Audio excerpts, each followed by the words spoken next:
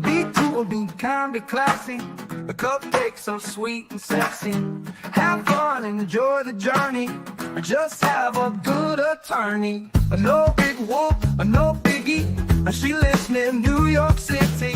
Not just a YouTube show. When you know, you better grab a straw. Learn about the law. It's cool here in the shade, sipping motions of lemonade. Cool heads will prevail, kindness will never fail. Be classy and vastly wise. Oh, Melanie Little is going live. Oh no, where is Melanie? Follow the island's melody. Is a concert within reach. No surprise, she's at Jones Beach. She heard some music far away. Captain Jack Stack Harbor Bay. He sings and his piano plays. Not all sounds are waterways. Speaking Yiddish and Latin, it's not just for Manhattan. It's for Goethe and Machegas. Ridiculous that insanus. Oy vey, Marcus. Proctor, that's for schmucks. Be cool, be kind, be classy. My cupcakes sweet and sassy. And not just a YouTube show. When you know, cool heads will prevail. Kindness will never fail. Be classy and vastly wise. Melanie Little is going live.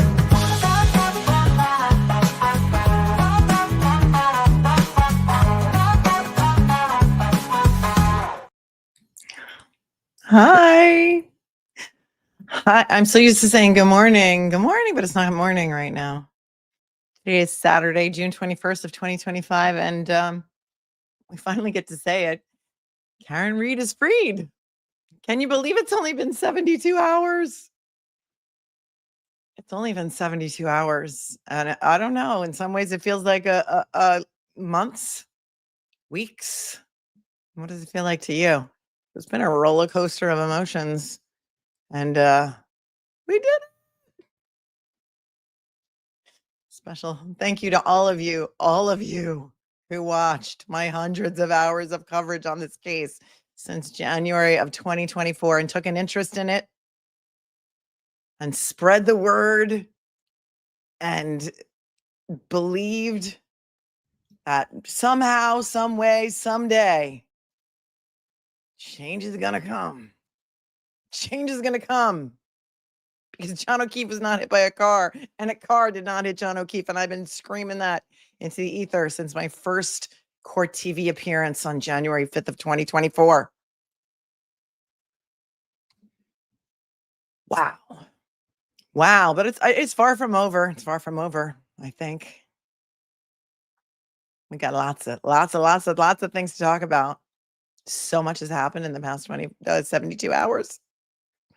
So much has happened. I don't even know. I don't even know where to start. You know, everyone was sending me such nice emails. Like, I hope you're resting. I hope you're, here's what happened to me and my family. So the verdict came in on Wednesday night, right?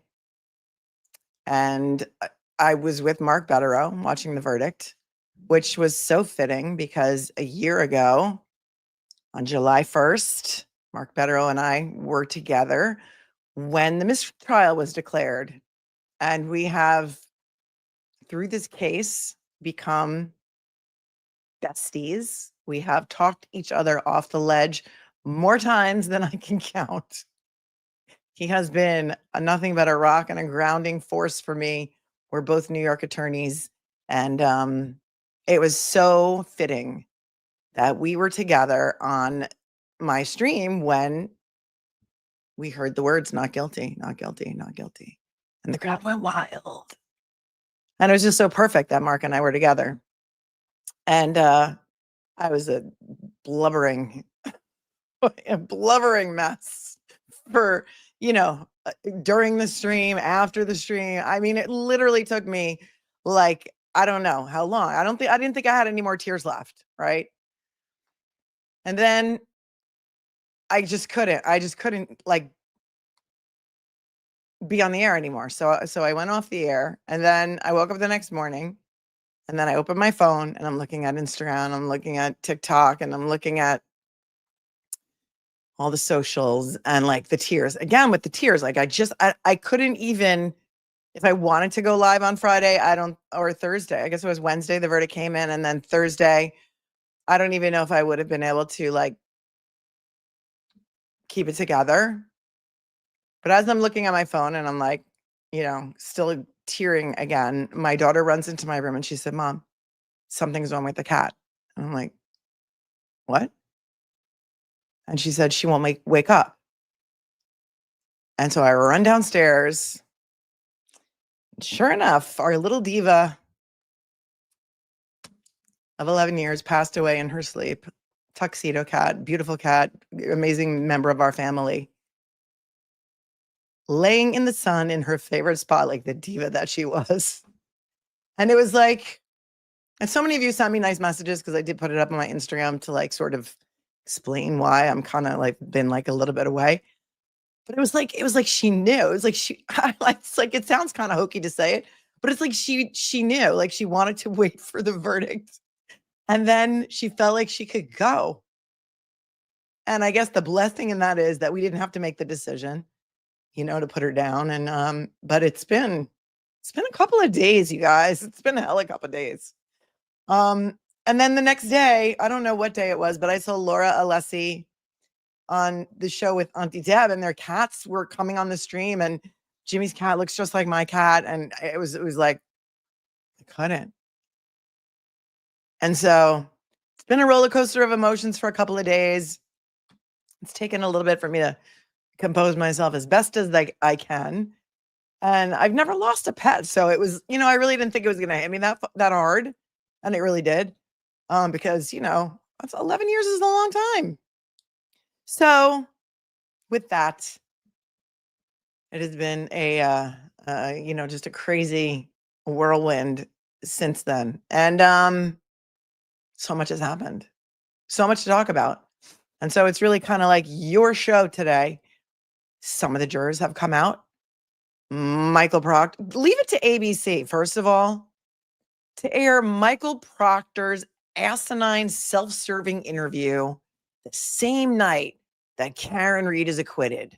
Leave it to them. And it wasn't even on the guide of my TV. Like it wasn't, you couldn't find it. I thought maybe it was the wrong night. I thought they published the wrong night, but sure enough, no, it wasn't on the guide. But boy, did they get it on their docket on ABC Wednesday night, 8 p.m. for a 2-hour special with Michael Proctor's special interview. I don't know when he actually, oh, you guys have tuxedo cats too? Does your cat also have like a thumb? Stash, if you know, that was her name. She had a thumb and she could literally knock on my bedroom door when she wanted to be fed. She had a thumb. So yeah, don't cry. So I'm sorry. I didn't mean to start off on like a Debbie Downer kind of thing, but it's just where I've been is all. Didn't want you guys to think I abandoned you. But look, everyone who has been covering this case for so long, including and especially the attorneys, have sacrificed a lot, of family time, of things that they needed to do during regular business hours, like weren't able to get done. And so for 2 full days and part of today, I had to unplug, focus on the things that really matter, get back to my kids, get back to my, everyday life that needed to have things done. And, and it just makes me think of how much, I mean, not only Karen's family and Karen, but her attorneys, her team have sacrificed to fight this fight for 3.5 years. It consumes your life. Think about that. It consumes your life. Alan and Liza moved to Massachusetts. They've been living here for months to get ready for this case. I don't know how often they got to go back home and spend time with their family. But I do know that Alan Jackson was here on Father's Day instead of with his daughter. I mean, it's a lot has been sacrificed. It was all worth it in the end. And you did it. You did it. Because if it wasn't for you spreading the word and believing in justice and realizing that Karen Reed could be any one of us. She's not a celebrity. She may someday be a celebrity someday soon, who knows? But for you to spread the word and tell people, we have a worldwide audience here that has become so invested in the truth and the justice of everything that went on during this absolute upside down, Shonda Michigas, inside out Hunger Games of two trials we've been through together, and all the pretrial. And because you've spread the word and you've explained the case to your friends and you've tried to, scream out into the ether that how unfair this was and this shouldn't be happening. You could sit here today, 72 hours later, and say, Karen Reed is no longer, according to the jury and the facts and the medicine and the physics, she's not the one responsible for the murder of John O'Keefe. Somebody else is, or some other people are, or something else happened to John O'Keefe. And I think there's a lot of people who are not going to quit until those people are brought to justice. Because even if what happened was an accident, the crime could be in the cover-up. I know. We've got the Alberts interview. The McCabe's and Alberts were interviewed. We've got Alan Jackson went on Howie Carr. I think it was the same day. Was it the same day of the verdict or the day after? I'm not sure, but I have that here for you. We're going to play that. And then Proctor's asinine interview. I wonder, the fight has just begun. Yeah. We ain't got no quit, Aaron. We ain't got no quit. True crime, justice. Nope. The fight has just begun. I don't even know where to go first with this. Here's what I was thinking about doing. Oh, and also I wanted to thank you all, because I'm not the kind of person who likes to be the center of attention. I mean, I know that's hard to believe, being that I have my own show like for 8 hours a day and you're all here and listening to me. Yes, I got the Microdots new video. Yes, it's fantastic. Got that too. Got everything. I got interviews with Mr. Dr. Reed, Dr. Bill Reed, Karen's dad. I've gotten interviews with Dr. Reed and Nathan. We've got juror interviews. We've got the interview that Jess Machado did with one of the jurors. We've got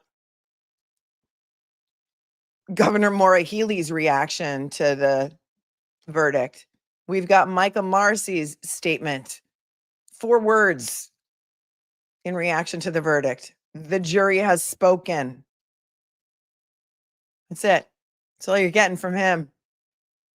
Apparently the reporters have been calling and, asking for comments, and that's all they're going to get.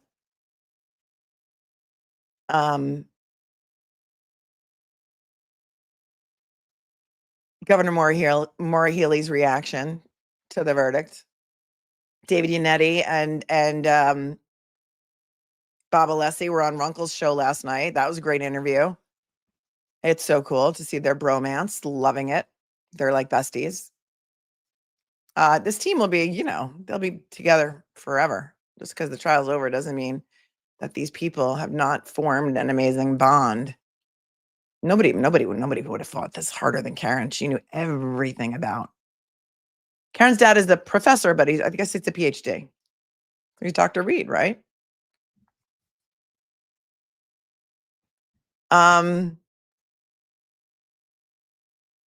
There's a juror on Twitter. Her name is Paula. Girl. She's Brazilian. She was a lawyer in Brazil, but obviously that doesn't translate to the US. She's been speaking out on Twitter, and she has been handling the trolls like a pro. I mean, the way that Paula, the juror, who has been able to go after the trolls on Twitter it's artful. Paula, if you want, call me. Girl, teach me something. Teach me how to deal with these people, because you are fire. I know many of you don't play on Twitter. I don't play on Twitter. Don't like it. It's a cesspool. They're going after the jurors, you guys. They're going after the jurors now because they got nothing else. And they're doubling down. And Paula is unbelievable. I'm going to show you some of her tweets. Like, she's been, I can't believe it. It could have broken anybody else. what these people, these trolls, and you know who they all are because they came after you too, just like they came after me, for speaking out and for coming right back at them. Like, she ain't got no, she's like, really? You want to come for me? Okay. Yeah, if you're on Twitter, check it out because she should teach a class on how to deal with Twitter or internet trolls, right? The foreman came out and I think gave a statement. There's some other, how many jurors are we up to now that have spoken out? 3 or 4? Yeah, I hate it too. I hate it too. Same ones every time. And it's many of them are McCabe's and Albert's or their self-appointed best friends with many sock puppet accounts. But there's juror number 11. Yeah. There's a lot of stuff. But what I thought might be a fun way to start off, let me see if I can pull this up for you. Yeah, the foreman gave a statement. That's out. Yeah, I don't know who this guy Judge Lou is. LU. Disgraceful. When somebody sent me like the Twitter account of his, I thought it was a parody account. I didn't think it was real. But then he made an appearance on a local station, and I was like, "What?" Yeah, it's crazy. I don't know what that is. Gender neutral. I don't know what you're pouring. What you can't spam the chat with like repetitive stuff like that. That won't.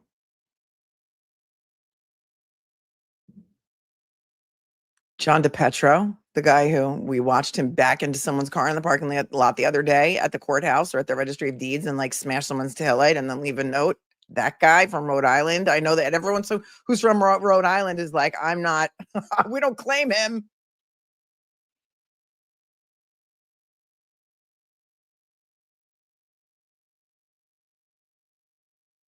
I thought an interesting way for us to start would be to watch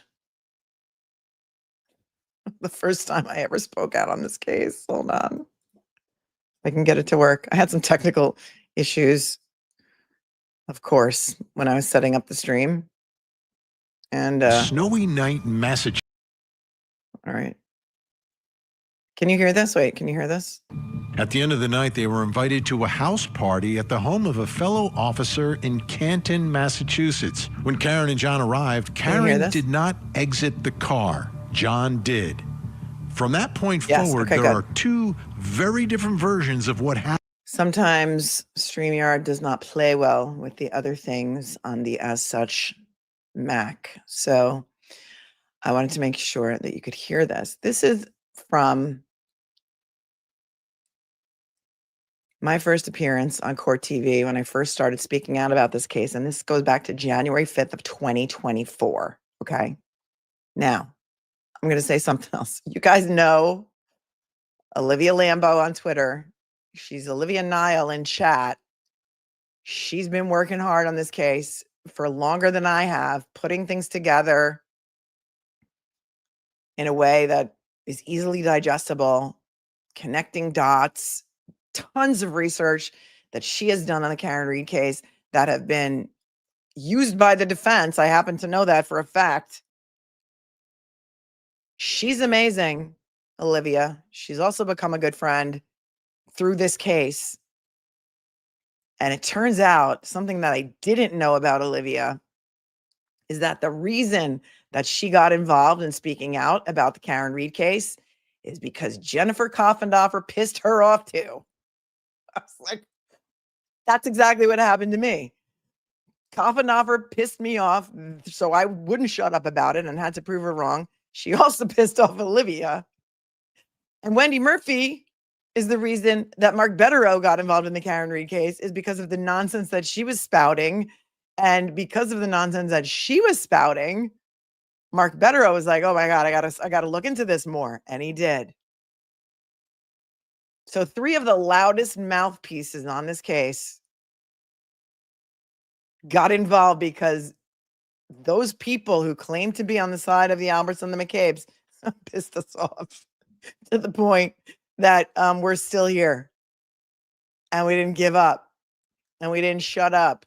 And Mark Betterow was almost a part of the defense team until the judge decided that he couldn't be. We're not going to watch the whole thing, but this is from January 5th of 2024.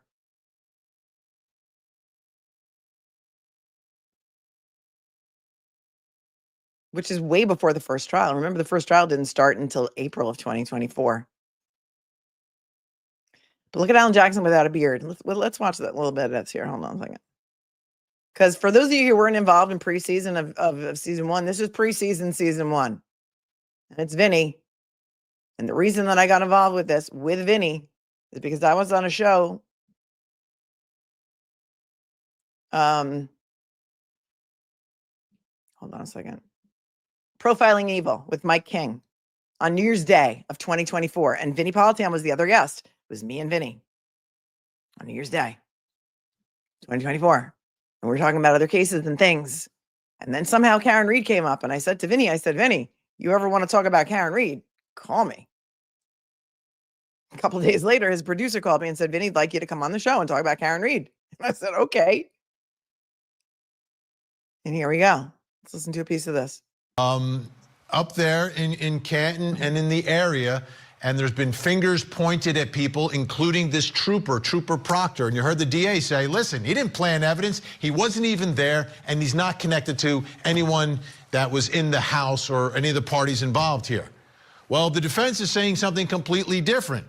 But let's begin by taking a look at the Commonwealth's statement of the case. Okay, so this is from the prosecution side. They say, in this, Trooper Michael Proctor and Sergeant Yuri Buchanek were among the troopers whom responded to the scene and began interviewing witnesses.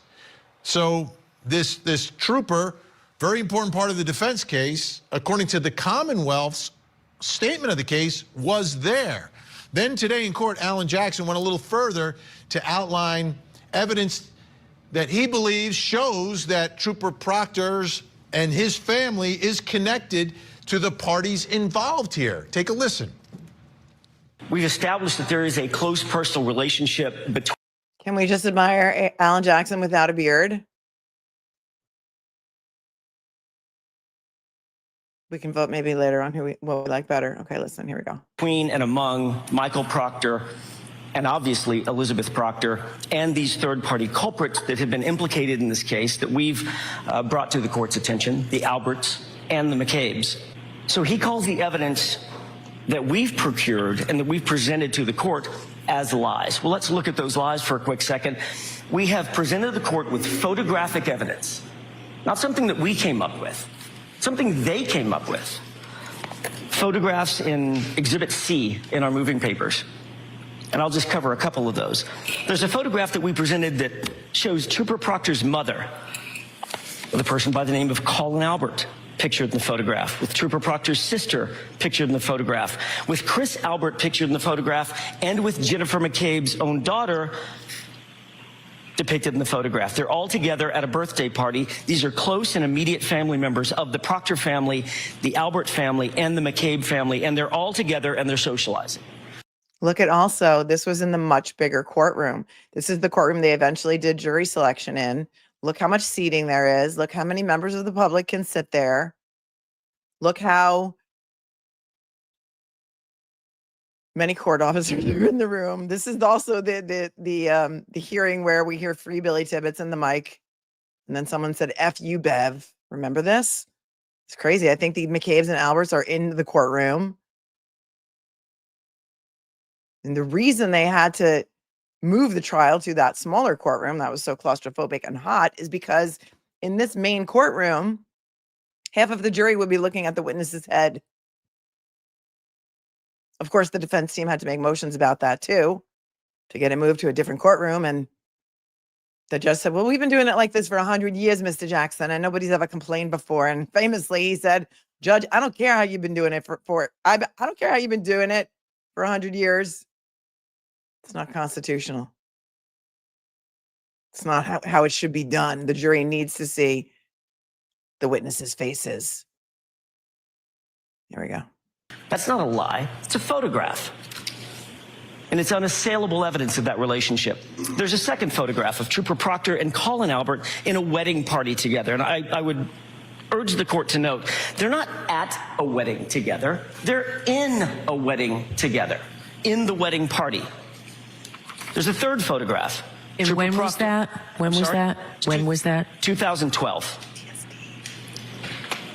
Is it weird that her voice gives me PTSD? Like I hear it and I'm just like, So this relationship, as the court just noted, and I was about to get to in a second, is not just days old, months old, weeks old. This relationship is decades old between these families. There's another photograph that the court has seen, Trooper Proctor literally on the dance floor with Colin Albert. Trooper Proctor was seated at the same table having dinner with Colin Albert, Chris Albert, and Chris Albert's wife. But I would highlight the last point that I think should be highlighted for the court's attention, and that's the Facebook post. Trooper Proctor's mother refers to the Albert family as the Proctor's second family. So one might actually ask Mr. Morrissey, who's actually lying in this case? Okay, so now let's take a look at this visually because he's throwing a lot of names out there and it's a little confusing. So I want to make it a little less confusing. oh, that's sweet. So the Proctors are that's the trooper, but what is his connection to the Alberts and the McCabe's, et cetera? But who are these people? So this is the house where John O'Keefe was found dead on the lawn, okay? The owners of the house are Brian Albert and Nicole Albert. They are married. Love the family tree. Let's see if it's actually correct. I mean, there's a lot of people missing from this family tree, but I guess Vinny's trying to give the jury. Remember, this goes back to January of 2024. Here we go. Married. Now, Brian Albert has a brother named Chris who's married to Julie.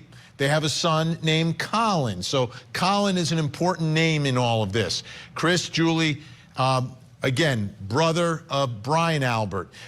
Brian Albert and Nicole, they have children, Caitlin Albert, Brian Albert Jr., and then there's a friend of theirs, Julie Nagel. Then you look at Nicole Albert, her sister, another important name in all of this, Jennifer McCabe. Oh, yeah. Jennifer McCabe, who's married to Matt McCabe. Little did we know how important that name would be. Testimony in trial 1, then the big glow up, and then the testimony in trial 2. All of the crazy statements that kept, somebody said, is that the Ford Edge in the driveway? I don't know. Can't see. So this is the house. So the night that John O'Keefe got out of the car in front of the house and either went to the party or was murdered or run over by Karen Reed, who was in the house? Take a look. This is what's alleged here. Brian Albert's there. Nicole is there. Chris and Julie are not there, but their son, Colin, is there, which is Brian's nephew. Their kids are there. Brian Albert Jr., Caitlin, and their friend Julie. Also there, very significant, is Jennifer McCabe and Matt McCabe. All of this, trying to understand the names, the relationships, and does it all lead to some conspiracy, bias, framing, planning evidence? Let's bring in our guests. Joining us in New York City, attorney, podcaster Melanie Little is with us. In Boston, Massachusetts, criminal defense attorney and author of the books Super Predators and Law and the Tough on Crime Myth, Peter Ellikin. Can I just say I love Peter Ellikin. He has been on top of this ever since I first met him all the way back then, and he has not changed his opinion either. And thank you, Mike from Providence, who says he's been having Mel withdrawals lately. Oh, you're sweet. Thank you. Is with us, and down in beautiful Jacksonville, Florida, retired FBI Special Agent Jennifer Coffendorfer. Great to have everyone here. All right, Melanie, I'll begin with you. So is the defense really predicated on the fact that Trooper Proctor, who was at a wedding and his family is close with the Alberts, is literally planting evidence to literally frame Karen Reed for murder? Is that what the defense is saying here, Melanie? I think that's exactly what they're saying. And they're also saying that there are a lot of questions of fact here. You know, if Trooper Proctor, who was the lead investigator. I hate to interrupt you. I just want to preface our entire conversation tonight. I'm not concerned about reasonable doubt, okay? Reasonable doubt, I want to know about the truth tonight. Because the defense is saying John O'Keefe was so funny. People got so mad because they're like, Vinny just was interrupting you like the whole entire time. I'm like, I don't know. It wasn't offensive to me. It wasn't offensive to me at all. And yes, thank you to Jennifer Coffendorfer for pissing off not only me, but also Olivia to the point where Olivia went, you know, I can't think of a proper way to say this, you know, went all out on her advocacy for John O'Keefe not being hit by a car. He does interrupt, but, you know, he's got to keep it on track. Look, I get it, but, you know, I wasn't offended. Let me go off screen because it looks too weird with me, like on screen, like with me on screen at the same time. Kind of, right? Does it? Can you still hear me? I think I can still narrate from behind. Murdered by people in that house, and the prosecution saying he was murdered by Karen Reed. So I want to look at these as two cases and evaluate what's going on here. Let's begin with the defense case. So Melanie, go ahead. I'm sorry I interrupted you. But I understand this is a case that's going to be tough with reasonable doubt. But I want to get to the truth tonight. So what do you see in terms of these relationships? Is that enough? Like someone would do this? Frame this woman? Well, I can't see why anybody would find it so beyond the pale that it could never actually happen. I mean, if it is true that Michael Proctor, who's the lead investigator on this case, has close ties to the Albert family and to the McCabe family, everyone inside that house was a relative except for one person. So if the defense can show that there are close second family type ties between everyone in that house and the lead investigator on this case, that could be something that definitely could lead to reasonable doubt. I know you don't want to go there, but yeah, that's exactly what again, I'm not concerned about the reasonable doubt tonight. Not tonight. When we get to the trial, I'll get to it. I'm trying to figure out the truth here, Peter, because I've got Alan Jackson, a former prosecutor who was amazing out in California, jumping up and down literally on the courtroom steps, telling us that the prosecution has it all wrong. The DA has this all wrong, and that it's the police who are responsible here. Well, yeah, first of all, I'd say that there was such Olivia, were your ears ringing, or did you hear that I said that leave it to Jennifer Coffendorfer to piss the two of us off to the point where we don't shut up about this case? That is one thing that pisses me off. Don't tell me I'm wrong about something, because I will dig in. I will find Garrett Wing. I will absolutely 100% come out for you telling me that I'm wrong to prove that you're wrong and I'm right. So, I mean, we can thank her for that. You can just use her initials in the chat if you want to talk about this person who is still doubling down on this. such a conflict of interest here. Even the appearance of bias. I don't know why Trooper Proctor was in charge of this investigation. There's just too many ties we saw that we just. Well, the defense is saying he's in charge because he's framing Karen Reed. That's why. He's not going to give up the lead on this because he's got to save, you know, his friend and his friend's son and whoever else they're going to allege did this and frame somebody for this.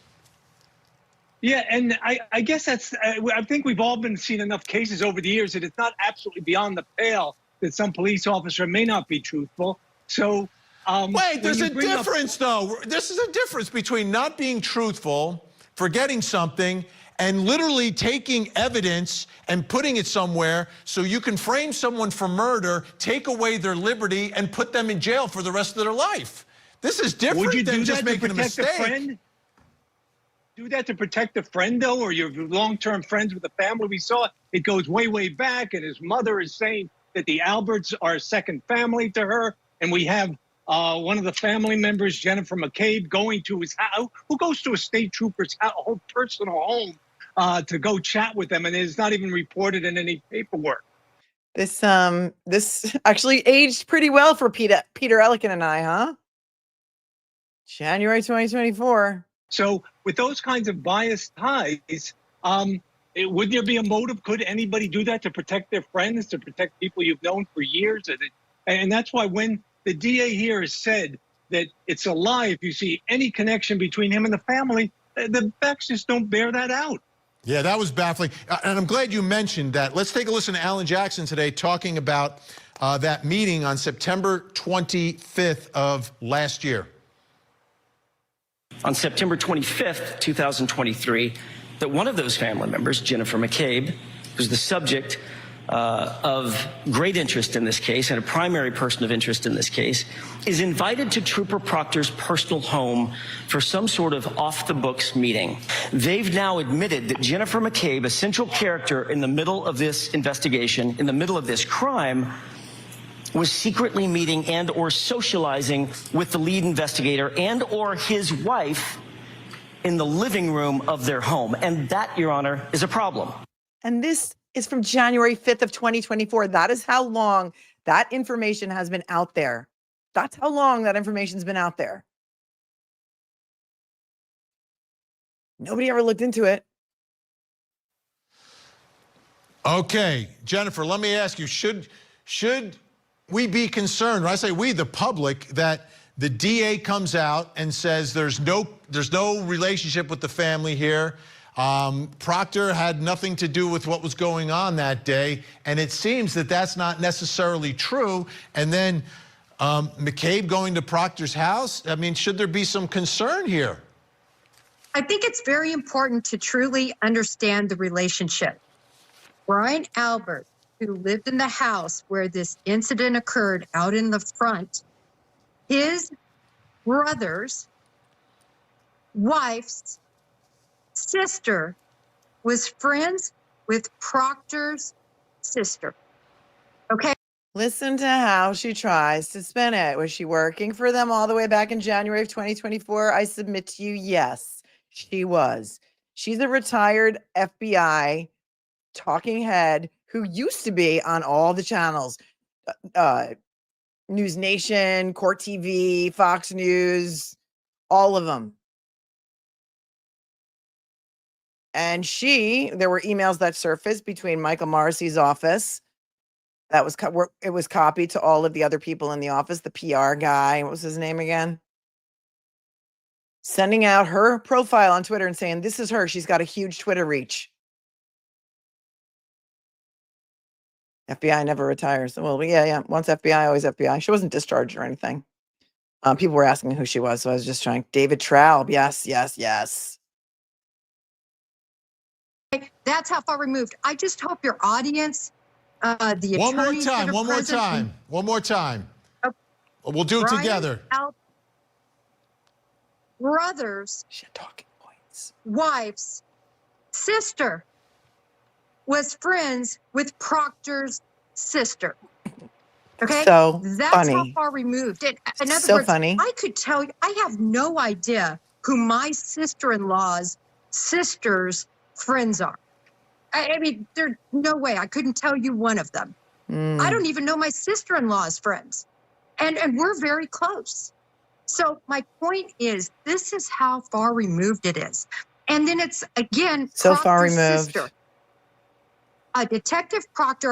Trooper Proctor and Brian Albert, the home again, they had never even met each other.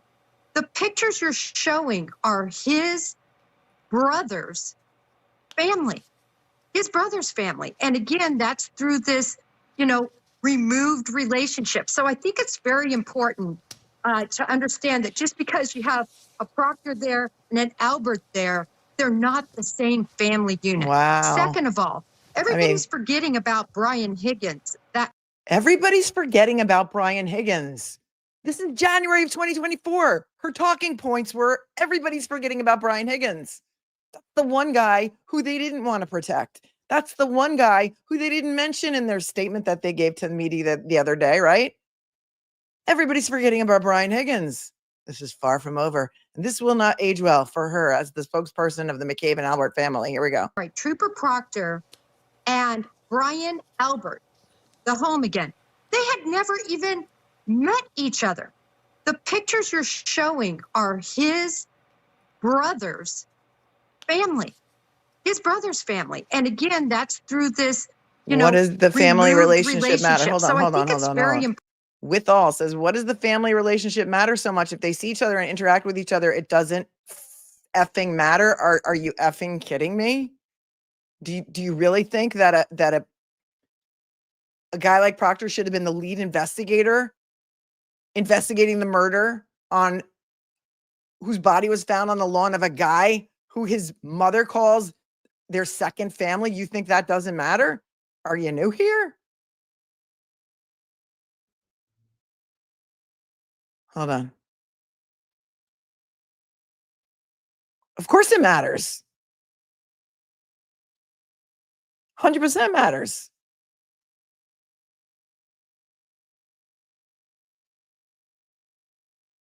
I can't believe that you would think that it doesn't. Important to understand that just because Conflict you of have interest, a clearly. Proctor there and an Albert there, they're not the same family unit. Oh, you're directing all, it with Jennifer everybody's Coffindoffer? forgetting I don't about know. Brian Higgins. That chart, you're missing the ATF agent that was there. And that's very important too. So to have this conspiracy work, we have to have a Boston police officer, Canton police, EMS, an ATF agent, the medical examiner's office, the district attorney, and the state police all combined to do this huge conspiracy against who?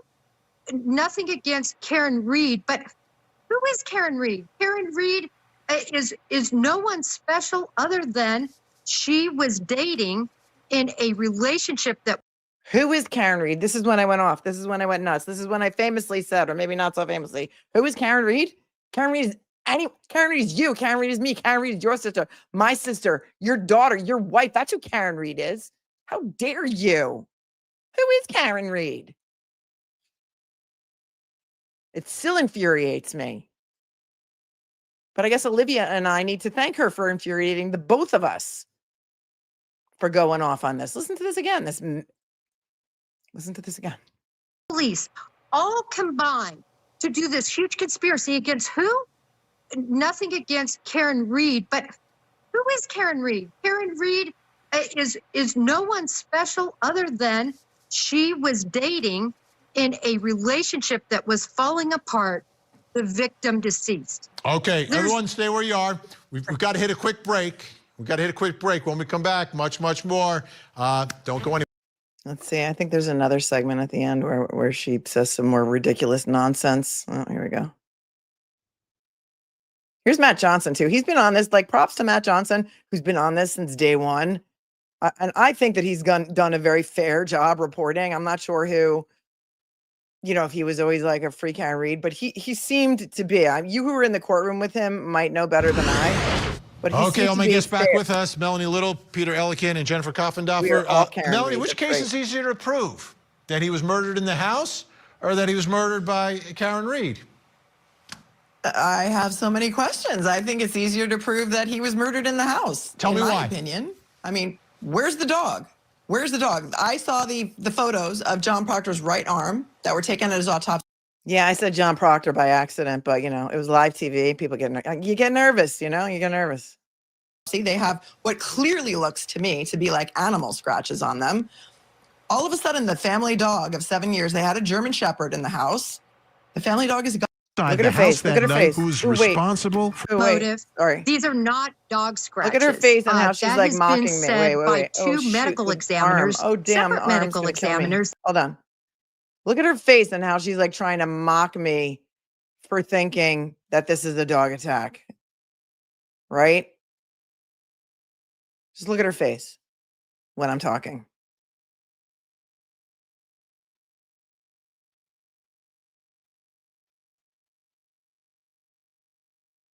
Shepherd in the house. The family dog is gone. They rehomed the dog. The dog is missing. The dog's DNA cannot be tested to see if those were in fact animal scratches. There's a cocktail glass allegedly on the lawn. They never searched the inside of the house.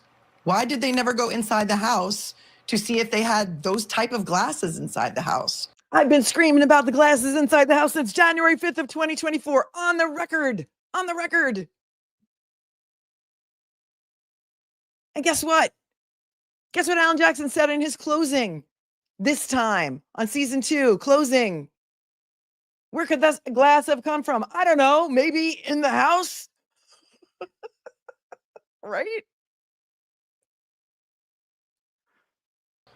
Why was the basement flooring ripped up? The house was sold. Why did this police officer who owned the house and his wife never come out of their house to look at the scene when there is a dead police officer on their lawn? I have so many questions, And I think at the end of the day, the jury is going to have to decide the facts. And if we have so many questions from looking at these facts, I think a jury is going to have a lot of questions too. Jennifer, which case is easier to prove? Oh, without a doubt, the case that he was hit by Karen Reed. She had the motive. These are not dog scratches. That has been said by two medical examiners, separate medical examiners that examined him. Also, there were samples sent to a lab in California to test for non-human or canine DNA. Negative. You know what? Nobody knew that at the time. Nobody knew in January of 2024 that there were samples sent out for canine DNA and that they didn't reveal any DNA. Why did she know that? Why did she know that? Who was giving her all of her information? She knew all of that information. That's right. So I find it so interesting that people want to look at a picture and all of a sudden they're medical examiners, they're doctors with PhDs, and they can say these are dog scratches. Oh boy, did that piss me off. That was it. That was the line that pissed me off so much that I kept going. Here we go. Second to the point there, the Brian Albert, they sold their house months and months after that. Also, they had a leak downstairs in the basement that resulted in quite a lot of damage, and that's why the flooring was replaced. How did she know anything about a leak in the basement in January 2024? You jackhammer up your concrete because you have a leak in your basement. Last time I checked, leaks didn't, deteriorate concrete. Wow. Wow. How did she know all this? Right. This is January 2024. Let's keep going. As far as the dog, Chloe got into a fight with another dog in that neighborhood. And during that fight, one of the neighbors went to separate the two dogs and was scratched or bitten. And this was not public information either. You know how hard the defense team had to fight to get those Canton Town Control animal records? decided amongst the people that they would go ahead and rehome the dog as opposed to making an even larger deal out of it. So there are very logical explanations, but these are the types of innuendos that have been completely blown up. All right, stay where you are. Peter, when we come back, we need you to break the tie, okay? We'll be right back. Yeah, he didn't break the tie. He didn't break the tie, but what she said to me, all of a sudden, everyone thinks they're a medical examiner and me. Let's see here. Or murder by motor vehicle.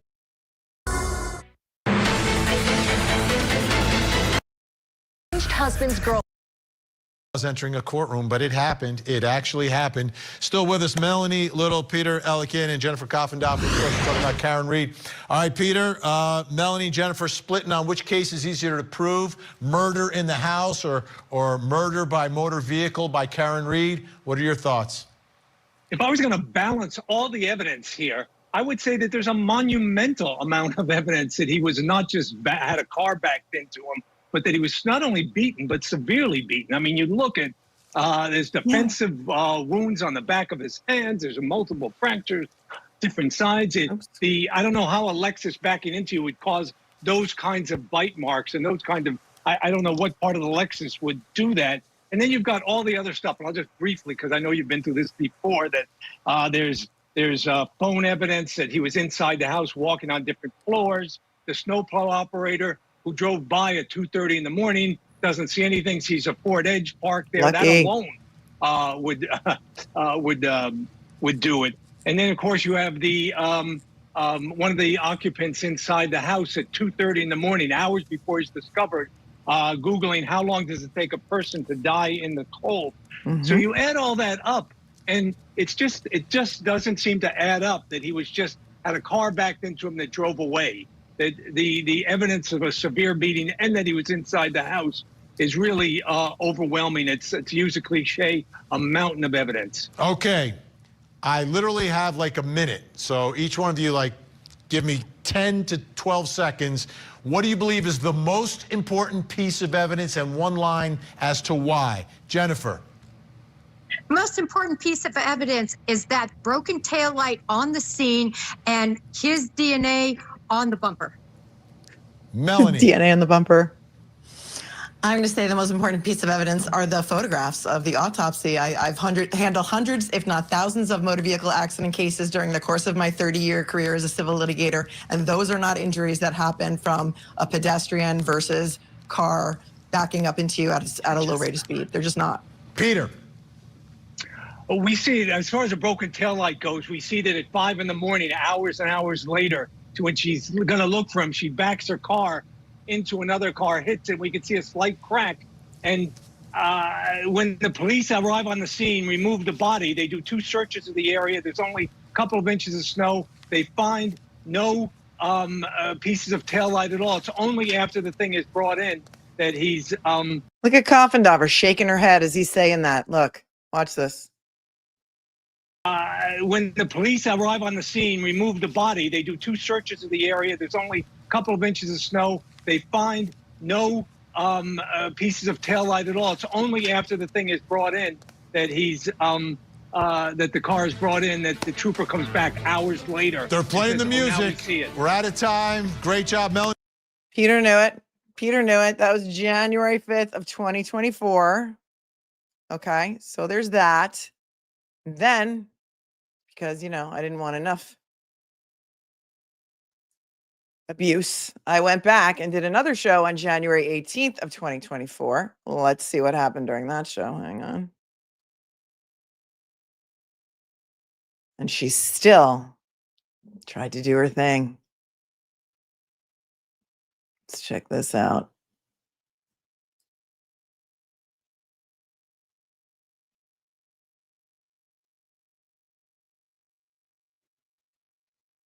I'm going to take myself off the second screen because that looks kind of weird. Okay, let's see. Here we go. The phone, criminal defense attorney and author of the books, Super Predators and This is Law January and the 18th. Tough on Crime Myth. Peter Ellikin is with us. Okay. Jennifer Coffindoffer, let me ask you, former FBI special agent, there's a federal investigation. That means the FBI is investigating the investigators here. We learned today it's ongoing. Your thoughts about that? What is the nature of this? And are you surprised that the investigation is ongoing?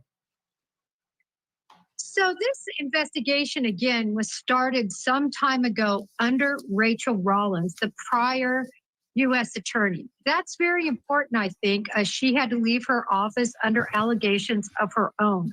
So that is when this file was opened. Whenever there's a public corruption matter opened, and in this case, it was Mr. Morrissey's office. Now, Mr. Morrissey is in charge of overseeing these sorts of investigations. His investigative body is the state police. So, of course, whatever he has had his hands in terms of investigations, including this investigation, which was riddled with allegations of impropriety, the FBI is going to step in and do a full and thorough investigation. So we have. How did those allegations of impropriety turn out for Michael Proctor, JC? Oh, that's right. He was dishonorably discharged from the Massachusetts State Police, which is just about impossible to achieve. But leave it to him, an overachiever, to achieve that.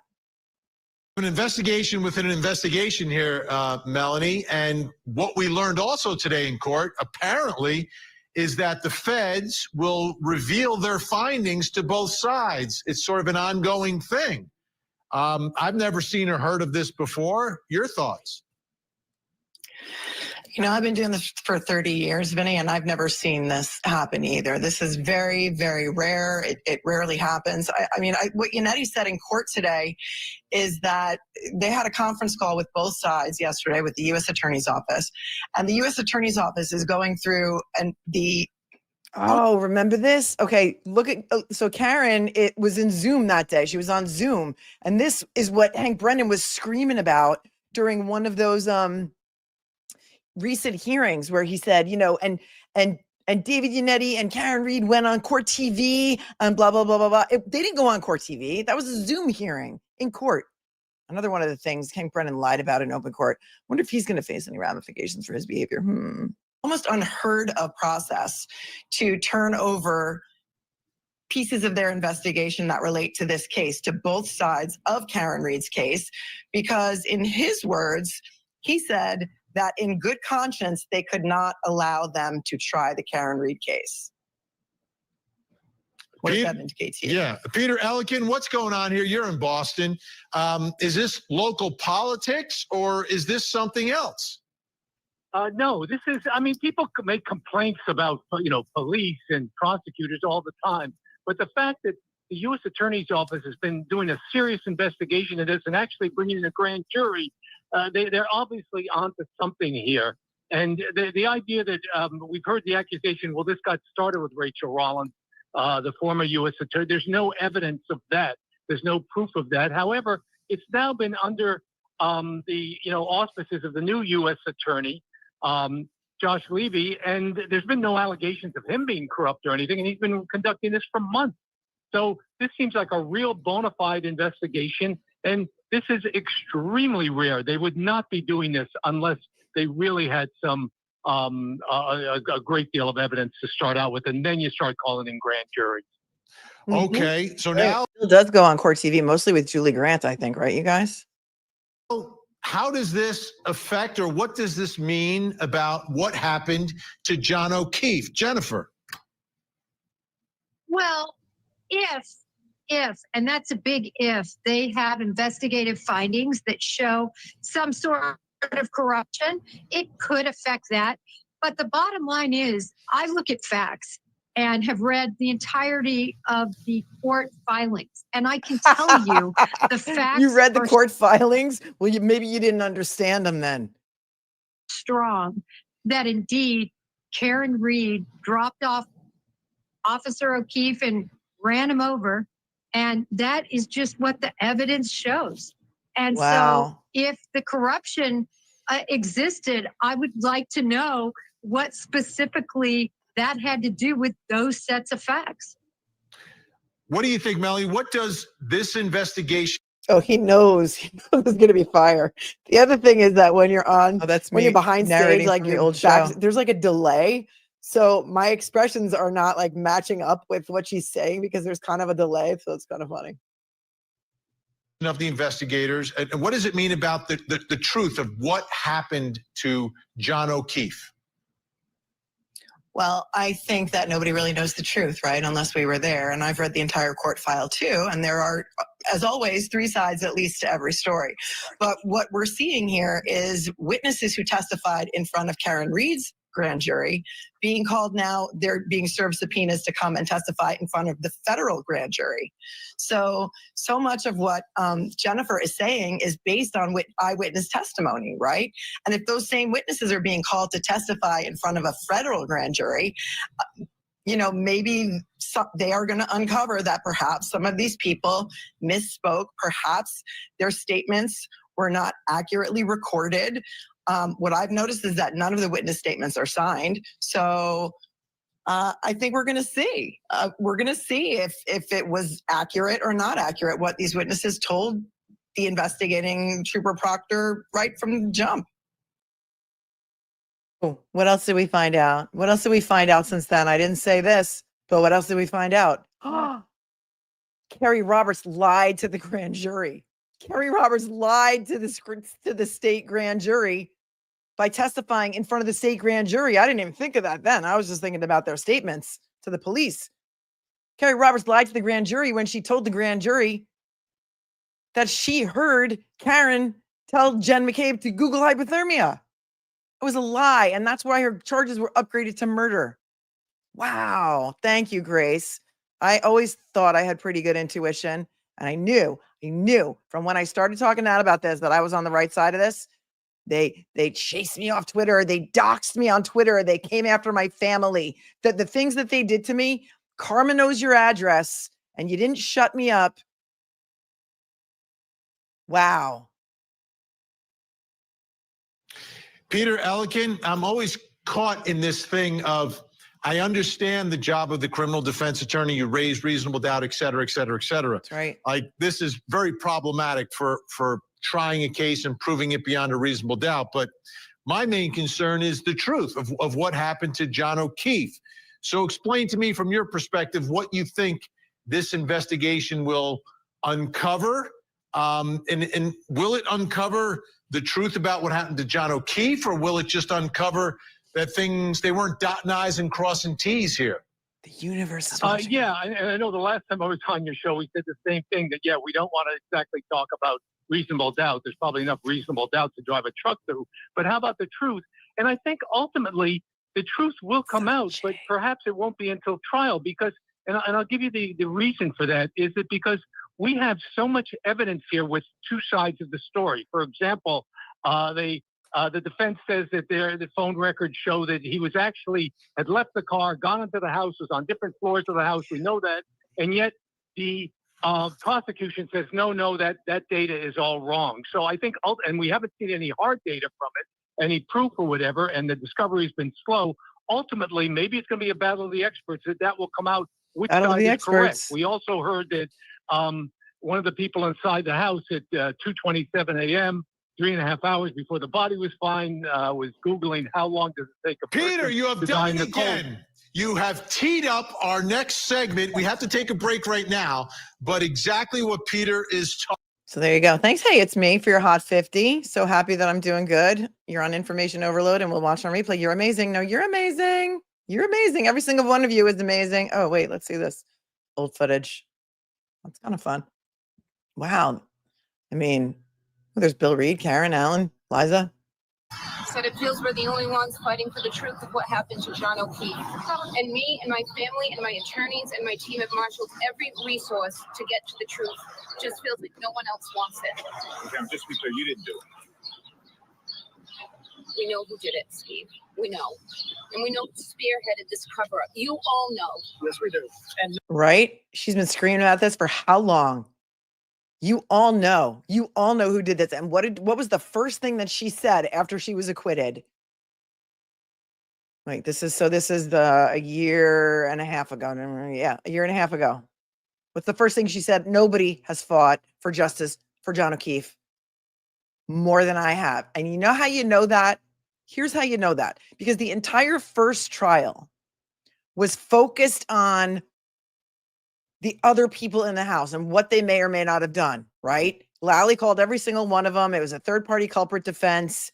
And because I think Karen was so involved with her defense that she really wanted the world to know what happened, and she wanted the world to read between the lines, right?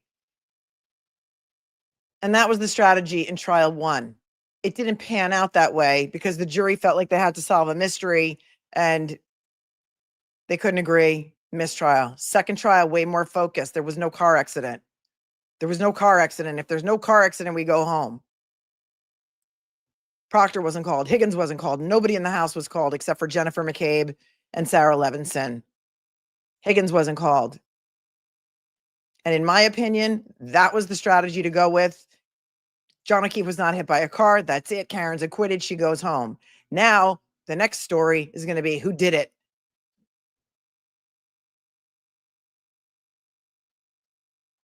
Crazy, no, right? She didn't do it. No, she didn't do it. This is an innocent woman. She didn't do it. I tried to save his life. I tried to save his life at 6 in the morning. I was covered in his blood. I was the only one trying to save his life.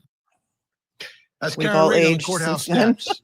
And she says she didn't do it, number one, and she's the only one fighting for two. But his side will full cocoa core data look at this. take in law. Jackson. Why is Jennifer McCabe one of the parties that was inside the house that night, the sister-in-law of Brian Albert? Why was she Google searching? How long does it take for a human body to die in the cold? The Apple Cocoa Core data indicates, or the core time indicates exactly what time that Google search occurred. That time was at 2:27 and 40 seconds in the morning on January 29th. That's 3.5 hours before John O'Keefe's body was found. All right, two sides to everything in this story, in this case, in this trial. Take a look at the screen. This is what the Commonwealth of Massachusetts is saying. We can go on to, I don't know if Jennifer is in this still. Hang on. Oh, here we go. Let's bring back in our guests, Jennifer Koffendorfer, Melanie Little, and Peter Elkin, who's joining us by phone.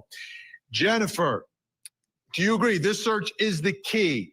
Did it or did it not take place at 2:27 in the morning, 3.5 hours before John O'Keefe's body was discovered? No, it didn't take place then. That is when her safari was open. It copied to a wall file. And at that point, the other searches that were made after that all have that time. Wait, did she say when her Safari was open? I thought it was a Google search. Yeah, we'll get into that too. Let's see. Wait, that's a different. It copied to a wall file. And at that point, the other searches that were made after. But again, how does she know all of that back in January of 2024? How does she know all of this about the wall file and all that stuff? I mean, that's stuff that the Commonwealth experts were hired, right?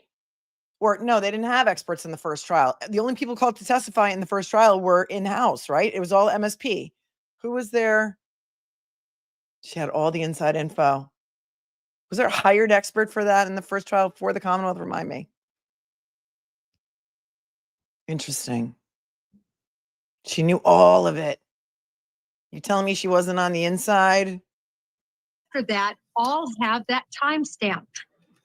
She made that search after she right and because Celebrite wasn't accurate. Well, bottom line of this whole story is she pissed me off to the point where I wouldn't shut up about it. In fact, I wouldn't shut up about it so much that very soon after that, let's see, that was January 18th. Oh, look at this. On January. Oh, it was before this. So this was my show from January 12th. No, that was an annoying intro. What the hell was I thinking? My January 12th show. So I was first on the 5th. Took me a little while, but by January 12th, I did this show with Garrett Wing because of the way she tried to make me look like a jerk by saying those injuries were not caused by a dog. His experience in his dog training. And Garrett Wing came on the show and he explained to us for, I don't know how long the show was. It was pretty long. It was, I don't know, an hour and a half. Why those were dog bites. Crazy, right? Many of you have watched that video, so we don't need to watch it, but hell hath no fury like a woman who's told that she's wrong. Right? There you go. There you go. Let's go to the chat for a minute before we move on to Alan Jackson's Howie Carr interview. And so I just wanted to show you some of the lore and the reasons why I've been so passionate about this case. And I just thought it was a little mildly amusing that Jennifer Coffendover happened to piss off Olivia and I both. And we've become two of the loudest women, I think, in the John O'Keefe was not hit by a car side. Right? There are others too, but I just find it so interesting, that connection with Olivia and I and JC, who is not Jesus Christ. Melisa said, Nathan Reed mentioned me on LTL. Oh, that's so sweet. I love Nathan Reed. He's so sweet. I've met him a couple times. Bling is a new black. Thanks for your 10. Hey, cupcakes. The Goodmans are here.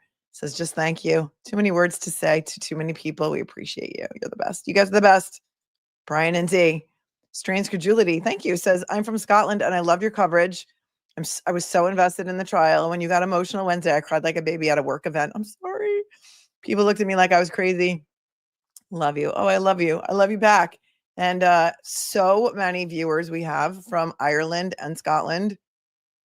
And you guys are amazing. And I love you. Love you.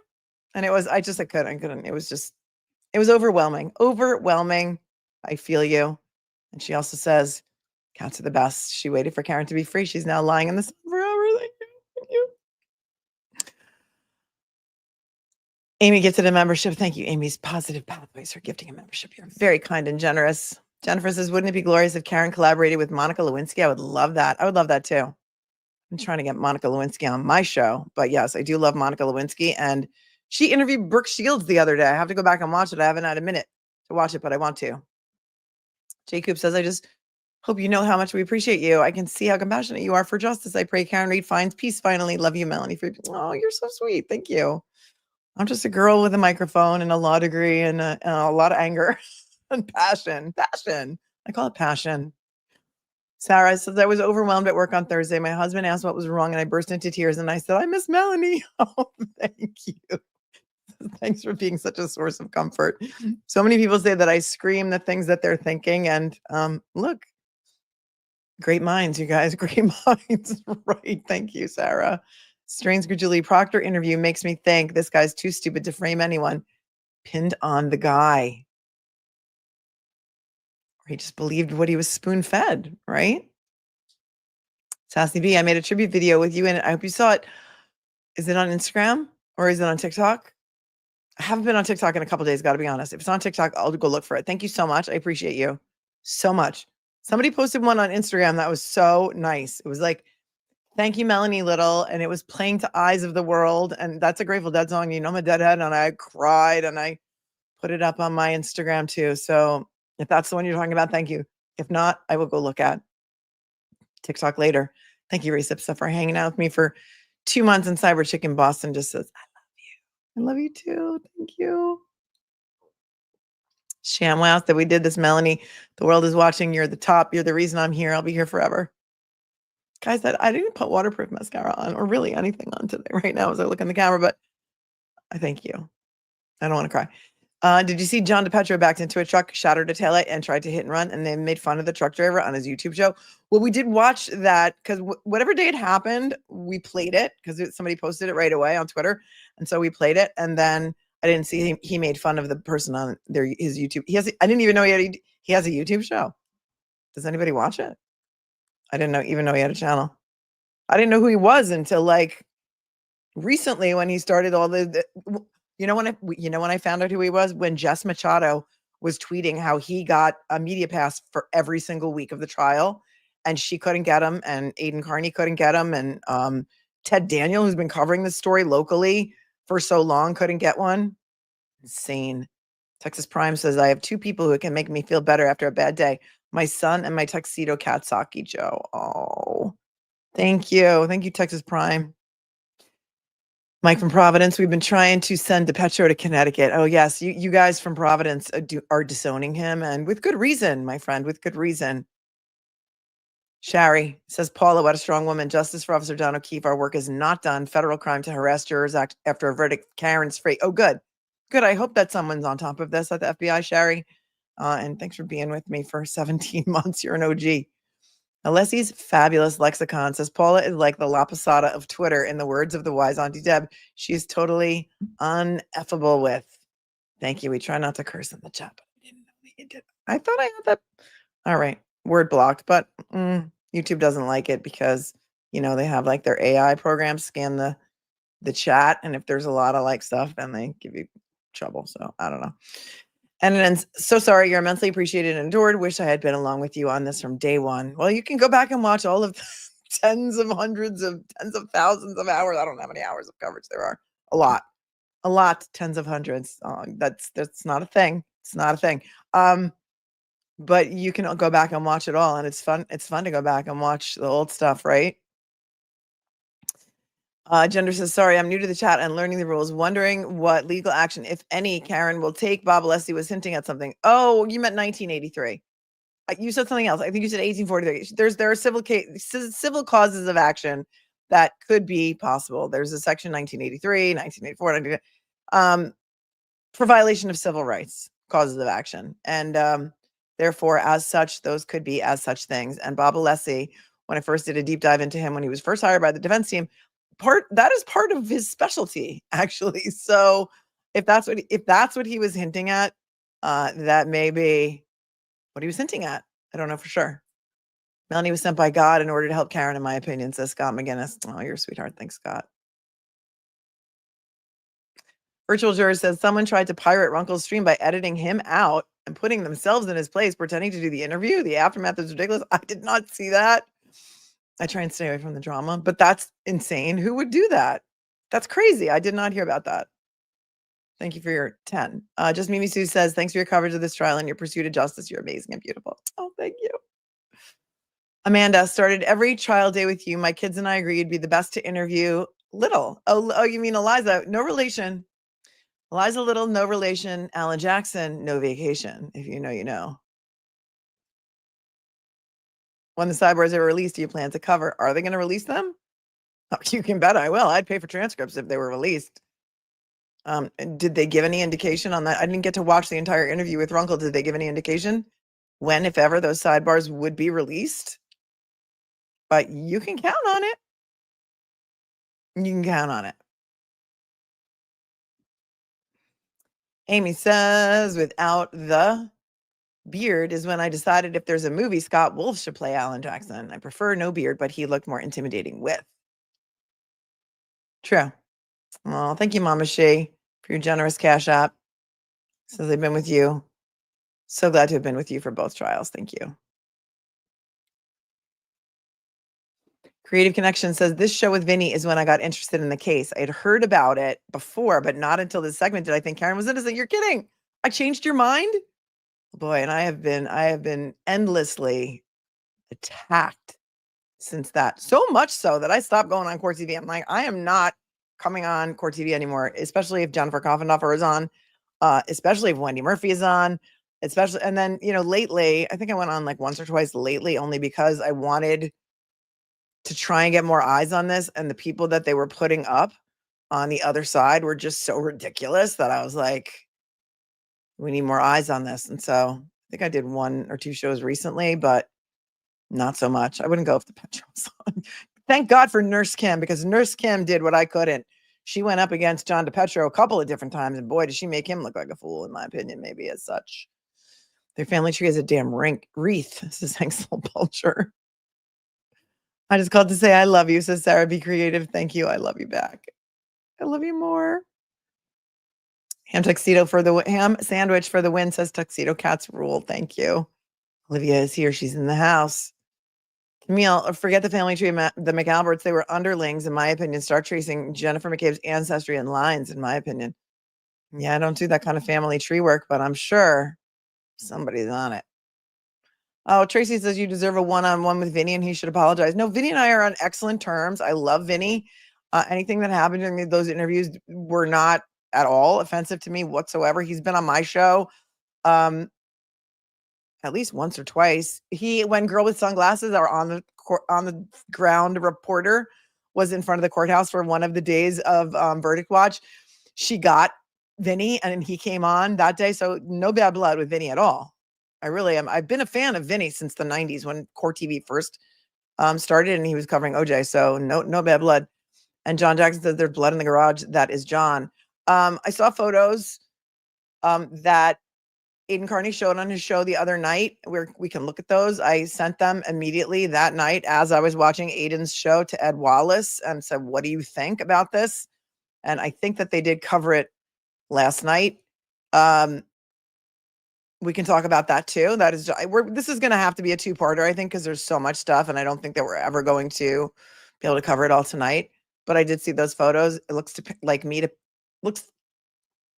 paint to me, but it has also been pointed out that paint has been used to cover up bloodstains. And so I can also say that I believe that those photographs that Aiden showed on his show, I don't know if you guys saw them, I believe is exactly why there was a huge sidebar right during Dr. Laposada's testimony, in which she said, she was asked, did you look at any photographs?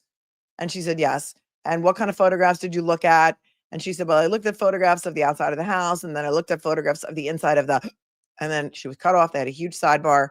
And it is my opinion that these garage photos are what they wanted to show Dr. Laposada and then publish to the jury. And they were probably shot down by the judge because, not surprising in the least, in my opinion. But let me see if I can quickly find them, because I think I did save them, just so those of you who don't know what I'm talking about can see what I'm talking about.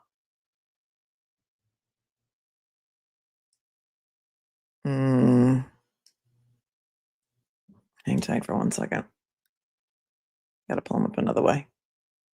The thing when you have so many modes of communicating with people is that you kind of forget where you put things, and then you have to look in 12 different places to actually find them. So give me a second.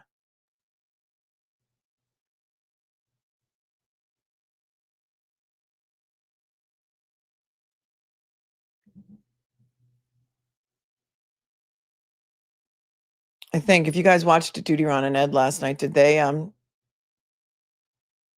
talk about this on their show? I kind of thought they did. Hang on, let's see one sec.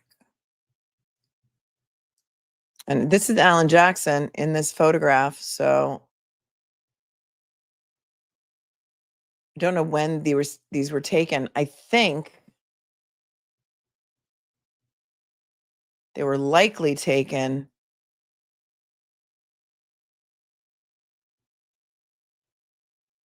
oh wait, I gotta open it.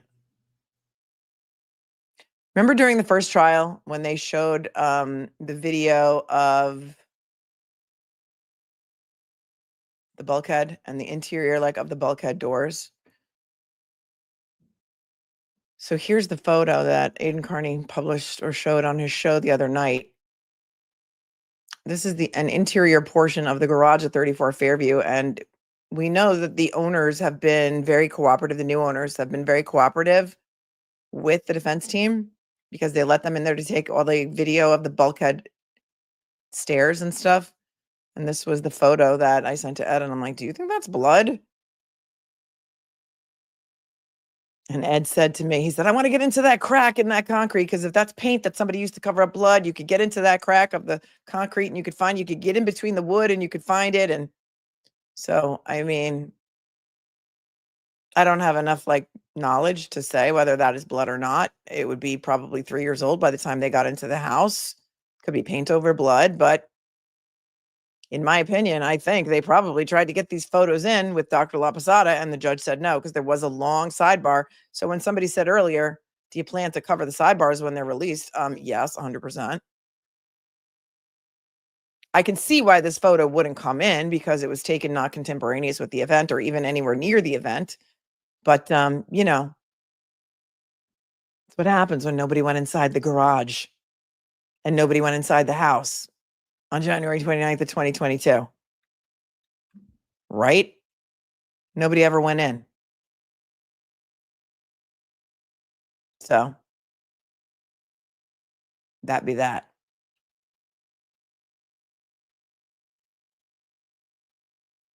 That be that. All right, moving on. Did you guys hear Alan Jackson on Howie Carr? Because he gave an interview to Howie Carr on the, what's today? What did I say today was again? What's today's date? The 21st. So this would have been, I think this was the 19th. I think this was Friday. I don't know.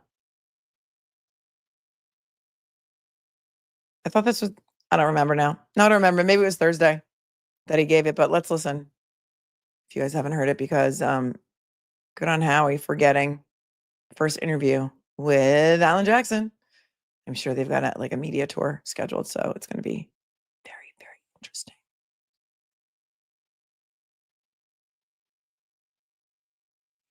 Let me know that you can hear it. Just about 23 hours ago, Karen Reed was acquitted of all the major charges, found not guilty of murder, not guilty of manslaughter, etc.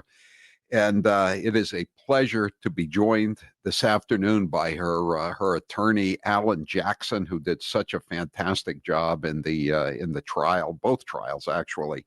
Alan Jackson, thank you so much for being with us here on the Howie Carr Show. It's my pleasure, Howie. Thanks for having me. So did you ever, were you ever in any doubt, or how much doubt were you in as to whether or not you could get a fair trial in Norfolk County the second time around? Oh, I had, how much doubt was I? I was in enormous doubt. I mean, I never doubted the evidence. I never doubted her innocence. I never doubted Karen's, the just result should be that Karen walks out of that courtroom in the front door, through the front door, not the back. But did I doubt whether or not I could get a fair trial? About every single minute of every single day. Yeah. I doubted it significantly. I think we may be the only duo, lawyer and client, who has gotten back-to-back acquittals on murder charges. I mean, we got back-to-back acquittals. It's true. When has that ever happened? Never. Double jeopardy. And I thought you were going for triple jeopardy yesterday when they brought back they said, oh, we don't have a verdict after all. I mean, you're going into the record books. You got two murder acquittals here in a row. Yeah, I don't know that I'll ever meet another lawyer who can claim that. Yeah, What, this team has gone through the gauntlet. what was it like having basically the judge tied your hands, the defense's hands behind your backs, didn't she? What was that? What was that like? First things, it was difficult. I mean, that was the challenge, right? So Hank Brennan came on as this, sort of self-proclaimed stalwart of justice. We're going to make sure that Karen Reed gets a fair trial. That was just lip service. It was anything but that. The Commonwealth had a theme and a theory going into this case that they did not want the jurors, in my view, they did not want the jurors to actually hear the evidence. They had no interest in having the jurors presented with the truth and the evidence on both sides, even playing field. Everything they did strategically was to try to hide evidence, try to hide witnesses, try to hide experts from the jurors. They filed motion after motion after motion. And well, that's one thing. I mean, I can handle a prosecutor. I can beat most prosecutors with my hands tied behind my back. I know evidence very, very, very well. The problem is when the judge is on the Commonwealth side and tends to lean toward the Commonwealth, that makes life very difficult. And I've got example after. This is not the Boston Herald. This is actually Howie Carr's radio show. That's why it's audio only. He also writes columns in the Boston Herald, I think every day, right? So this is the radio show portion of it. Example after example of the Judge Cannoni making very bizarre rulings that just did benefit the Commonwealth over the defense. And they're myriad. Yeah, we would get people would be texting in and saying, why doesn't Jackson object to this or that? And I said, after, he's been overruled, his objection's been overruled about 1 million times in a row. I mean, he's just pissing off the jury if he keeps objecting because he knows what's going to happen, right? So the court is a theater, right? There is a theater to courtroom advocacy. And oh, yes, there is. That's why so many lawyers are frustrated actors or wanted to be actors or vice versa, right? And those are the best lawyers. It's like when you start watching trials, which I did a lot during law school and even before law school, because I knew that I wanted to be a trial lawyer. And so the only way to do it, because they don't teach you in law school, is to go into court and watch trials. And there are so many bad lawyers that you get used to watching things like Law and Order and you think it's always going to be like that, like a TV show. It's going to be entertaining and exciting and they're going to have a lot of gravitas, these attorneys, and a lot of riz, It's not always like that. The defense team in Karen's case is like that. Hank Brennan was like that in his own way. But there are a lot of trial attorneys that are not like that. You saw Adam Lally, season 1, and he was a bit of a guy with a backpack on, just doing his job on a salary, but there was no evil in Adam Lally, in my opinion. And guess what? Guess who the better lawyer is? Adam Lally, because Adam Lally got a mistrial. Adam Lally got a deadlocked jury. Hank Brennan lost. That's what $1 million will get you. Adam Lally makes something like $140,000 a year on salary. Guess who's laughing now? Oh, and if you haven't seen Emily C's Diaries of Hank and Lally, we never got to the end of that series. Look for it on Twitter. It was amazing. Who's the better lawyer now? Part of it is playing to the audience, and the audience is not the public at large. The audience is not the bloggers. The audience is 12 folks, or in this case, 18 folks sitting in a jury box. I had to play the odds. There was a witness I took, Howie. This is still just shocking to me. There was a witness that I took on direct examination. It's direct, and it's an expert, and just allowed to lead experts. In every state in the union, you can have moments where you lead experts. Every question I asked was objected to by Hank Brennan. Yes. And 100% of his objections were sustained. I've never seen that in 30 years of practice. Which expert witness was that? Zoe knows. I don't know if you're here, Zoe, but Zoe is our resident non-consensual statistician. And she had statistics on every single objection, statistics on everything for this whole entire trial. But which expert was it that Alan Jackson was examining when every single objection that Hank Brennan made was sustained? Was it Dr. Russell? Dr. Rensler? I mean, there's a lot. I don't know who exactly he's talking about here. La Posada, right? I don't recall. Wolf? I don't remember. Dr. Russell, everyone's saying. Literally, I think it was 49 objections and 49 sustained objections. 49 out of 49. And Shari D says that was Desorga, 49 out of 49. By Hank Brennan and the judge. Talk about trying to keep the information from the jurors. It's not like I was abusing my position trying to get information in that was not relevant. I just had to ask the question 17 different times in 5 different directions to get the information in front of the jury. I've never had a situation where the judge sustains every single objection by the prosecution. That's never happened. Statistically, it's impossible. How about the fact when Brennan would kind of like drift off, and you would ask a tough question, and she would ask Brennan, "Objection, counselor." I've never. Olivia says it was Dr. Wolf, right? Because Alessi did Dr. Russell, so it's not Dr. Russell. And so if Olivia says it's Dr. Wolf,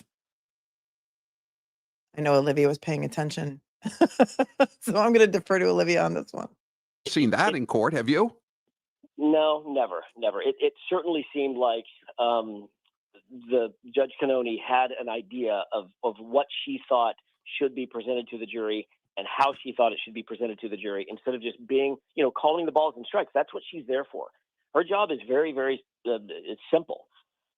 She is a gatekeeper of the evidence, for sure, absolutely. So you don't want to allow abuses on either side to occur in your courtroom, but you allow the lawyers to try the cases. You allow the lawyers to direct examine the witnesses or cross-examine the witnesses. You allow the evidence to come in before the jury, because ultimately the jury is the trier of fact, not the judge. The most important folks in the room are the jurors. So it struck me after a while, and it struck me in trial number 1. She did the same thing. It was just, in my view, abusive of the process, not allowing the system to just work. Let the witnesses testify, let the evidence come in, and let the jurors weigh the evidence, and then let the advocates argue about the weight of the evidence. That's right. A trial in and of itself. It's not difficult. And we've been talking about that for a long time. Prosecutors are supposed to look for the truth, right? Not try and keep all of the truth out. And he tried to keep the truth out. Brennan, thank you, Stephanie. Karen Reed was not convicted. Could speak directly to Judge Cannone. What would you say to her in criticism of what she did? Well, I have to be careful. I am an officer of the court in every jurisdiction in which I'm pro hoc, and I can imagine I may be back here in Massachusetts again. I doubt I'll be in front of Judge Cannone. But my suggestion would be, okay, that's a little Easter egg. What is that? What is that? I may be back in Massachusetts soon, not in front of Judge Cannone. What? What do you mean? What does he mean by that? Is that an Easter egg? He's coming back? I don't know. Now I'm dying to know. just do better. Don't try to put your thumb on the scale. No judge should ever try to put your thumb on the scale. Let the evidence get before the trier of fact in a fair and, above all else, an impartial way. I did not feel this was an impartial judge. I just didn't. And I don't think anybody who's watching would argue with that. What about the district attorney, Michael Morrissey, who got 3,000 pages of evidence from the FBI, pretty much conclusively proving that your client did not strike John O'Keefe. Right. And yet he went out and spent close to $500,000 to hire his own experts. What would you say to Michael Morrissey, the district attorney? For Michael Morrissey, I have a lot more to say than I have to say to Judge Cannone. For Michael Morrissey, the overall arching comment is do better. Do better, sir. You are in the job of seeking justice. You're not in the job of winning cases. And that's what it seemed like he was doing. Not seemed like, that's all he was doing. And that's what Hank Brennan was doing. And that's what Laura McLaughlin was doing, who was writing all the papers, the abusive papers, the abusive process, trying to keep all of our witnesses out of the courtroom. Literally, they spent hundreds and hundreds of hours filing motions, trying to keep our witnesses away from the jurors. Ultimately, we were able to overcome it But it was not easy, Howie. I got to tell you, this is one of the most challenging. This is the most challenging case I've ever tried in my life. And we didn't win because of the process. We won despite the process that was put in place in that Dedham courtroom. It was a travesty, in my view. This case is a unicorn. He will never see another case like this again. No attorney will. None of the attorneys on this case will ever see a case like this again. It's a unicorn. You never get a case like this. I mean, from the double jeopardy issues to the mistrial to the public support for the defendant to the obvious hamstringing at every turn and then having to try the case a second time and then working for free. Knowing that your client is innocent, believing so much in your client's innocence that you do it again. Having an FBI investigate the investigation of the case that you're trying, having them have hired the ARCA witnesses, which made it such a weird thing because they couldn't hire them and they couldn't speak to them. They couldn't prep them until the second trial. All of them, all of the attorneys on this case are now like, they're in the rocket ship to the moon with the Lexus because that's how their careers are going to be catapulted into the stratosphere forever. This may go down as the most important trial of, I mean, absolutely the decade, but who knows? The century, we'll see. You don't see a case like this often without a celebrity defendant. Lead Detective Wright being fired, dishonorably discharged based on their bias in this case. An absolute travesty. What was the worst thing that they kept out? The butt dials, the FBI, the solicitation of a bribe? You just hit the nail right on the head. The FBI. How can you possibly defraud a jury by saying, okay, defense, you're not allowed to mention the fact that ARCA was hired by an independent agency, the FBI and the Department of Justice, the DOJ, and at the same time allow the prosecution to get up and cross-examine the very witnesses that were hired by the FBI and call them your employers. Are you kidding? That was not a mistake. Hank Brennan did that absolutely on purpose, and he did it because he knew he was going to get a very favorable call by the judge. We objected over and over. We said he opened the door. This is perpetrating a fraud on the jury. This was not their employer. Nowhere close to being their employer. These witnesses' employer is ARCA. That's right. That's right. The crash daddies were not hired by the FBI. Their employer was ARCA. He's absolutely right. Yeah, when we went to sidebar, nope, you can't mention the FBI. And the Commonwealth was still able to perpetrate this just abject fraud on the jury. Now, thank God the jurors were smart enough that they did not allow that to affect their ultimate judgment. But that's the kind of abuse that should not ever happen in an American courtroom. Did you think that Brennan was going to seek jail time for the drunk driving? No, I didn't. I told Karen going into the verdict watch, if you will, I sort of have the sound of the Jeopardy theme in my head when I go into verdict watch. It's brutal. It's friggin' brutal. But no, I told her over and over, look, there is a very good possibility that there's going to be an OUI conviction. Very good possibility. And that was in some respects, that was by design, and I can explain that at a later time. But there was, in my view, no way that Judge Cannoni could actually impose some sort of draconian jail time. Nobody gets jail time in Massachusetts for first-time DUI with perfect driving record. And that's exactly how Karen came to. She's not allowed under Massachusetts statute. She is not allowed to consider acquitted charges. And I knew in my heart of hearts, I knew we were going to acquit her of everything having to do with striking John O'Keefe with an SUV. It just didn't happen. It just didn't happen. And there was no way they could prove it happened. So but without a deal in place, you can't tell your client, no way you're going to get jail time. No way. So, I mean, she had to have been prepared for it. She had to have been, not knowing when they read that verdict, whether or not she was going to be cuffed and taken out of there. And we all thought, we've seen this judge. We've seen her not so, her hatred for Karen, let's just say maybe, her obvious dislike for Karen. And I mean, what you couldn't ask for a better result. You could not ask for a better result. The fact that Brennan said, I'd like to recommend a year probation and some, drunk driving classes or whatever the classes that they do. It's called like a 24D program or something, I think. I mean, we're all shocked by that, I think, when we saw it, when we heard it. Never should have been prosecuted in the first place. Never would have been upheld on appeal if she was sentenced to any kind of jail time. But again, you just don't know. Imagine.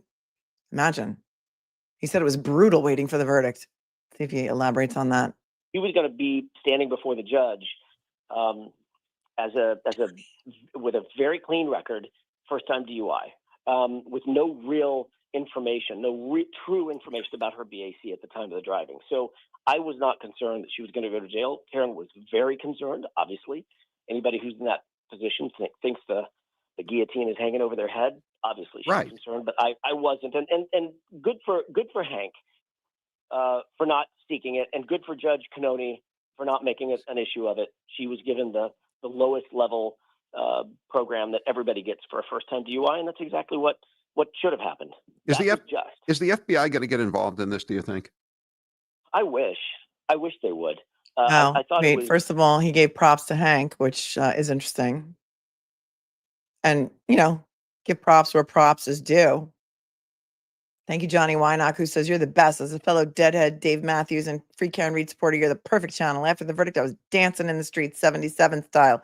Yeah, so damn lucky, right, Johnny? Celebrate we will. Because life is short, but sweet for certain. Thanks, Johnny, for your free super chat. So now I'll just keep talking. I thought it was sort of a sad day for the justice system when it was announced in court that, and Mr. Brennan took great pleasure in announcing in court that the FBI investigation was quote unquote closed. I've never heard of that, Howie. In part, and keep in mind, I don't know if your listeners know it, but I was a prosecutor for 18 years before I ever represented a defendant, and I did it at some of the highest levels. I've never heard of an investigative agency. He prosecuted Phil Spector. Announcing to the targets the investigation is closed. That has never happened. So I still have questions about that, but it is what it is. Mr. Brennan announced it in court. I took him at his word. It was to me, it was a punt on the part of the FBI. I think there's plenty of information for them, plenty of evidence for them to investigate, and I think they should. And I think that if they're doing their job, they should look real close into the culture of the Massachusetts State Police, a culture that can foster somebody as dangerous as Michael Proctor and his A cancer. I remember that's a memorable line in your opening statement. I remember that. Well, I want to play you one cut before I let you go here from Michael Proctor. What did you make of that? Have you watched that yet? I haven't. I couldn't. I was in a celebratory mood yesterday, so I couldn't bring myself to watch Michael Proctor do anything. I suppose I'll have to do it now. Now you've shamed me into it. I gotta watch it. I gotta play you one cut though. I love that. I gotta play you one cut as he goes over his investigative chops here. Cut 9. Sure. Is there any part of the actual investigation that you would do over? Because it's blowing up into this crazy so-called conspiracy, maybe I could have avoided it by, looking at other people's cars just to say we did it. There's some witnesses. Maybe I could have looked at some other people's cars just to say we did it. It wasn't a car accident. How about maybe you could have gone in the house? Proctor, his self-awareness level is off the charts. His lack of self-awareness level, I should say, is off the charts. And Alan hadn't listened to it. He's like, yeah, no. We were out like having a celebratory dinner after we've all been working our asses off for 3.5 years. Well, David Iannetti more than the rest because he was on the case since January 29th, 2022. And ABC had the complete lack of, give me a word, lack of whatever. I guess they wanted the ratings to run Proctor's interview or the little tiny portions of it that they spliced in between the old footage of Karen on the night of her acquittal. The audacity. Yeah, the audacity. The audacity. Well, that was gross. Couldn't let Karen Reed enjoy like one night, right? With her acquittal. You had to put Proctor's face on TV. Lack of class, lack of integrity. Yeah. Yeah. Tact, professionalism, all of it. Gross. Maybe we could have interviewed a little sooner, but overall, maybe we could have interviewed a little sooner. I'm sorry, how long did it take them to interview Lucky Loughran? The only interview, by the way, in this entire investigation of a murdered Boston police officer, John O'Keefe, the only one that was recorded was the one of Lucky Loughran, and 80% of that interview had to do with Aidan Carney. Gross. Myself and every detective in that 18 office months. Worked this case like we always do. So work this case like we always do. Well, hey, Brian Walsh. I hope you guys are asking for all the cutting room floor footage on the Proctor interview, because this is the way he always does it. This is the way he always does it, with a lack of integrity and bias. And, maybe he was looking for nudes of Anna Walsh. What do you think the over-under is on that?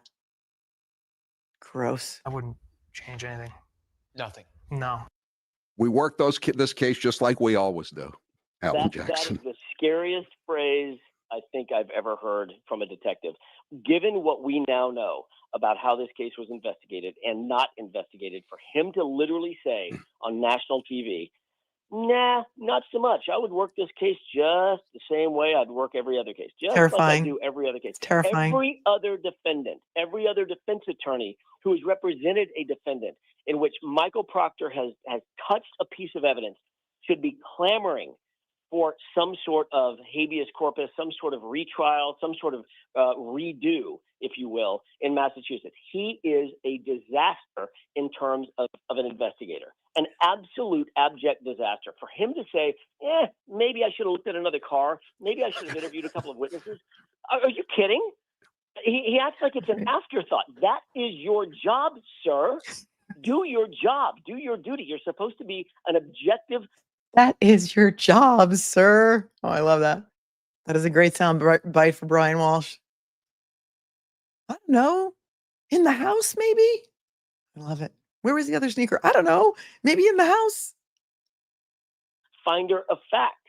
And then present those facts to a prosecutor who then presents those facts to a jury. None of that happened. None of what I just described happened. And that is day one in law school. That's day one. You learn that. How's Karen Reed doing right now? Phenomenal. She is the toughest woman I know. She has a steel spine. She's got no quit. She's never given up. I think, we're all in a position right now. We've lived in the pressure cooker of the last 3 years of this onerous, draconian system that's tried to break her and beat her down. And we've all sort of been through it. Nobody as much as she has. And I think she's just processing what it feels like to be, a truly, truly free woman. She's buoyed by the tens of thousands, millions of supporters who have raised their voices in defense of her. Mm-hmm. And that's where she gives the credit.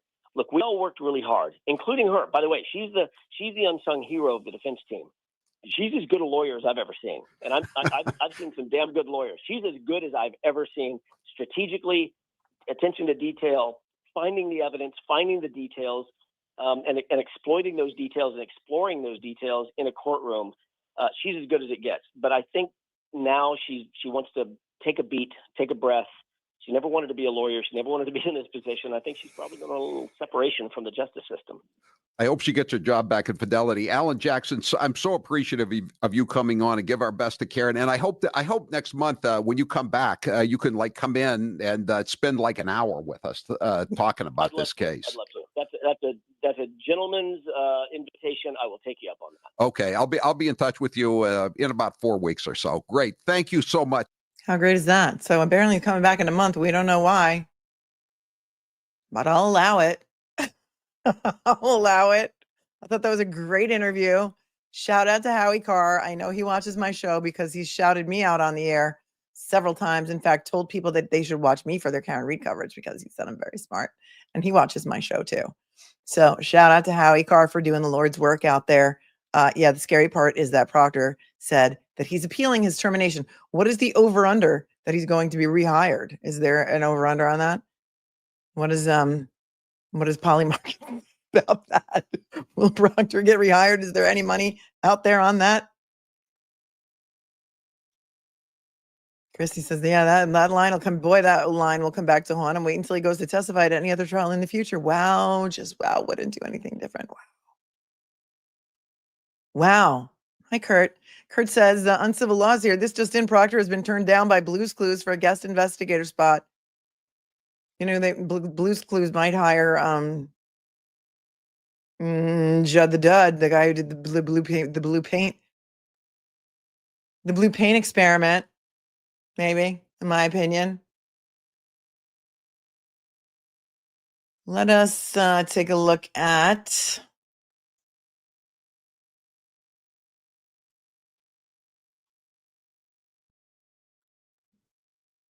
let's see. Do you want to watch Nathan and Karen's dad's interview? I have a short clip of Mr. and Mrs. Reed, and because they are and have grown to be America's parents, I would like to hear from them. So let's listen to a short clip. Boston 10 has of Janet and Dr. Bill Reed. I had the opportunity to meet them a couple of times, and they are some of the nicest people I've ever met. Everyone should be so lucky to have such amazingly loyal, generous, and kind parents. They have just a very amazingly kind energy. Let's listen. I don't know what will become of our lives. I don't think, we'll ever go back. First at 4, the parents of Karen Reed speaking out days after their daughter was acquitted of murdering Boston police officer John O'Keefe. Thanks for joining us at 4. I'm Colton Bradford. I'm JC Monahan. NBC 10's Eli Rosenberg joins us live from Canton with more of an emotional interview. Eli?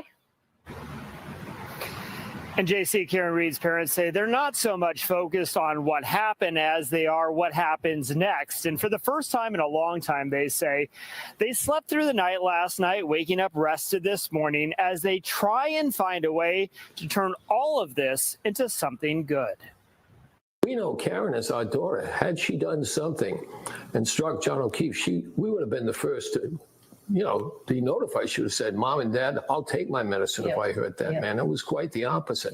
For the first time in years, Karen Reed's parents say they woke up rested this morning. The events of the past few days have finally sunk in. A legal war they waged and helped finance on behalf of their daughter, Karen Reed, starting to become a memory. I don't know what will become of our lives. I don't think we'll ever go back to where we were prior to January 29th, 2022. But they do know, they say, that they are filled with gratitude for the outcome of Reed's second trial for sure, but also for those they have met along the way. We always say after we've met a lot of people that we don't know if we could do what they did for us. But now I think I could, because I know what it meant to us. And if I could do that for somebody else. It is not lost on anyone the life lost here too. Boston police officer John O'Keefe, who Reed was dating when he died. O'Keefe's family declining to speak yesterday when an NBC 10 reporter stopped by, saying there will be a time for that. The time, just not now. Reed's family also trying to ensure some good comes out of the toll of the last 3 years. To avoid this happening to your loved one, your significant person in your life, and it can happen to anyone, take back your government. Get out there and vote. That's your power. Yeah. Don't let there be another Karen Reed down the road. And her parents say Karen Reed is still trying to process what she will do next and if she'll continue to live here in New England or somewhere else. Now, coming up tonight at 5, Reed's parents react to 2 names we heard a lot about over the past couple of months, Michael Proctor and Hank Brennan, what they have to say about both those men. Coming up tonight, all new at 5. Live in Canton, Eli Rosenberg, NBC 10 Boston. Oh, that was a sweet interview. And you know what? I bet you they will. I bet you will go out and advocate for other people who have been wrongfully I don't think persecuted. we'll ever go back. I don't know. I just get that vibe, that they're not done here. They need some time to, relax and start living their lives again, because their lives have been upended for, 3.5 years. Yeah, you know what? Somebody says, Lyndon Martingale says, has Bill ever considered politics? I think he would do great things. I think you're right. I think you're right. I don't know if he's ever considered it, but everything happens for a reason, right? Let's take a look. Well, this is interesting. All right. WBZ has a piece that has Maura Healey and Karen's parents in one clip. Let's take a look here. I haven't seen this one yet.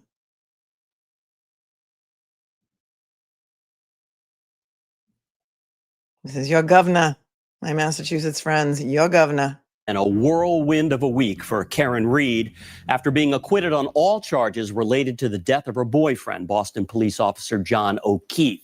Today, we spoke with Reed's parents about what's next for them and for their daughter. WBZ's Tammy Mutasa has more now from Dedham. It's been a week like no other here in Dedham following the high-profile Karen Reed trial verdict. Now her family, jurors, and the governor are reflecting on the case. You say, I don't want to think that way, because what if it isn't that? It's going to be horrible. So you're trying to think more about what if she's incarcerated rather than what if she's free.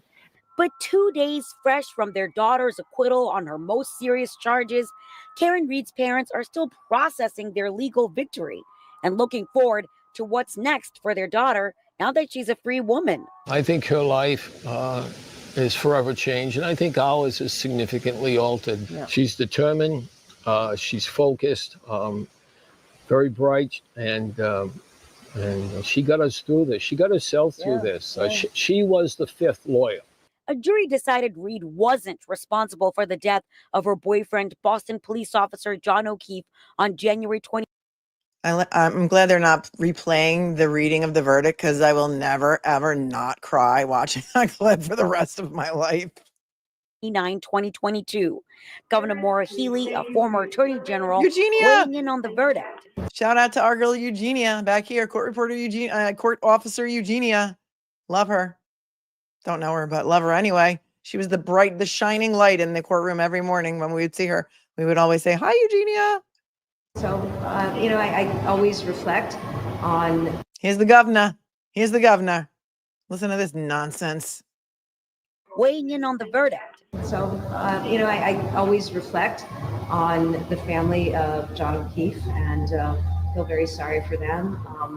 But the criminal justice system has run its course, and there is finality in that. Finality. It has not run its course. There is no finality, because there is no justice for John O'Keefe, because nobody ever looked into anybody else. But your governor is just willing to, just give it up. Finality. There's finality to this. Are you kidding me? Are you kidding me?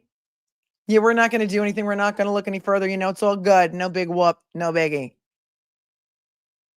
Has run its course, and there is finality in that. Finality coming from 12 jurors, including Paula Prado. Here's the juror who's being killed on Twitter and clapping right back like a queen at the trolls.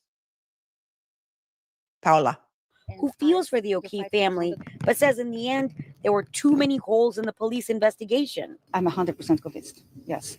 I really don't think she was responsible for his death. The deliberation part for me was a little overwhelmed because of the pressure of have someone's life in your hand. But she won't go as far as saying Reed was framed. So I can't say she was framed, but maybe, I don't know. I don't know. And now the question of who is responsible for John O'Keefe's death is still unanswered, but it's one the Reeds hope is found. Is it a loss? Without a doubt. Yes, very sad. Do I feel sorrow for the O'Keefe family and friends? Of course. Do I think we'll know the answer someday? I suppose in my heart of heart, I do.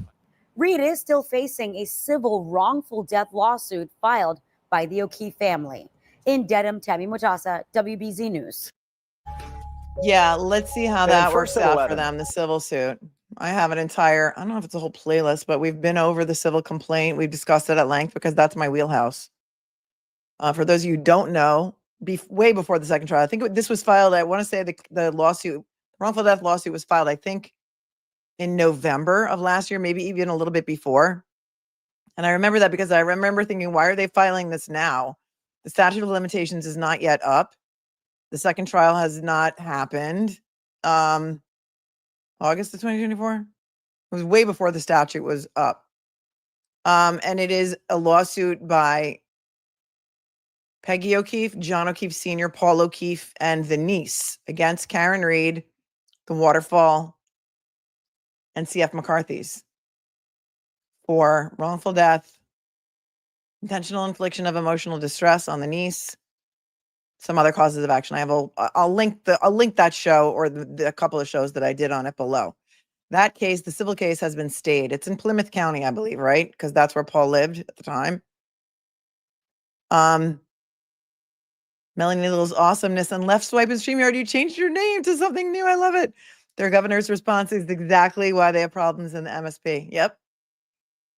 Yep. So the civil case has been stayed, which meant it was frozen, basically, for lack of a better term.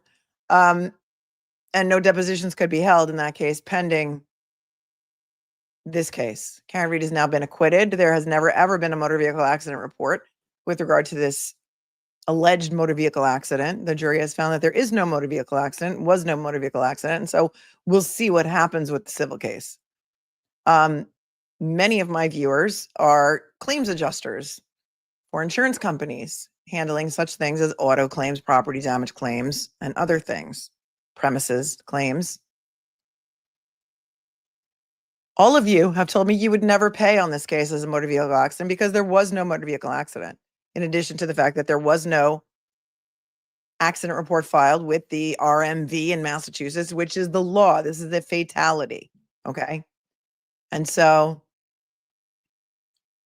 we'll see what happens with the civil suit. I am not one of those people who think that the carriers are just going to settle that case. I don't think so. I don't think they're going to settle it. I don't. Claims adjusters in the chat, if you're here, let me know what you think. If they're just going to pay to get rid of it, I don't think so. Couple of them. Not that this would be a consent policy. Here's the difference. For example, I also handled medical malpractice cases. I was a plaintiff. I am a plaintiff's lawyer. Most doctors have a consent policy, which means that you can't settle a case. The carrier cannot settle a case, a malpractice case, when a doctor is a defendant, unless the doctor consents to settle. Auto policies do not typically have a consent provision where you have to consent to your insurance company can settle the case without your consent. Are they going to in this case? I don't think so. I don't think so because I don't think that Karen would want that. And I think that the civil depositions that could take place in this case could be very helpful for other causes of action were they to come. Civil discovery rules are far more lenient than criminal. Massachusetts criminal procedures does not allow depositions in criminal cases, but in civil cases, you can pretty much depose whoever you want. There are no objections at depositions, and the client has to, or the client or the witness has to answer the questions, and all objections are preserved for the time of trial. And I'm a New York lawyer, so my Massachusetts lawyers, if there's something I said that is completely different from what I just said, let me know. Wouldn't it be cheaper to settle than to, wait, where's that question? Wouldn't it be cheaper to settle than to litigate it? No, not necessarily. Too high profile, number one. Number two, Karen, was very successful. She owned a home. She had assets. Family group chat says, wait, oh, sorry, never mind. Okay, that was a joke. It was a joke. Well, here's the joke anyway. I'll tell you the joke, but it's a joke. Okay, I don't really report this. Polymarkets say 0 chance Karen Reed goes to Aruba to decompress after the verdict. Just kidding. Maybe Cancun. If you know, you know. Being a successful professional with assets such as a home, you would expect her to have a high value auto insurance policy. Let's say she had a $500,000 auto policy and then an umbrella policy on top of that. It could be $1.5 million in coverage. I don't know what her coverage is. I really have no idea. Her insurance company pays for her lawyers to defend her. And the Waterfall Bar and CF McCarthy's also have attorneys that are assigned by their insurance companies. And so the bars are being sued for over-serving her, leading to this alleged drunk driving accident. Karen's being sued for wrongful death resulting from the car accident that didn't happen. And so we'll see what happens. All right, here's they should offer this Lexus a settlement. I'm going to suggest something here. Also from the family group chat and those who know. OJ's Bronco was auctioned off after the trial, and I think it garnered something like $1.5 million. She may want to consider auctioning off that Lexus. I don't know, just a thought. Just spitballing. She's not going to want that car back. Car is bad luck. She's not going to want it back, and she's still paying for it. Her car was a lease. Well, she's still paying for it, right? Oh, so you think that it's just going to go back to the leasing company after it's over? I don't know. I don't know if it's a lease, but she could buy out the lease and then auction it off. There's that too. It has been a whirlwind of a week for Karen Reed. Stop. All right, let's take a look at what do you guys want? Do you guys want to do the jurors next, or do you want to do the McCabe's and Albert's statement? What do you want to do? It's your show, guys.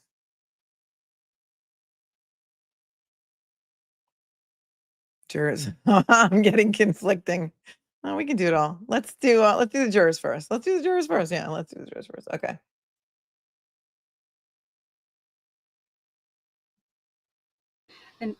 All right, here's Boston 25 did an interview with juror number 11. This is the one who's getting killed on Twitter.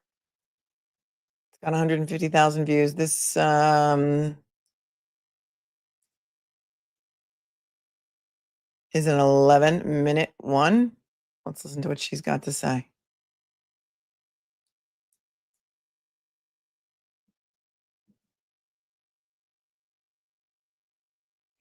Tracy says, I want to see you watch Alessi and Yannetti thanking me. I don't think that they thanked me. They named, Bob Alessi named a bunch of people. I was not one of them. So unless it was in a different part of that video, somebody can point me to it, but it wasn't me. Like Shaggy would say, it wasn't me. It wasn't me. All right, let's listen to this. Here she is, Paula, our Brazilian abogada. What made you come forward to actually share your really? experience about being a juror in this high-profile case? I actually want to give a message to the family, make them understand that, or at least hear us out saying it's not our fault that Karen Reed was innocent. I mean, the Commonwealth and the investigation couldn't actually prove and show evidence enough to make us convict her of anything.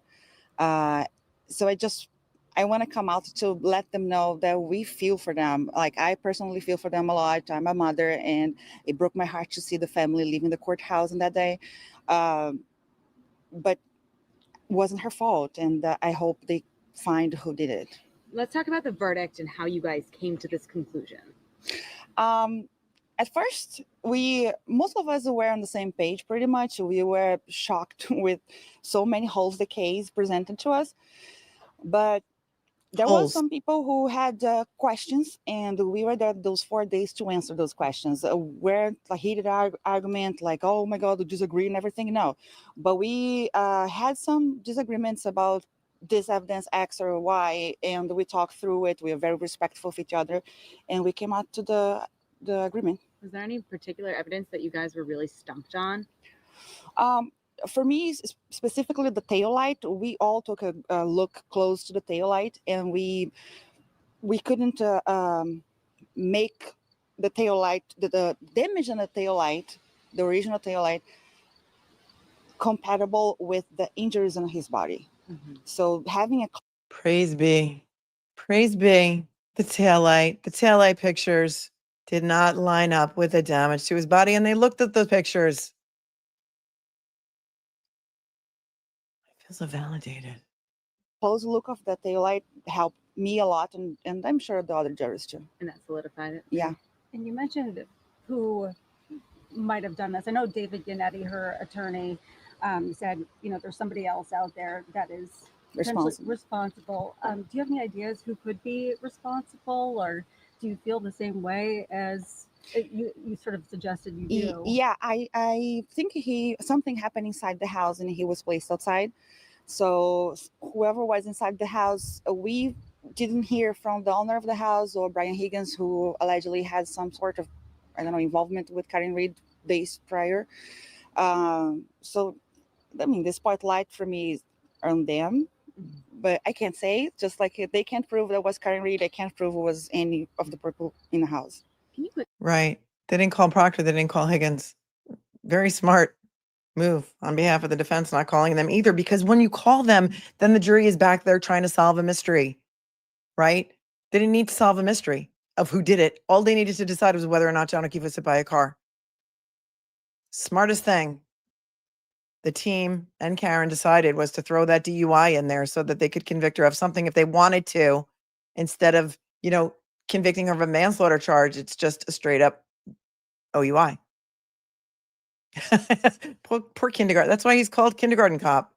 I don't know what the outside drama is, but if a kindergarten cop says, please refrain from the outside drama, please listen to him, because he's got the powers. He's got powers. He's got one-way boarding passes to Block Island. I don't know what the weather's like on Block Island, but maybe it's nice. Quickly clarify what happened when you guys came out with a verdict and then said, oh, actually no verdict. There was a little point. Yeah, we had some questions about the sleep and how to. Oh, the slip. Yeah, if we did right, and we sent back, and we didn't even send back. Was in a deliberation room with us, but then because the judge knew that we had the verdict, she asked to seal the paper and bring it to her. Is that the situation where she came back and said there was a verdict and then less than 30 minutes? Okay. Yeah. Okay. We talked maybe, I think, an hour more, and then we came with the other verdict. What were you guys split on, and how many of you guys were split on certain parts of this verdict? I think, sorry, we're half and a half as when we first got there. Like Friday, last Friday we didn't do anything. We were just like, we all want to talk, put it out, because too many days without talking about it. And Monday we start to look at the evidence, the witnesses, and the videos, and the taillight close. And we're kind of like half and a half. And we had to see which questions, what make you be guilty, what make you feel not guilty for this charge and the other charge. And wasn't that hard, I think we are very respectful. We heard, and everybody left feeling that they did the right thing. And how has your life changed since you've been part of this experience? I know it's still pretty early after, but has anything changed about your viewpoint toward justice or the justice system? Yeah. So a lot of people were raising this thing, oh, she's an attorney, she shouldn't be a jury, and this and that. Just clarifying, I'm an attorney from Brazil. My license is in Brazil. I never work in the U.S. I can't practice in the U.S. And I didn't lie when they chose me to be a jury, and nothing changed so far. I did like to be part of this because for me, most of the time I'm a mom. I do have a part-time job, but from home because I have to take care of my kids. So being out every day, being there every day, getting this routine of working outside the house, actually, I really enjoy it. And being in a courtroom made me feel like the old days when I was young. So the change was just my personal opinion about like what I'm going to do next. But overall, I'm just waiting for summer to start and take my kids out and get this behind. And I'm going to keep following close because I want to see what's going to happen. I want to see what's the DA going to do next. I didn't have a chance to check the news and if they said anything. I am so curious about this. When did you realize the gravity of this case? Obviously, you didn't know anything going into jury duty, but when was that point that you really realized, oh, wow, we just made a decision and it was this big? It was the Karen Reed case. When I heard the people outside last Wednesday, because I didn't know there was that amount of people outside. As we drive every day, we could see some people in pink, and I didn't know pink was her color. I had a bunch of pink shirts, and then I stopped using them because I don't want to give a vibe. But I had no clue. She's like, I don't know, hundreds of people I outside. stopped wearing pink because I didn't want to give a vibe, and I have a lot of pink shirts. Was that a big movement? And Aiden Turtle Boy, I never heard about him before that, so I saw that he was very involved in this, and I recognized him from court. So I started looking at his work, or After the trial was over. And yeah, I didn't know it was that big. I mean, the judge said when she was on picking us for the jury poll, it's a media case, it's a big case, but I had no clue that big, like national big. Right. So when you were sitting in the courtroom, when the verdict came down, When I what heard was people. going through your mind, and what did you hear in there? I heard just people outside, and that's when I started crying, because that people outside made the family of John O'Keefe feel very sad just hearing that. So that moment broke my heart. And then, I don't know, I just hope they find justice. Is there anything that you would say to the O'Keefes if you saw them? Yes, please keep fighting. We really don't think it was Karen Reed. The investigation was floppy. Believe that. Look at yourself, and keep fighting to find who did this to him, because Okay, he all right. seemed to be a I need very to nice stop this guy. clip. Really, I need to stop this clip to tell you that she's a U.S. citizen. Do I really need to stop this clip? Is that what you were talking about? The infighting, kindergarten cop. Take no prisoners, my friend. Take no prisoners. His niece testify, friends testify, and we had no doubt that was unnecessary death. But it wasn't Karen Reed, and let's find who did it. Yeah, let's find who did it. The investigation was just sloppy, or could it be Maura Healy said, "We're done." You know, and the justice system has run its course. What did she say? Oh, that's not it. Okay. a cover up with the police because he was a police officer? I'm not gonna say it's a cover up, but was a sloppy effort. I would keep just being like sloppy and lazy. I would say too. Lazy. It was lazy But if and it was a sloppy. cover up, let's find out. Is there something that really stood out when you were listening to some of the testimony? Like, wow, when you say sloppy. She's not going to let it go. She's like, let's find out. Let's find out what really happened to him. Now she's on a mission. Okay. Now she's on a mission. Now she's going to be speaking out forever. Wait a minute. Why is nobody trying to find out who really killed John O'Keefe? I listened to the whole case. It wasn't a car accident. Why is nobody trying to find out the truth? She might have found a purpose. I don't know. You're lazy. What's the first thing that comes to No reports. Like nobody made like an official report of like the GPS location of the evidence 1, 2, 3. Oh yeah, the ring camera disappeared. Oh yeah, no, this moment, like 2 minutes, we don't have the recording anymore. So all those coincidences doesn't make sense. And she's telling them everything. Everything disappeared. All the video disappeared. Nothing made sense. Nobody made any reports. Did you guys ever talk about? She did. I don't know if she says it in this interview, but she did say it in another one that they looked at the taillight videos a lot, and all of them said the taillight was always red. It was not broken when Karen Reed left at 5 a.m. or when it went onto the taillight. I mean, when it went onto the tow truck.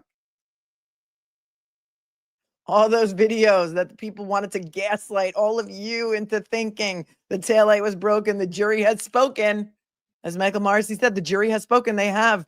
She's speaking, and she's not shutting up about it either. I have a feeling she won't. What, the dog or potential dog bites or anything like that? We mentioned, I mean, you mean deliberation?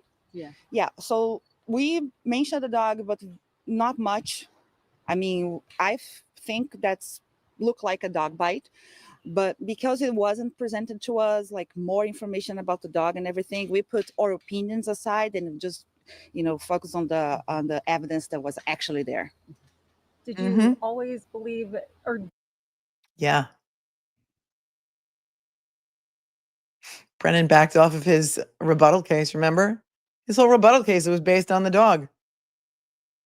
Might have been a different verdict had Brennan not jumped ship on his rebuttal. Too bad, so sad, no backsies. Do you believe that Karen Reed is innocent, and did you always believe that from the moment you stepped in to be a juror to the moment that you walked? No, I didn't know about the case. So when I first started, I thought maybe manslaughter because of the drink thing, that she was under influence overall. And but after the weeks passed by and the witnesses, and I just couldn't make her guilty. Was there like a turning point, like a aha moment where you're like, okay, maybe she's not? The Commonwealth witness judge, I forgot his name, Judge Welcher. Yeah, Derek. Dr. Welcher. Dr. Welcher. Yeah. So Dr. Welcher. Judd Welcher. Judd the Dud. Reconstruction seemed a little off, and wow, they couldn't even prove that. So that moment was maybe an aha moment. Mm-hmm. And when ARCA came in and gave us such a good accident reconstruction to us, made sense. Interesting. Is there anything else? So before this, Yeah, he could have called his expert again because of the x-rays. That's true. Like, let's hear what she said again. Dr. Welcher, he couldn't even prove that. Wait. Car accident reconstruction seemed a little off, and wow, they couldn't even prove that. So that moment was Wow, it was their accident reconstruction expert that they paid $400,000 to, who couldn't even prove that it was a car accident. Jurors don't leave their common sense at the door. maybe an aha moment. And when ARCA came in and gave us such a good accident reconstruction to us, made sense. Interesting. Is there anything else? So before this trial, so last year, you never heard of the Karen Reed trial before? No, I moved here February last year, so I think you guys were talking a lot about it. I saw billboards, I saw some yard signs, free Karen Reed, but I was never curious to look to see what was it. I love crime, I love true crime, to listen to podcasts, but mainly in Brazil, mainly things that happens over there. So I'm not involved with social media, local news in the US. So I really didn't know much about Karen Reed. I just know her face and her billboard. Her billboard. And what did you think about her presence in the courtroom? I know people have looked at her as like kind of cool, calm, collected, or showing little emotion at times. So I don't know what your perception of her is or was, or how it evolved. I did expect more emotion. I was looking like, she doesn't cry, she doesn't move, she's just so calm and so present. But she was fighting for her life, and I'm not judging. It's the way that she found herself in that horrible situation, and she needed to fight. And so good for her that she had the presence to do that. First, we're following new developments in the Karen Reed. That kind of just came up on me. I have a whole playlist here, so give me a second to see what else I have lined up for you. And for those of you who don't know, she's being killed on Twitter, but she's really clapping back. So let's take a look at that. Oh, first one thing, let's take a look. Who's this guy? Who is this guy? Steve Cooper. He's a reporter for something. Oh, Channel 7. Okay, so you know how like the local media in Boston has been like not really covering this case at all, unless they did just, unless they covered it to say that Karen Reed is guilty and should be hung in town square kind of thing. And now they're chasing after her. This was from the 19th. And this is from, this is that guy, Steve, who when we watched my old court TV appearances, he's the one who Karen says, he's like, who did it? Who did it, Karen? Who did it? And she's like, we all know who did it, Steve. We all know who did it. Well, this is Steve, again, chasing Karen down outside of her hotel in Boston on the 19th, which was just the day after the verdict. Here's a little video. Because now they all want the scoop. Now they all want to see Karen, and now they all want to talk to Karen, right? How much do you think they're bidding on her first interview? All right, let's say here they are. Here he is, Steve. You don't have to rush. Can you just tell us what your plans are going forward after yesterday? I didn't even know I'd be here today, so I had no plans. Will you go back to teaching, do you think? I mean, what do you want to do? I don't know if I can. I miss it though. I miss the students, and I love doing it. So. How'd you sleep last night? How can you just? Can I just ask you? 2 years ago, I asked you if you did it, and you said no, you didn't. We all know. What you said to me 2 years ago was, "Are you saying you were framed, Karen?" You were the first journalist to ask me that, and it was prescient. So. Right. And you said you didn't do it. You said, but we all know who did it. So, would you be comfortable with saying who you think did it now? I'm worried about libel, but we all know, Steve. We all know. Can you give us just your own insight? I mean, you're a free woman now. You're not bound by anything. Oh no! As long as Michael Morrissey's in power, no. You got to give it up. You got to give it up. Sorry. We never give it up. Everyone like a baby. Like a baby. You don't have to rush. Can you just tell us what you? How did you sleep last night, Alan? Like a baby. Like a baby. We all know who did it, Steve. Chasing her around now. Yeah, funny, right? Something funny, Steve? Something funny? She doesn't forget, Karen. You can tell she's like me. She doesn't forget. She might forget, but she doesn't forget. And she may not be forgiving him either.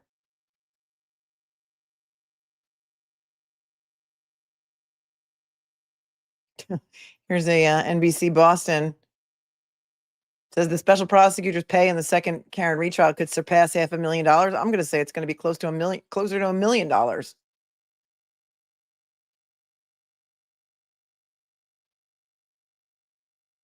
Oh, this is incredible. I have to play this for you. It might make you cry, so grab a tissue. Grab a tissue if you need to. I'm not really sure who's Penny. She's a reporter for WBZ. She's the morning reporter. She posted this video. It says, watch in real time as Karen Reed's supporters hear the not guilty verdict. And this is outside the courthouse before the verdict was read. Again, you might want to grab your tissues. And it was silent and everyone's listening to their phones. Watch this.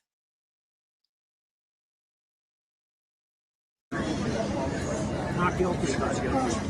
Second. Not guilty of everything except OUI.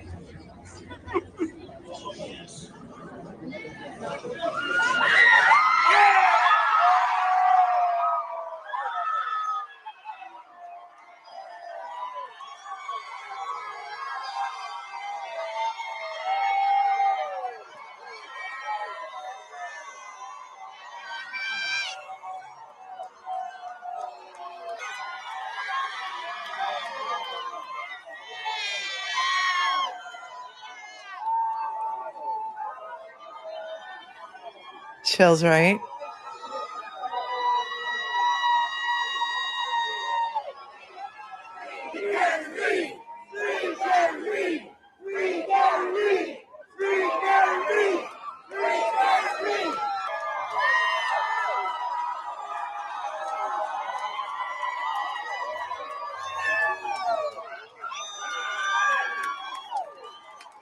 I mean, yeah, it still brings tears to your eyes, right?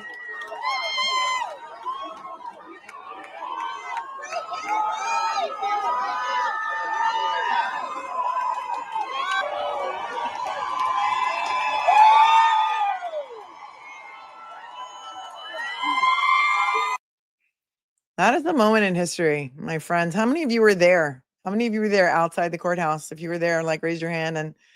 And if you were there, tell me where you traveled there from. Put like a 1 in the chat if you were there and tell me where you traveled from. And if you're part of history now. And we could hear the roar inside the courthouse. And as Mark and I were watching it, I was like, the crowd went wild, and the crowd did go wild. I know, it's still cry every time. Amazing. Tiny Dragon came up from Savannah, Georgia. Most of you were here and not there. Many of you.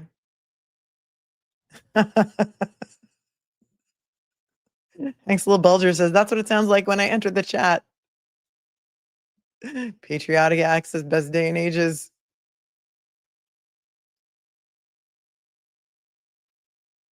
You guys are amazing. CM Libby 1 was there from local, from Norfolk. So tell me, you probably met a lot of people there, right? Didn't people come from all over the world? Where was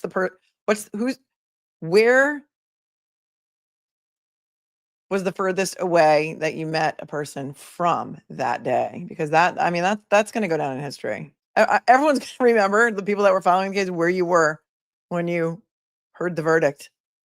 I was here with you and Mark. I mean, the best, right? The best. Here's another reaction video. I just can't get enough of these. This is from outside the courthouse. This was posted on Twitter by somebody named Ryan Welch. Let's take a look at this one. It's only 52 seconds. We have 52 seconds to spare. Here we go. The moment the verdict was read. And this is looking at across the street, right? This is the Registry of Deeds building right across the street from the courthouse.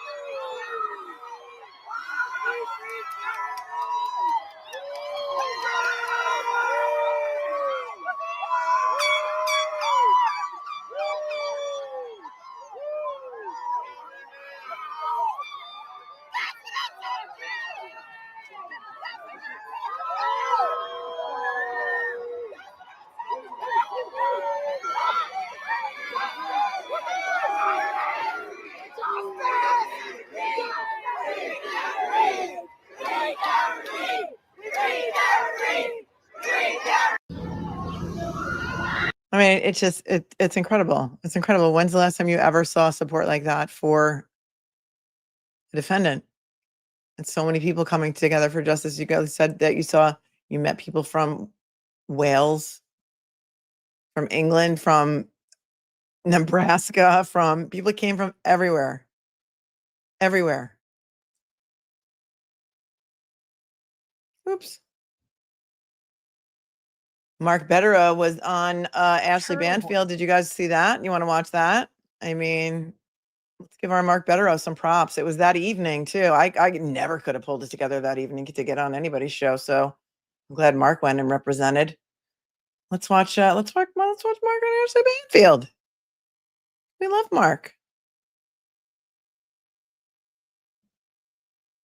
Okay, my next guest knows this case inside and out. He's the attorney for the YouTuber / activist who goes by the name Turtle Boy. He's been on YouTuber / activist is better to me than blogger. So I'll allow it, Ashley. I find Ashley Banfield's coverage on this to have been very fair, which is unlike most in the mainstream media. If you call News Nation mainstream media, which I suppose it is, right? on this show.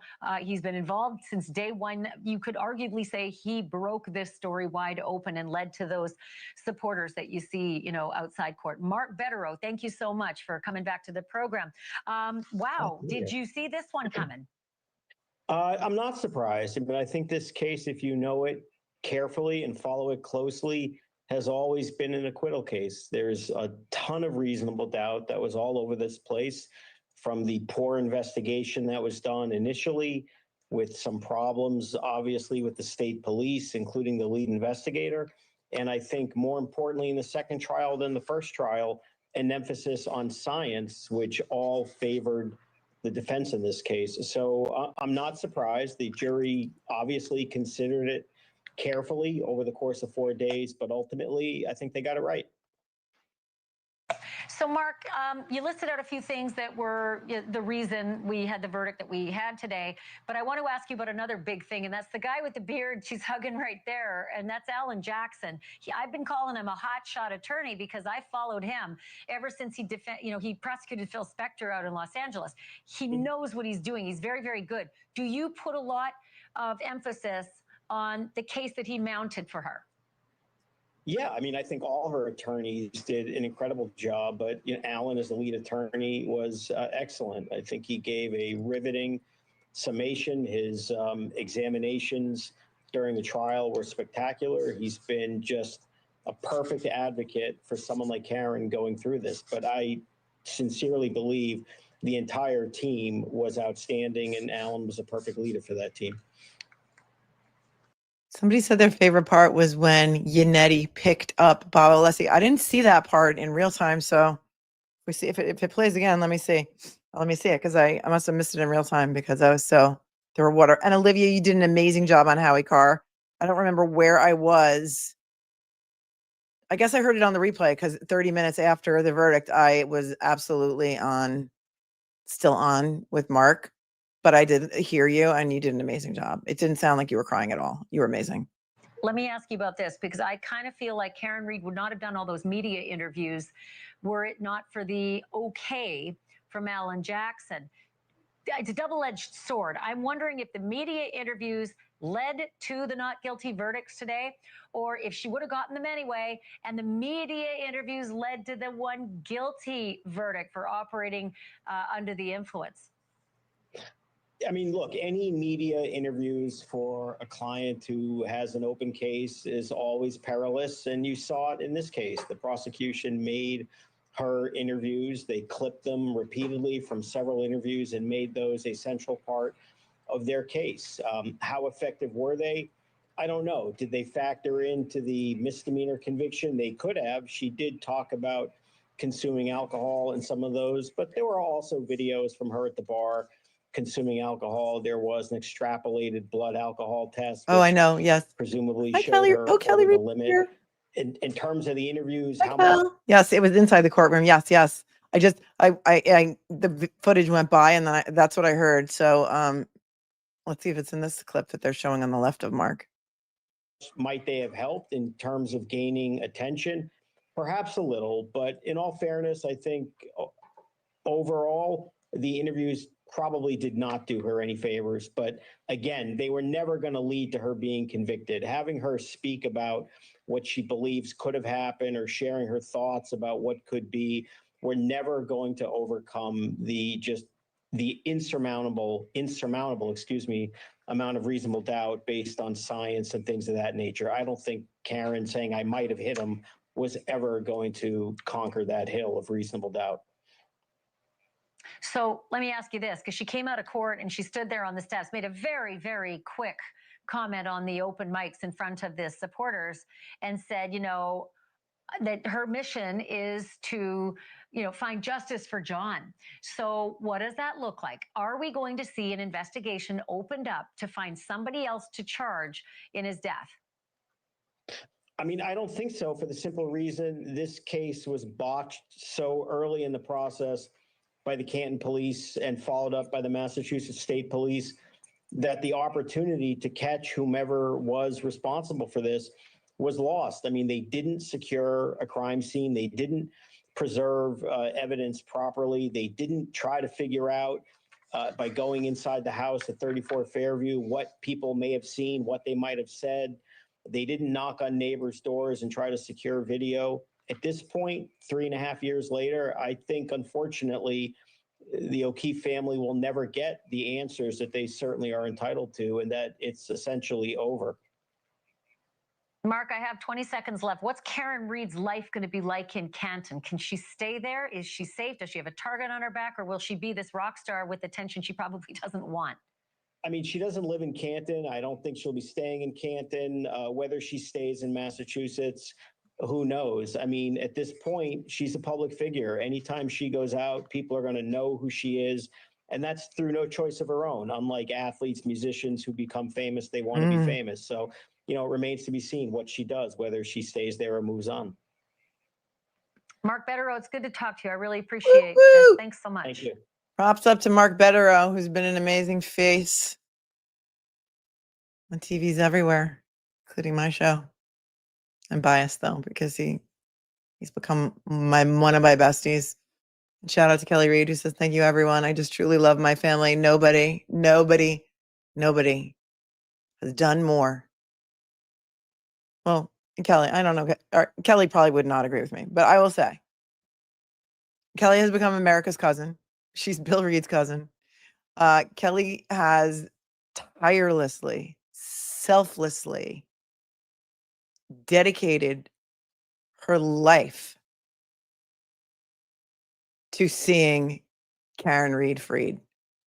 Kelly has organized fundraisers. She has sold more popcorn, I think, than anyone to raise money. She has been behind the scenes, orchestrating, navigating, putting things together, feeding the team,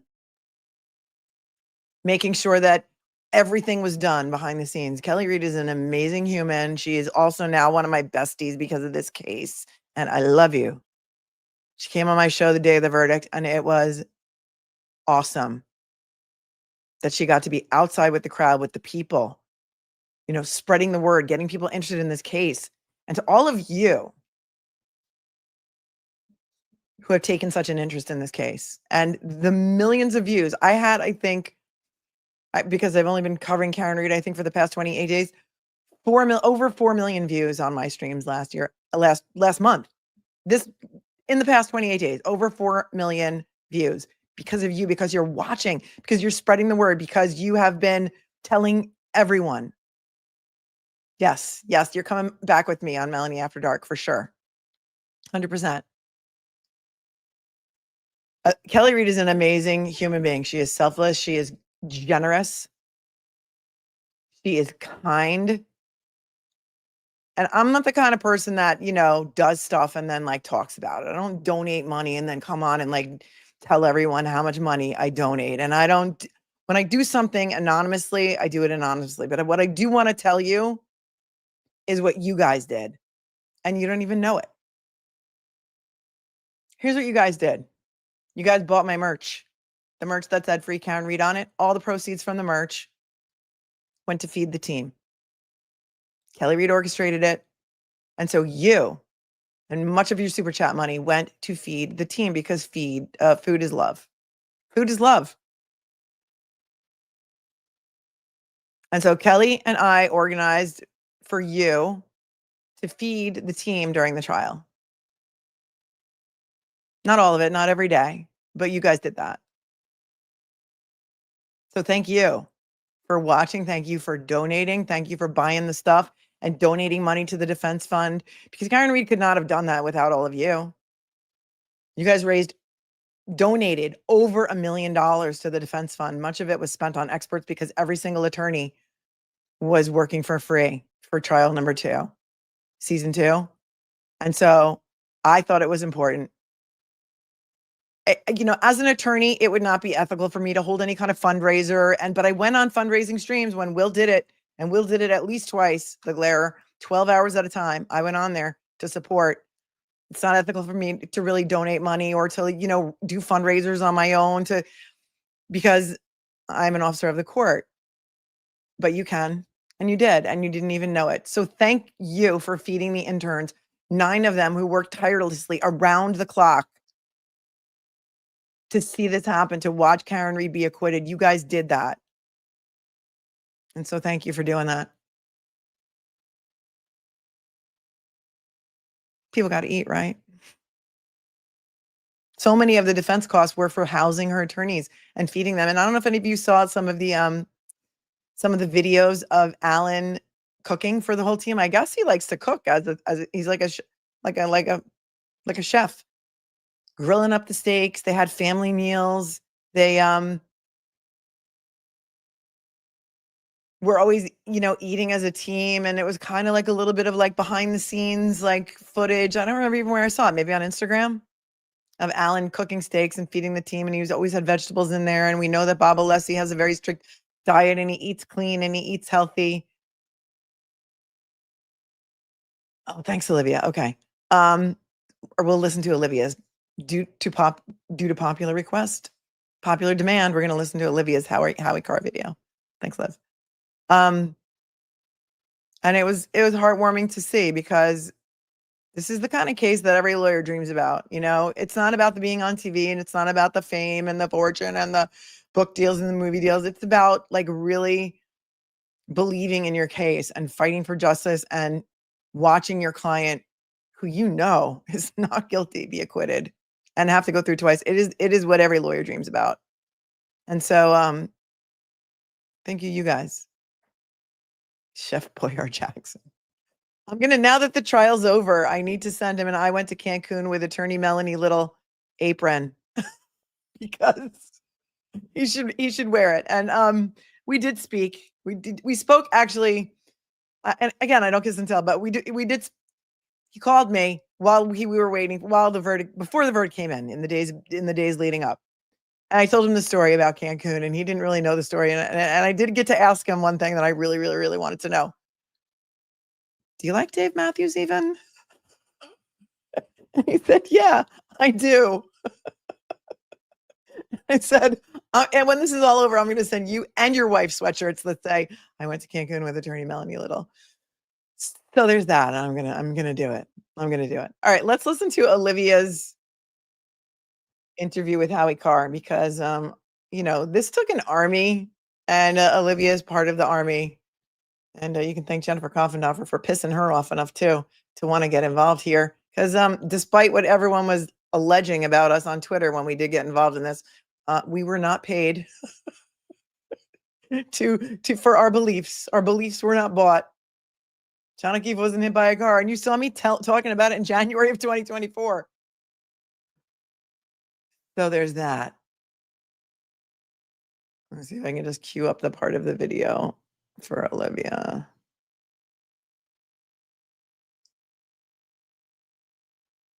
Oh, there's a lot of pop-ups on this stream.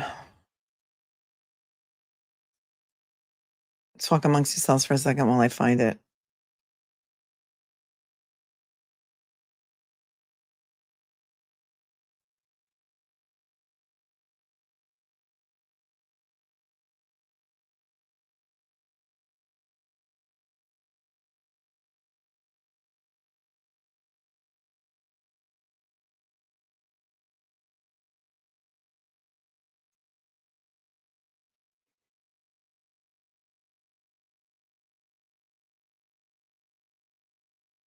Wait, is it the same show, Olivia, that Turtle Boy was on?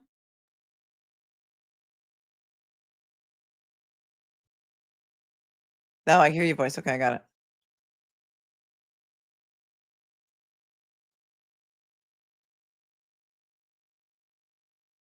Okay, I got it. All right. Got it.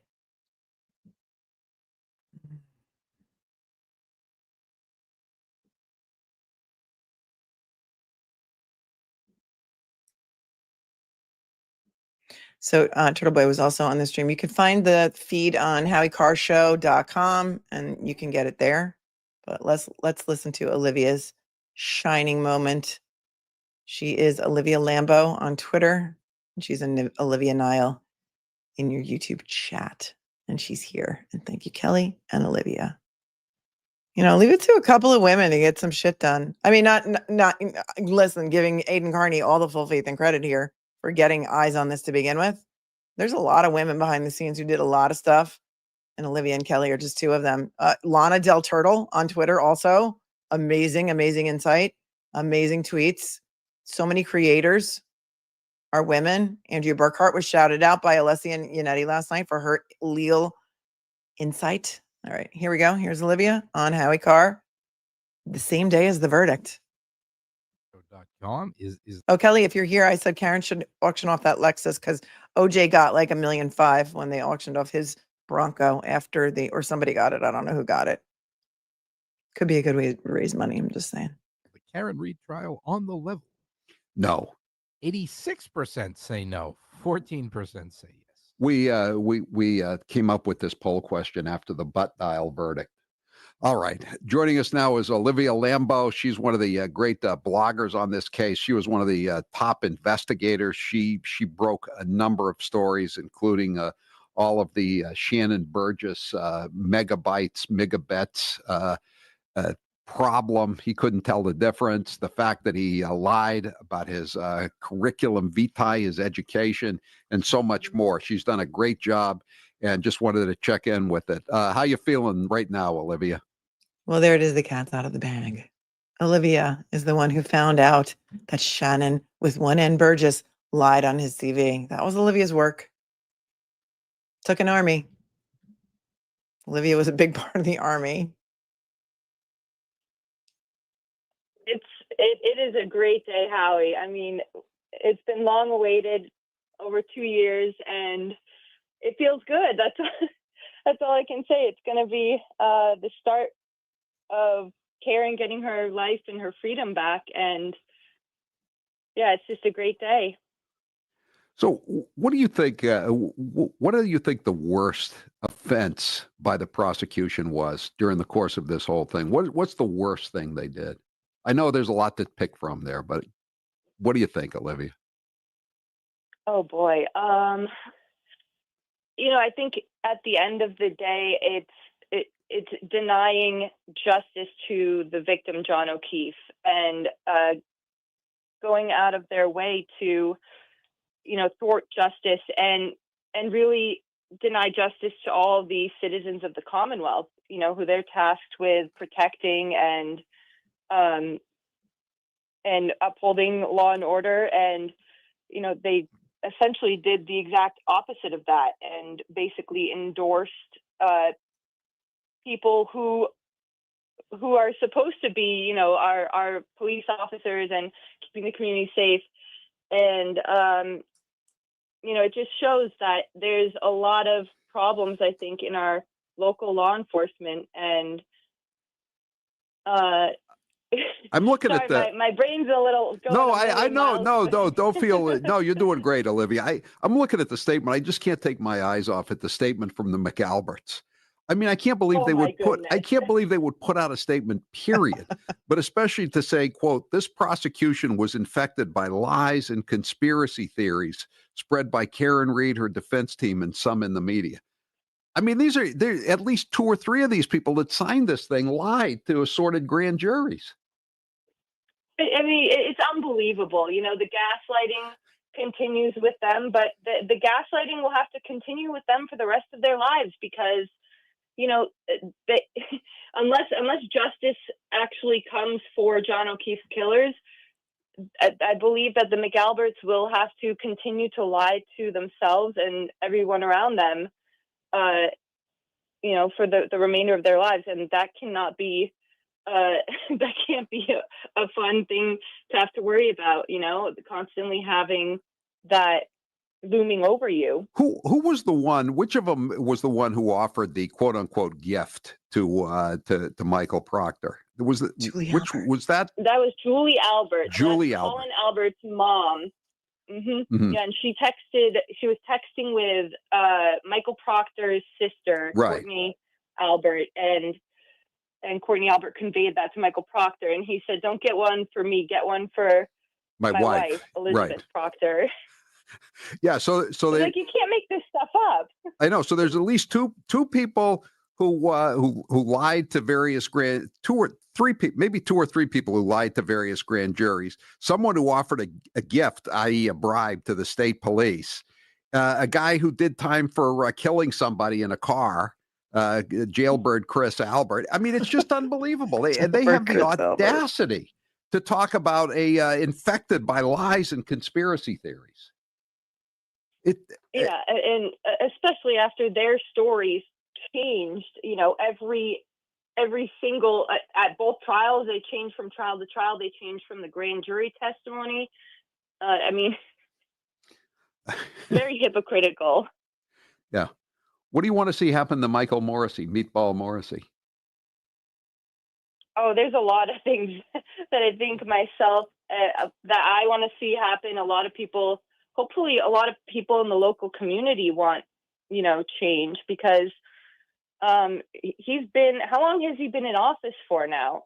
He's like 20 years almost? Yeah, he's been in office, I think, for about maybe 14 years, something like that. But he's been in office of one kind or another for almost 50 years. He set up his OCPF account, his campaign account, in 1976. Think about that. Wow. That's incredible. He set it up in the bicentennial year, and now we're coming up 50 years plus the bicentennial. I mean, it's just, that's all he's ever done.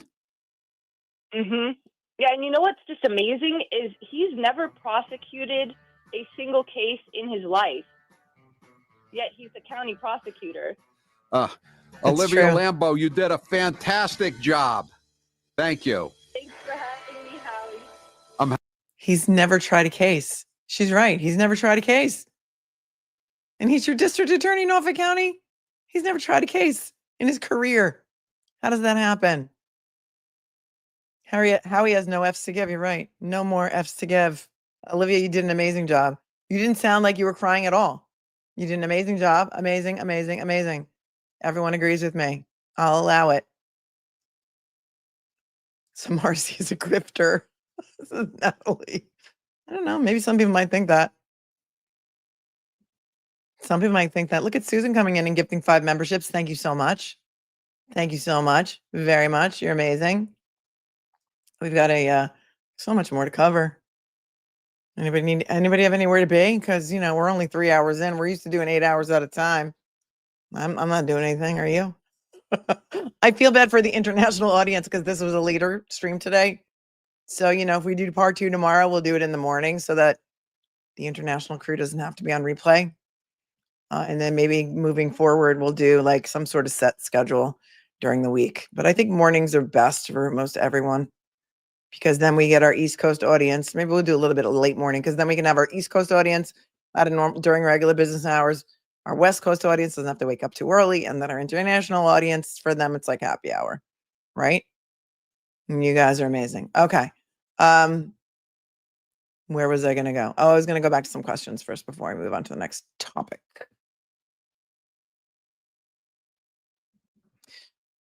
Cat loves Catskills. The audacity of Alberts and McCabe's, etc., still claiming that they didn't do this. We all know they did. Shame on them. R.I.P. John O'Keefe.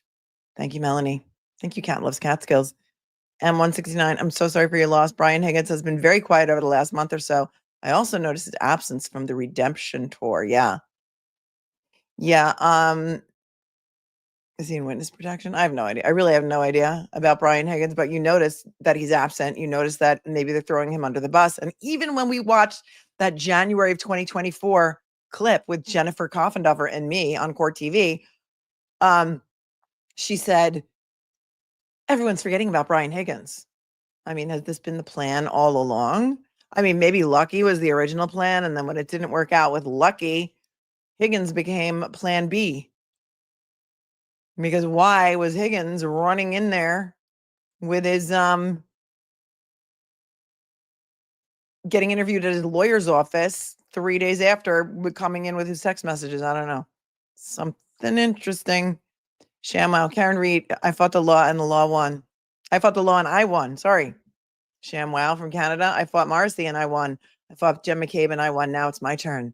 This will be fun. You ain't seen nothing yet. Oh, I see what you did there. I see what you did there with all the song lyrics, ShamWow. You're awesome. Meg, is it normal for a former FBI agent to go against what the FBI says? Doesn't suggest? No, it's not. It certainly is not. What you were seeing is gaslighting, more gaslighting at the highest levels, but that's where it started for me. That's where it started for me and for Olivia. Not on the same exact show. And I'm not sure exactly what she did, Olivia, to piss you up to the point where you went full on, take no prisoners on this, but isn't it ironic? Don't you think? A little too ironic. And yeah, I really do think this woman is still doubling down on Twitter, Jennifer Coffendar. Like it's wild. Like you think she would just go away and like put her tail between her legs? No, she's not. And why? You gotta ask yourself why.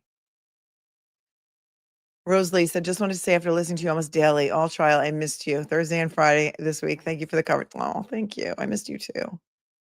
Scooter 54, Brian Albert sold his house on a get out fast quit claim deed. Norman says, Fraudendorfer. Oh, there you go. Has no integrity whatsoever because you have integrity, Melanie. She's able to get under your skin a little bit. Maybe, or just maybe she tried to like tell me I was wrong when I knew that I was right. Or tried to make me look like a fool on Court TV. I don't know what their, viewership is. Oh, Olivia says, OMG, Melanie, it's a whole story. It's one specific post that Coffendorfer did that if I showed you today, you wouldn't believe how absurd it was. Oh, yes. Oh, yes. Oh, yes. Oh, yes, I would. I've seen some of the worst things from her. I would. Thank you, Norman. Yes, those are real peonies back there. Aren't they gorgeous? Thank you. And it ends, says, I honestly fear the German Shepherd didn't make it that night. No barking in the morning. If you have a dog, you know. Now, a lot of people think somebody took the dog with them.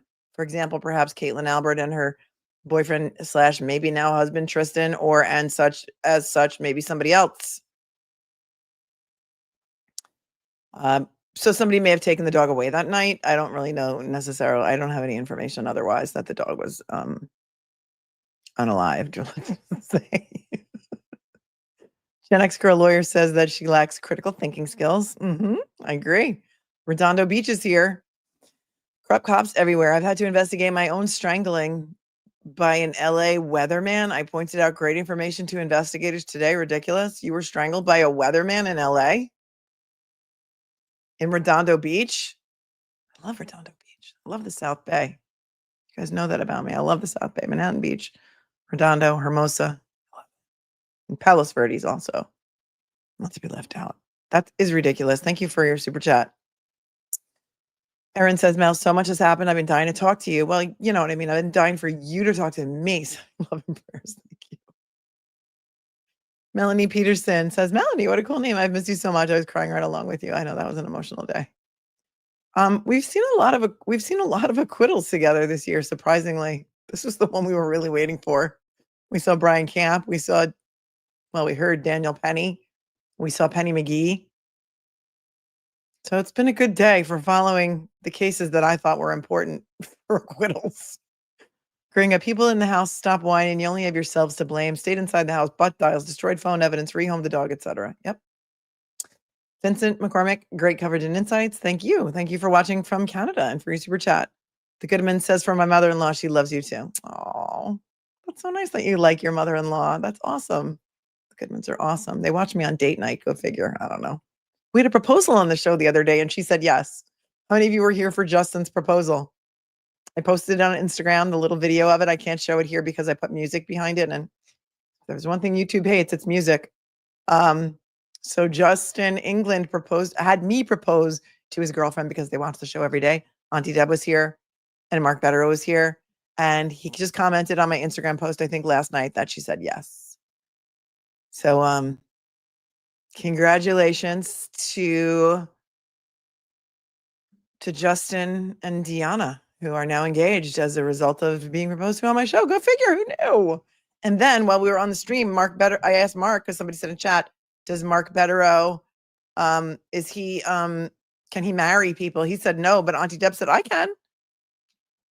And Mark Betterow, in one of his funniest lines ever, said, that is the least surprising thing I've ever heard you say. Auntie Deb, and I thought it was hilarious. Boy, that was fun, wasn't it? We have some fun around here. We scream a lot and we get mad a lot and we're outraged most of the time, but we also do have a lot of fun. Janelle says, so telling that the greedy McAlbert didn't even attend John O'Keefe's funeral. That is not 100% true, actually. I do believe that some of them did go to the funeral. So I don't like to spread that rumor, but I mean, I feel you. I don't know that all of them did, but I do know that some of them did. And I'm not sure what. Yes, I do know about Barry Morphew. That is a long time coming. That is a Colorado case. My heart is in Colorado, as always. I am a proud alum of the University of Colorado in Boulder, Go Buffs, and also University of Denver Law. And so I will be covering that, just not today. Just not today. Maybe we'll do that like Monday. I have the papers. I got the indictment. So we will cover that. So never fear. Many of you have sent me emails about that. We will. Okay. All right. Lucy Fair says that Melanie, listening to you read Hank's diary during Verdict Watch was life-giving. Would you consider doing a show where you read it all? Well, we did get to most of it, Lucy. And Emily CSEE is on Twitter or X. She also has a YouTube channel, I found out. But the entire Hank's Diary series is on her Twitter. So please, if you do play on the cesspool of Twitter, go subscribe to her because she's another amazing creator. Thought I had a banner for her, but I don't. Emily CSEE. Jennifer, oh, you're my birthday twin? Don't tell anyone. Thank you. Says you're perfect. I love. No, you are. You are my Aquarian sister. Kathy says, so glad I found your channel. I've learned so much about the law and justice system from you. Love you with all of my heart. Oh, thank you. RC11 Scooby-Doo mystery song. Berkowitz and the Sally Port planted shards protecting Higgins and then took it to his grave. Thank you. Iceman says, Melanie, remember your secret competition with Vinnie Politan? You, 116,000 subs. Vinny, 108,000 subs. Not that anyone's keeping track. Thank you, Iceman, for doing the Lord's work and keeping track. We did it. We did it. That was like just a secret competition that I had on my own, and you guys helped me with that. Robin, thanks for everything, Melanie. Are sidebar transcripts usually sealed like they did in this trial? It depends on the jurisdiction. And so you guys are telling me that they're not going to be unsealed. So I just don't know. It's unusual. I heard that Andrea Burkhart. I don't know. I don't remember. Who did she do a stream with trying to raise money to get the transcripts from Delphi unsealed? Yeah, Be on Trouble 31 says what I heard is the sidebars are sealed for good. Yeah, because there's no reason for appeal. Like if there needed to be an appeal, Alana is like, Aquarius here, raising my hand, yelling, me too. Aquarians are the best. More geniuses have been born under the sign of Aquarius than any other, by the way. Just saying. There's no reason for an appeal here. So I guess they're gonna be sealed forever and ever and ever.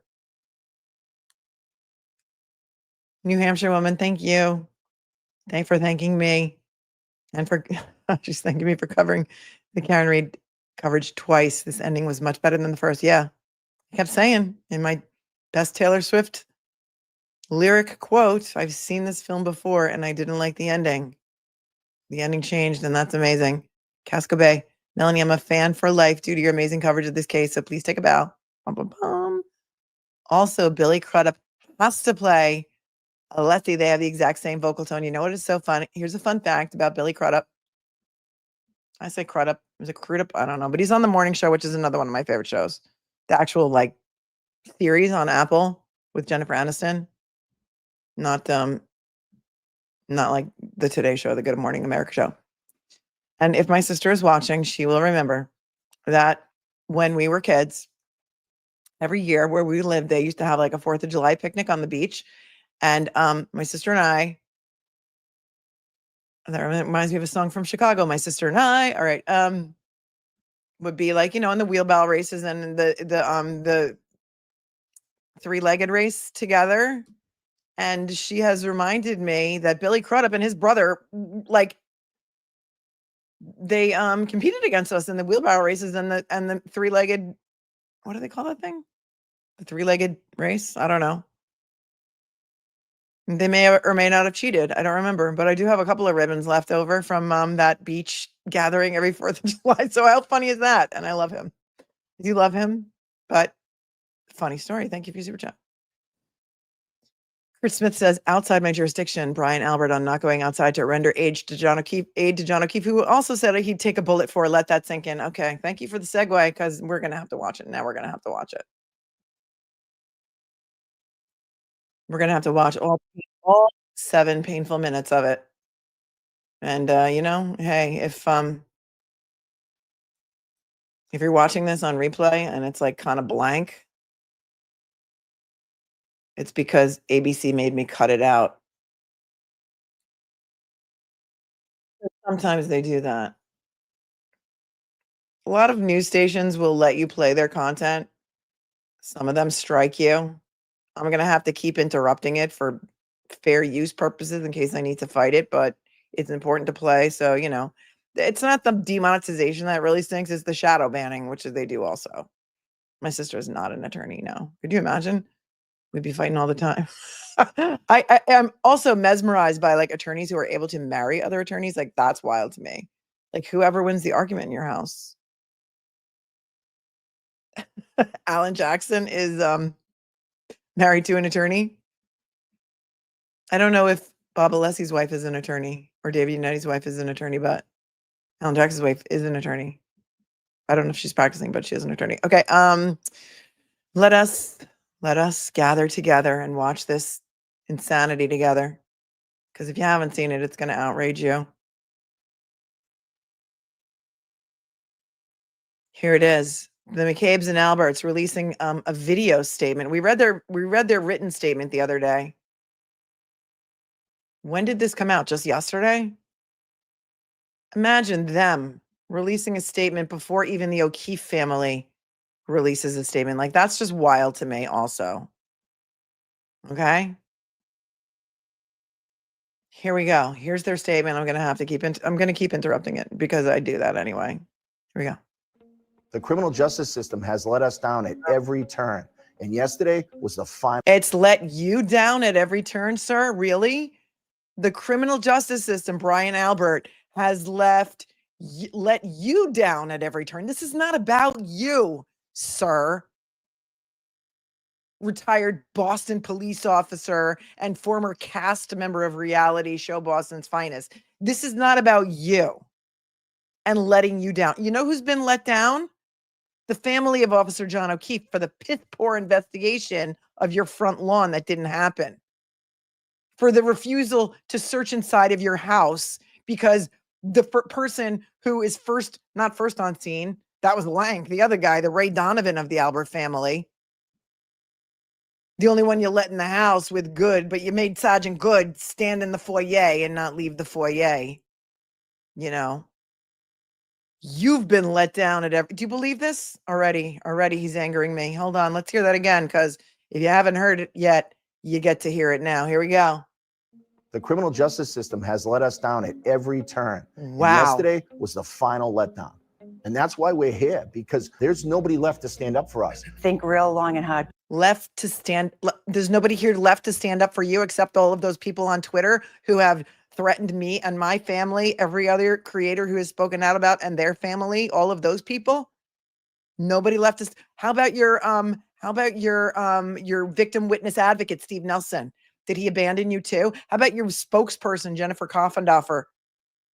She's still tweeting out there in your defense. So, you know, the final letdown for these people. Can you imagine the lack of self-awareness here?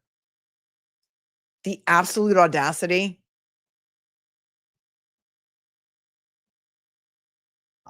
And that's why we're here, because there's nobody left to stand up for us. Think real long and hard before you're a witness in a case, because think real long and hard before you're a witness in a case. That's not how that works, Coco.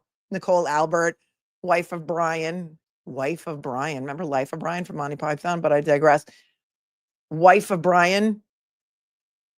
Think long and hard before you're a witness in the case? No, that's not how it works. You get a subpoena, you come to court. You get a subpoena, you come to the grand jury. It's not optional. It is not optional.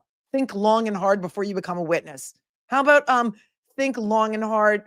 I'm not even going to go in there with her, but because I kind of feel bad for her because I think she may or may not be a victim of some other things. But let's let her play on. She loves to clean. no one protects you. And it's very, very sad. For the first time, some of the somebody said here what I'm hearing in this is we can't run Canton anymore, and we're mad about it. key players in the Karen Reed trial. She's even calling them key players in the Karen Reed trial. They're key players in the Karen Reed trial. Think long and hard before you become a witness in a trial. Can you imagine this? Down for an exclusive interview. His friend Jennifer McCabe and her husband Matt. Former some B-roll footage. All right, guys, let's camera 2. Let's get Matt and Jen McCabe walking down the hallway together. Okay, good. Can we get some footage of Matt and Jen walking down the hall? B-roll. Ready, go. And her husband Matt, former Boston police sergeant Brian Albert, and his wife Nicole, and his brother Chris Albert. All 5 of them pulled into the center of this high-profile case, and now pulled into the center of it. I'm sorry. Blame Jennifer McCabe for inviting John O'Keefe over to your house. Blame Brian Higgins for giving him this. Come on, we're taking this outside. Blame him. No, they don't even mention him at all. He's not part of this family group chat or this family group interview with this guy. Because remember what Jennifer Koffendorfer said all the way back in January of 2024. Everyone's forgetting about Brian Higgins. Speaking out. And I think the reason we all stayed quiet is because we were just witnesses. This is a thing that we had nothing to do with. We did the. But I thought you weren't witnesses. I thought you should think long and hard about being a witness. Well, we had nothing to do with this. Well, Chris Albert, I mean, you say you weren't there at 34 Fairview on the night in question, but you actually are on video trying to break up Brian Higgins and Brian Albert, but nobody, you never were asked about that, I guess, like because you weren't called back to testify in trial number 2. So, I mean, you may not have been there, but you may have known about some sort of like altercation that happened at the waterfall. And again, Officer John O'Keefe was found dead on your brother's lawn. And your other brother went out, Kevin Albert, your other brother, Canton PD detective, Kevin Albert, went out drinking, went on a bender with Proctor months after the murder of Officer John O'Keefe and got so hammered on the Cape with him in the police vehicle while on duty working a cold case of what? I don't know. I don't know what their beer of choice is. Working a cold case, got so hammered that he sent the text to Michael Proctor the next day and said, dude, where's my gun? Dude, where's my gun? Have you seen my gun? Proctor's like, no, man, but your badge is in my cup holder. And Kevin Albert said something like, as such, okay, can you drop it off in my mailbox? Man, I was wasted, something as such like that. And then got like a 5-day, like he got a full-on paid summer vacation, Kevin Albert. And what, did he ever like receive any punishment for that? Yeah, cold case of beers in the police vehicle. Yeah, right. A fellow police officer's body was found on your lawn. Civic duty, came and told thing that we had nothing to do with. We did the civic duty. Civic duty? Came and told the truth, and that's it. Free Karen Read! It's the case that has captivated the country and divided a town.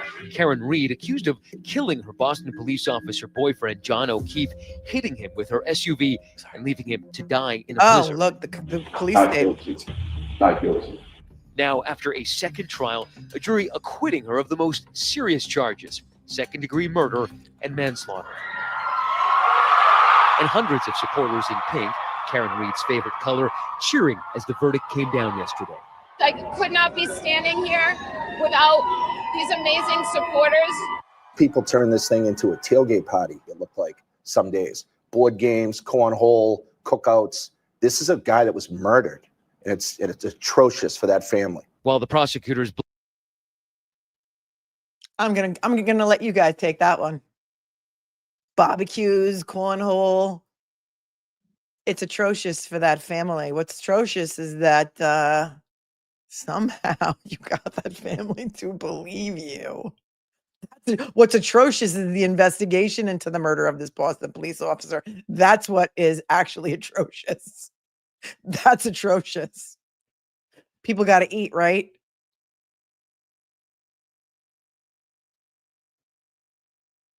Yeah, there's a man passed out in the snow. There's a guy unresponsive. Send help. No officer down. Let's talk about the 507 call Jen McCabe made to Coco. Let's talk about that. I don't think that's been talked about enough. But it's atrocious for that family. Yeah, it is. That's one thing that you've said I agreed with. It is atrocious for that family. It's atrocious that no investigation was ever done into a dead brother in blue. It's atrocious that Gallagher came in and defended that investigation. Yeah, we did the best we could because, it was cold, it was snowing. Yeah. Mr. B says McAlbert's always like a good party, but they're not invited to this one. blamed Read for O'Keefe's death.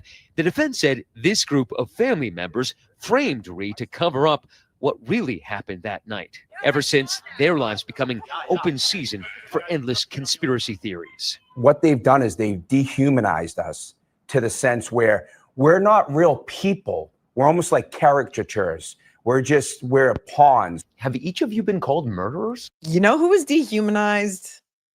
Karen Read was dehumanized.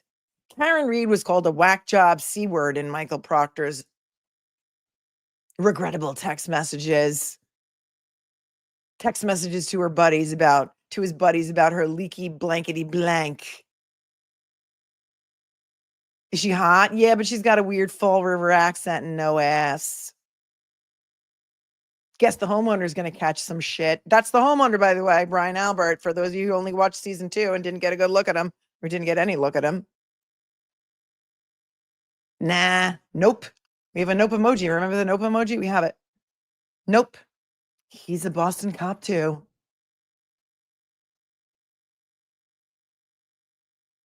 You've been dehumanized? Really, sir? You ran for town select board after the murder of John O'Keefe, and somehow you got elected. And now you, as a member of the Canton Select Board, are the boss of the Canton PD. Do you see how incestuous this is? Everyone in this interview is related. Wow.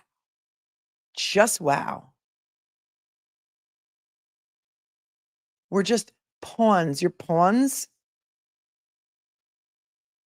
Do you find it curious that a Boston police officer, sergeant, I think he said he was a retired sergeant, who worked in the fugitive task squad unit or whatever, chasing after some really dangerous criminals who were on the lam, maybe.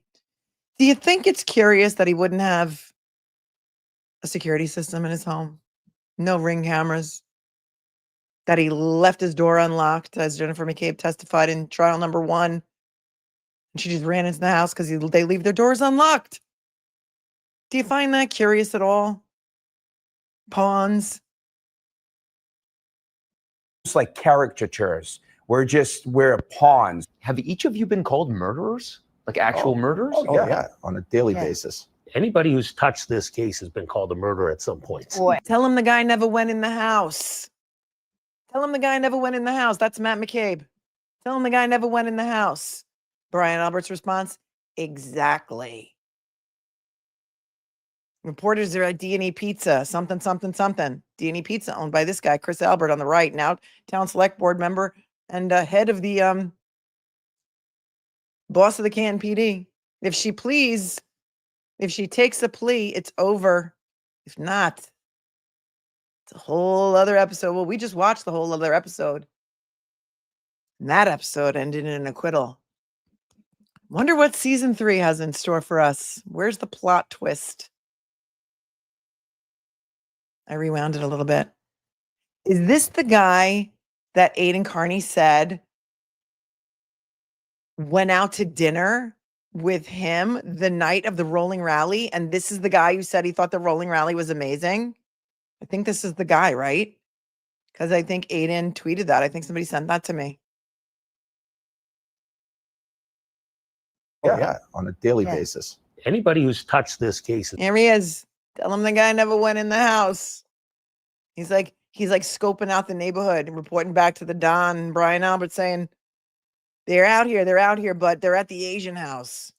They're at the Asian house. Has been called a murderer at some point. And anyone who's friends with us support cop killers. After 3+ years. How many people were chanting that Karen Reed was a cop killer?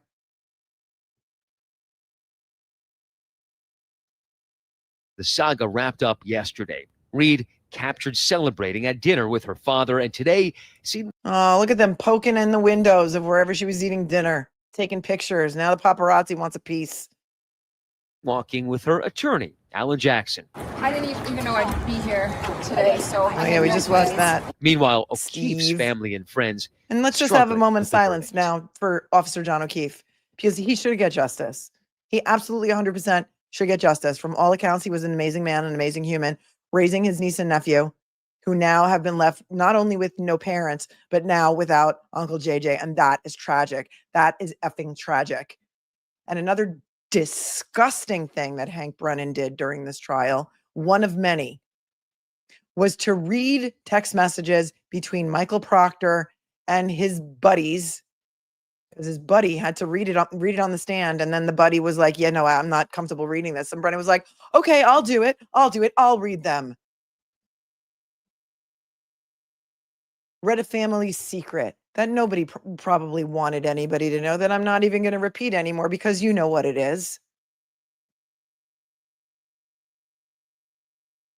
about the niece and nephew's father and the circumstances surrounding his death. It was disgusting that Hank Brennan would put that out there in the public domain because it may not even be true. Proctor texted that to his high school buddies. How did they even know? How did he even know that? Number one. And number two, why does Brennan think that it's okay to tell the world that? Because maybe the children don't know the circumstances surrounding their father's death, and maybe they had been told something else, like a heart attack, right? But you have such complete and total disregard for the children here that not only did you call the niece to come in and testify twice, but you read that text message out to the world. That was never read during season 1, right? No. Gross. I'm just sad for John's family and what happened yesterday, and I feel like they didn't get justice for him. And look at how she can't even look up. She's like a scared rabbit. Nicole Albert cannot even look up.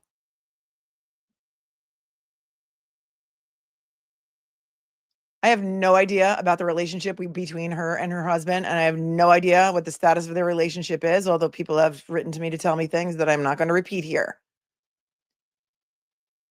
But having worked my entire life with victims of victims and survivors of all kinds of horrible things, Keefe's family and friends. You can watch the body language experts. I'm just sad for John's family and what happened make eye yesterday, and I contact. feel like they didn't get justice for him, and our lives just changed forever. Why speak out now after the verdict? We took what we thought was the high road. Right. Let the court do its job. You took the high road, telling the guy never went in the house? Mr. Vodka with a splash of Crystal Light?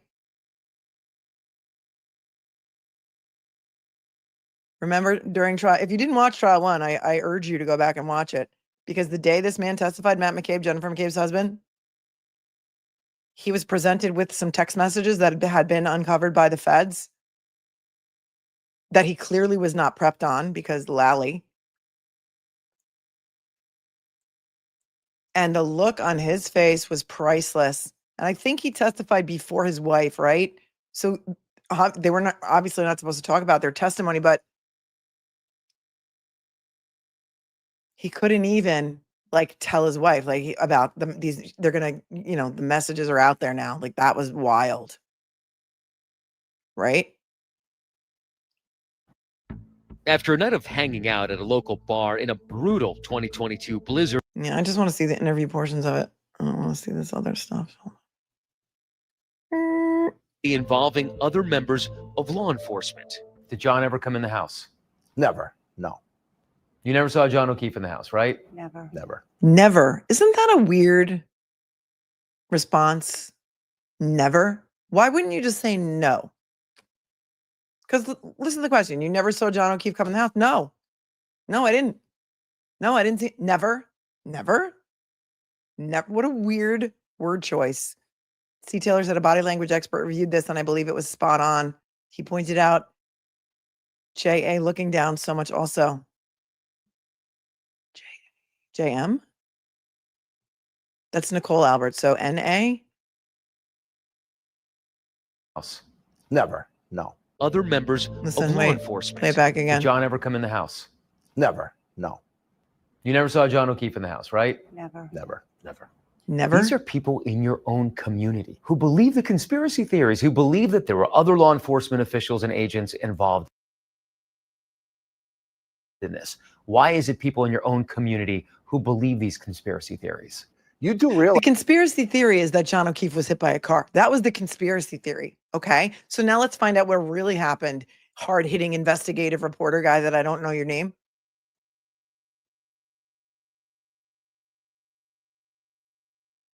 For this conspiracy to be true. Community who believe these conspiracy theories. You do realize for this conspiracy to be true, it would take 30 to 50 people. Really? You'd have to have multiple cops on 2 different police departments. How about it takes one guy who's got a lot of secrets on a lot of other guys and some other family members who just want to save their own asses? How about that? Have you heard about the Catholic Church scandal? I hate to keep bringing it up, but that was a secret that was kept for decades, centuries maybe. by, I don't know how many people, a hell of a lot more than 30 to 50. All it takes is one guy with a lot of power saying, hey, say no more, look the other way. Here's what happened. Just write that down. Here's what happened. Write it down. You don't need to come in. You don't need to do nothing about nothing. That's it. Doesn't take 30 to 50 people to be lying, right? Think about mob secrets, says Melisa. Right. But keep talking. Keep talking. Oh, and by the way, I think there are many attorneys out there that should now be getting all of the cutting room floor footage on this. Because imagine how much they didn't use. Imagine how much they didn't use. And it's all fair game now. They got it in the Karen Reed persecution.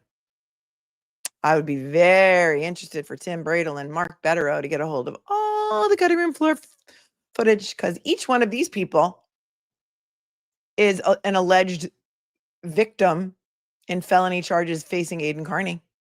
Somebody said something about Caillou. I can't unsee it. Yeah, Dan says they all look at Brian Albert before they answer. Oh, that's a great observation. Let's take a look at that. I'm sorry. Matt Gutman, is that who this is? Wait, you guys are, the chat is kind of flying. But this is nice tonight. Look, we got 8,500 people here. It's easier to chat than it was when we had listen, like our best day ever was like, I think the verdict, I think there were over 60,000 people in the chat. You guys are amazing.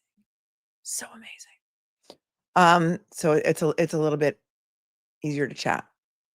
People think he's the leader. He's the Don. Okay, that's what they think. You'd have to have multiple cops on 2 different police departments, multiple civilians, the medical examiner, firemen, EMTs, you name it. The medical examiner said he wasn't hit by a car. Okay, so she's not involved in anything, and she's not going to lie for anybody. She was one of the best witnesses for the defense. That's how preposterous and silly this is. Silly? And great question. I don't understand how people bought this. Brian Albert says he and Nicole only found out about John's death when Jen McCabe, who is Nicole's sister, barged into their bedroom. She was just upset, and I immediately thought something had happened to one of her children or one of my children, because why else is she in my bedroom at 6:30 in the morning right now? Well, because she called you at 5:07 and you had a 22-second phone call, and we did a demo of a 22-second phone call the other day, and it was it was improv, and I did it, and you can say a hell of a lot in 22 seconds. So I don't know, why is your mouth getting all dry? Why are you having trouble talking? Why are you so nervous right here? You couldn't understand why she was in your bedroom? Okay, let's listen to that again, because you guys did not have the beauty of watching this testimony in real time during season 1. So this is the best you're getting for now until you go look up those shows on my Trial 1 playlist and watch them. And sister barged into their bedroom. She was just upset, and I immediately thought something had happened to one of her children or one of my children, because why else is she in my bedroom at 6:30 in the morning right now? And what did she said? The dog wasn't there. She said the dog wasn't there. The dog wasn't there. Again, look, you're right. They all look at Brian. And he's sitting there like, I don't know. He's got the same kind of shirt that Tony Soprano wore in the Sopranos TV show. Like that kind of bowling shirt look, I don't know. I'm not calling him a godfather or anything. He may be somebody's godfather, but She said, John's out front. I think John's dead out front.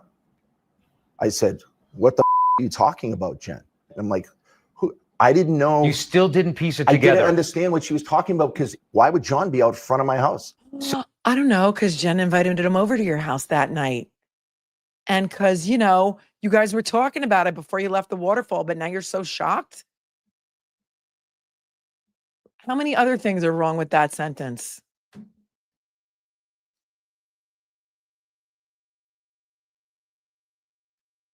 So shocked. I have no idea. Why would John be out front of my house? I have no idea. Remember during the first trial, he said, well, I didn't invite him, but I wish I did. Or I didn't go out of my house, but I wish I did. It was always like, but I wish I did.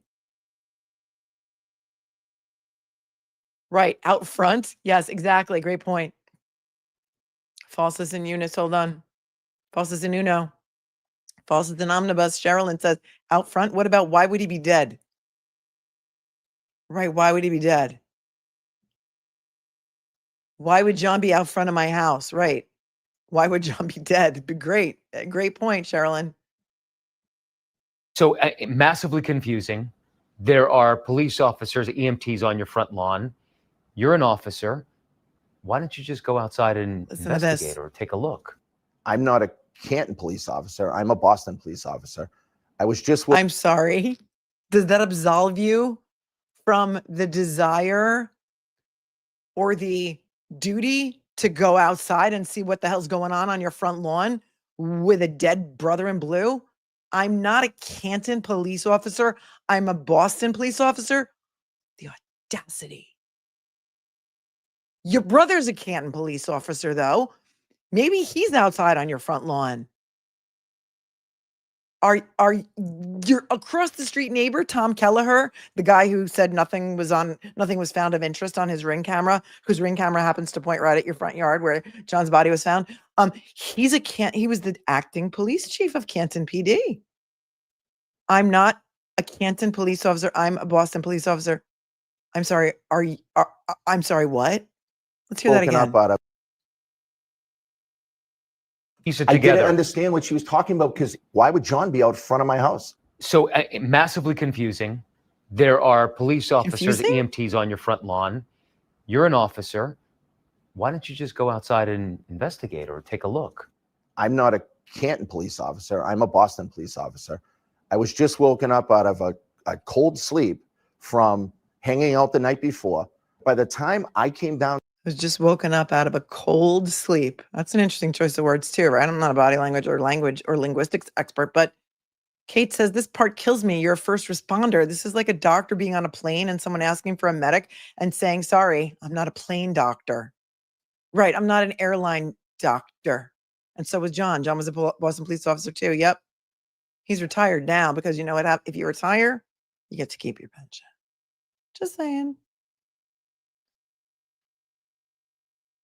You know, from hanging out the night before, you mean you were hammered and then you were doing the nasty with your wife in the middle of around 2:22 a.m. when you butt dialed Higgins and then he butt dialed you back because that was what he said in the first trial. You guys got to watch this if you haven't. a cold sleep from hanging out the night before. By the time I came downstairs, the police were already in my house. John was already gone. There was nobody to save. I would have taken a bullet for John O'Keefe because he was a fellow cop. That's the most ridiculous question. I would have taken a bullet for John O'Keefe because he was a fellow cop. A couple seconds ago, you don't even know who John is. Even though you're out with him at the waterfall, you had no idea what was coming out, but you would have taken a bullet for him. You would have taken a bullet for him.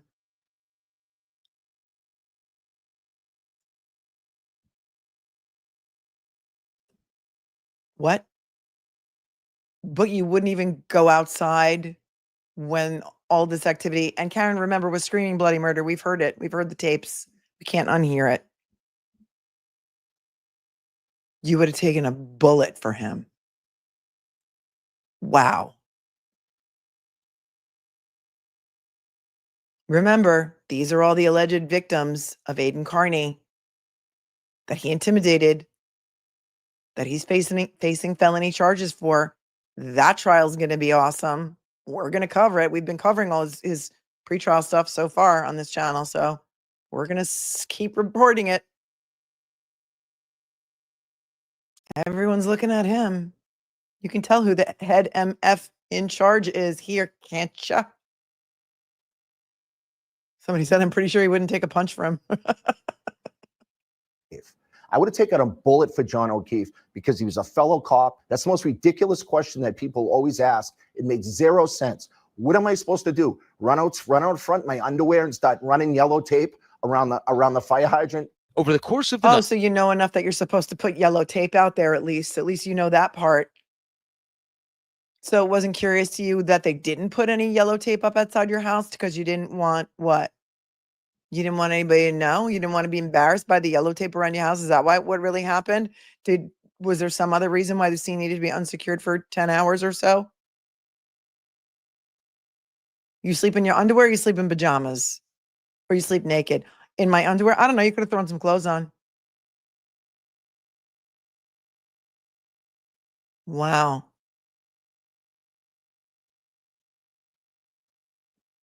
Reed called and texted John 52 times. She then called Jen asking for help to find John. Karen previously telling Yeah, we've seen all this before. Let's see if there's any more of this interview in here. Oh, wait, there's a little piece of just Jen. Hold on. Just Jen. Jenny 3 times. Here it is. that morning was O'Keefe's body was found. How long it takes to die in the cold.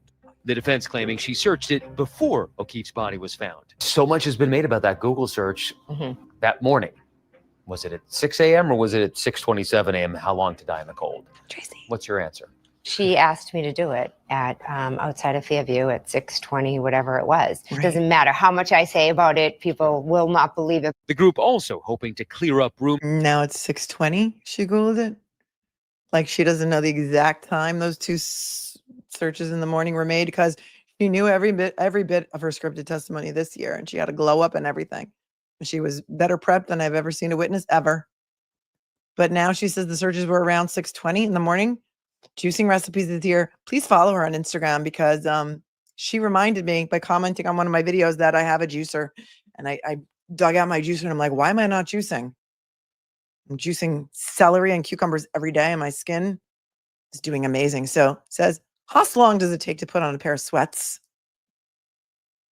Great point.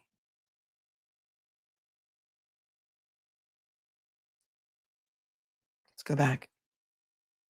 So much has been made about that Google search the morning. At 6 a.m. or was it at 6:27 a.m.? How long to die in the cold? What's your answer? She asked me to do it at outside of Fairview at 6:20, whatever it was. It doesn't matter how much I say about it, people will not believe it. The group also hoping to clear up. She. Who's she? The cat's mother? She. Wait, did she say she asked me to do it or she told me to do it? Wait. She asked me to do it at outside of Fairview at 6:20, whatever it was. It doesn't matter how much I say about it, people will not believe it. The group also hoping to clear up rumors regarding look the at Albert's Chloe. dog. Oh, that's the best picture I've ever seen of Chloe. We never saw a good picture of Chloe until now. Amazing that they could find one for ABC. Chloe, who had been rehomed after the incident. The defense claimed the dog was involved in O'Keefe's death. Those wounds were inflicted as the result of a dog attack. Those marks are from teeth. Marie They've Russell. known for 2 years. Wait. Hold on, Matt McCabe. I gotta get past the picture. YouTube doesn't like the picture. I've already shown it too many times to count. Dog attack. Those marks are from teeth. They've here we go. He said they've known for 2 years where Chloe is. The state shared it with them. So if they wanted to take DNA evidence from Chloe the Not dog true. and match it to possible DNA. They've known where Chloe is for 2 years. No, that's not true. Jennifer Koffendorfer knew where Chloe was since at least January of 2024 when she was on Court TV with me, but that is not true. In fact, Yuri Buchanan went to alleged Chloe / Cora, who's in maybe witness protection, and didn't even write in his report where the new owner lived, who the new owner was.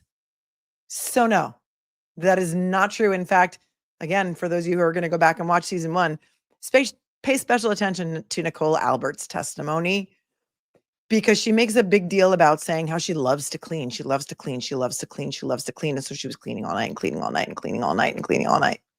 I don't know, in case anybody smelled bleach. Maybe I just watched Friends and Neighbors the other night and he put bleach on the blood. I don't know. She also says a lot of other curious things, one of which I just forgot, but I'll come back to it in a second. Oh, here's what she said when asked about Chloe. Oh, we know where Chloe is. And Eliza Little was crossing her and said, I'm sorry, what? I'm paraphrasing. And, oh, yeah, we know where Chloe is in case she was ever needed for anything in the future. Sidebar, the whole thing. So if you told the district attorney's office where Chloe was, they never told the defense. They didn't find that out until the first trial. And then it was never told to them where they were. So yeah, no, that's exactly 100% not true. Although Nicole Albert says she drove halfway to Vermont to meet the person she gave Chloe to. In Vermont, right.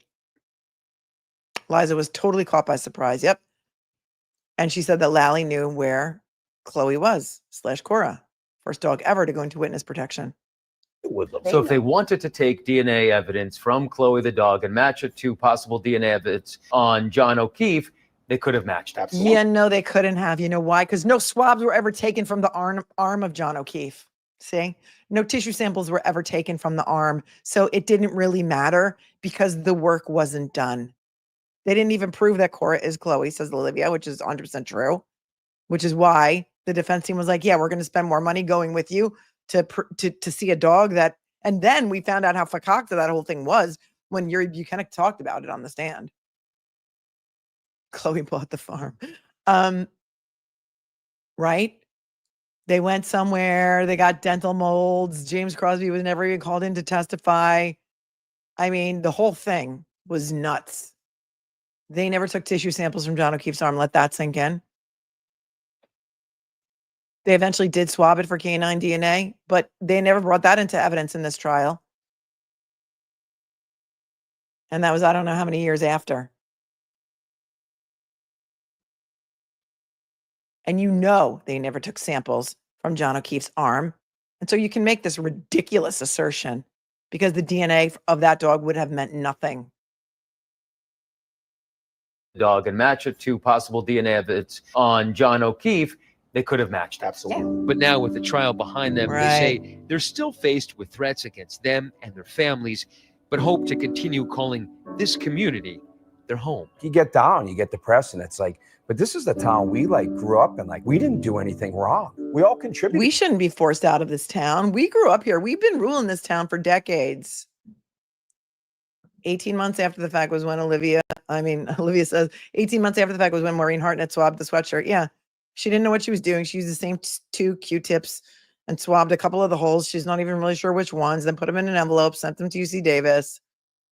There was no dog DNA found, but there was pig DNA found. After those sopping wet clothes were kept in an envelope and God knows where for a couple of weeks before the MSP crime. Listen, we all know the details. We've been there, right? Ridiculous. Has Higgy been unfriended? That's funny, Sadie. To our town. We love our town. Why should we have to go anywhere? Why should we have to leave? We don't want to have to leave. We love it here. Says the guy who's got, cameras outside his pizzeria of D&E Pizza, who's tape recording everything that every person who sits under the bench at D&E says, which is against the law, by the way. There's a 2-party consent law in Massachusetts. You're not allowed to record people's audio and video without consent. And a Bettero letter was sent about that to Helena Rafferty, who then announced her retirement, go figure, and said, why are you not prosecuting Chris Albert for illegal wiretapping? He's got everyone on speed dial, and they got Aiden Carney for intimidating a window. Were those part of the charges that were dismissed? The intimidating the window charges? There's so many of them. I just can't. I don't know who's replacing Helena Rafferty. Does anybody know? It's a great question. That was a woefully lack of self-awareness type interview by these people doing their redemption tour. He's court in 4 weeks for the intimidating of the window, says Tammy Love. They indicted him on the window. That's right.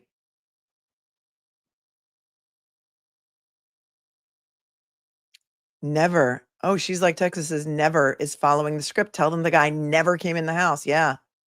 Never came in the house. You're right. Oh my God. Great point. Great point. Let's go back to the questions because there's a lot. Peekaboo Baby Shark says, listening to Kesha, High Road, it's so fitting, so aggressive, passive aggressive, delete the message and pass me a beverage. Hey.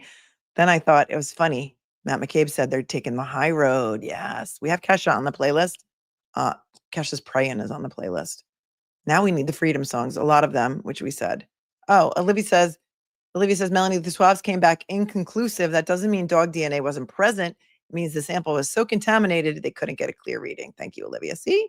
See all the Lord's work that Olivia Niles been doing? And that's why Howie Carr called her after the verdict. Hang on one second. Talk amongst yourselves.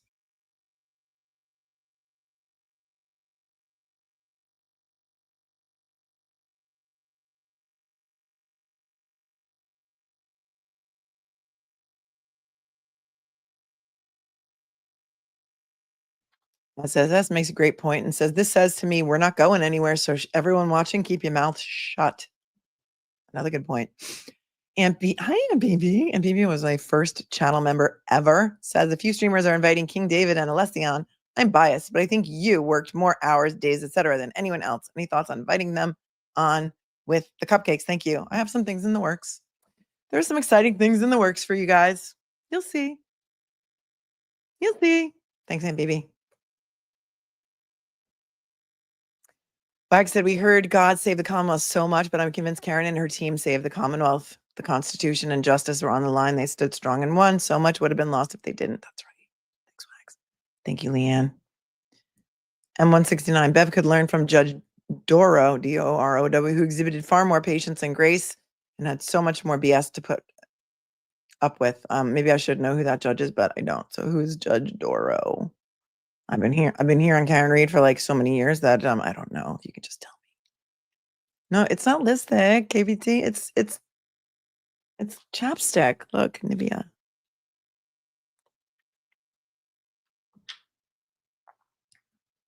Do I need lipstick? The Brooks trial. Oh, Darrell Brooks. Yep. Okay. Yeah. That was before my time, before my YouTube time. I did not follow that one.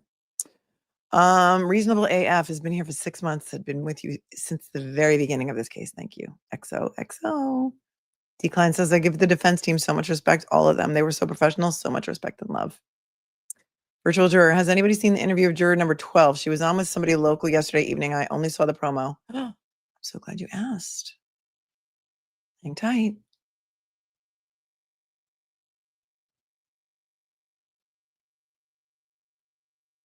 Well, first of all, because Olivia is our queen, one of our queens anyway, Olivia tweeted 21 hours ago, the jury foreman has spoken.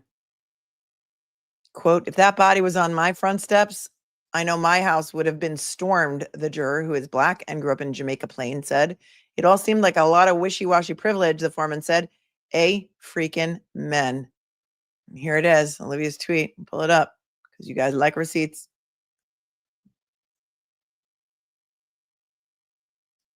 This is the foreman that was in the baby AI video. One of the days of, I think it was a verdict. Was a verdict watch? Nurse Kim and Will the Glarer and Mark Betterow and Auntie Deb and I were on a stream together. And amazingly, Karen Reed trial.ai did a baby video of us during the stream of things that we were saying during that exact stream. Like, that was amazing. What is up with StreamYard and the connection issue? I'm on Ethernet, man.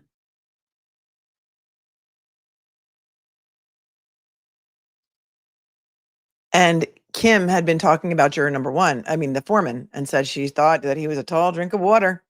And then Kim's description of the juror of the foreman showed up in the baby AI video, and it was awesome. It was the day before the verdict. Thank you. And here it is. Juror number 1, the foreman in the Karen Reed retrial, told the Herald that there was no aha moment in the grueling case that he said wasted the taxpayers' money on paper-thin evidence that failed to bring any comfort to the victim's family. The unforgivable fact that investigators didn't swarm the house at the murder scene on 34 Fairview Road in Canton during a nor'easter was, quote, shoddy work and a blatant red flag, the foreman added. That's why the only guilty finding was drunken driving. Quote, if that body was on my front steps, I know my house would have been stormed, the juror, who is Black and grew up in Jamaica Plain, said. The text from Trooper Proctor, biatch, and expletive also showed a serious bias, yet I had to put my personal opinion aside. Still being quoted, it all seemed like a lot of wishy-washy privilege, the foreman said. We had to look at the evidence, and a lot of it didn't make sense. There was no meat, no aha moment. No one proved there was a collision, even with all that jargon, and all the jurors agreed. That is your foreman. Karen Reed, that is your foreman, who I guess was interviewed by the Herald. And I guess that was yesterday because that was Olivia's tweet from 21 hours ago. But yes, there was another interview. Here it is. This is juror number 12. But wait, where's the link to this?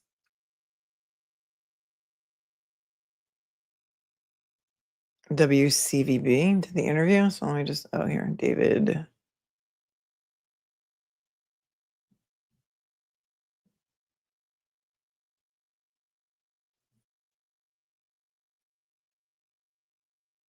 Oh, he's got a picture of her, but he doesn't link the video.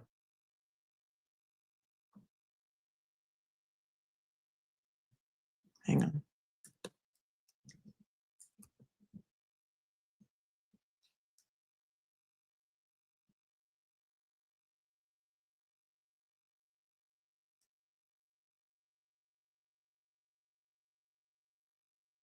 Oops.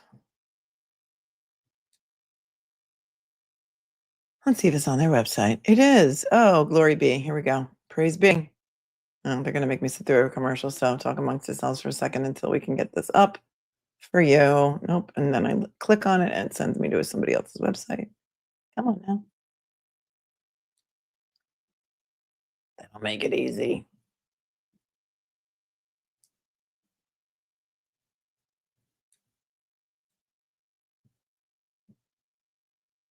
Okay.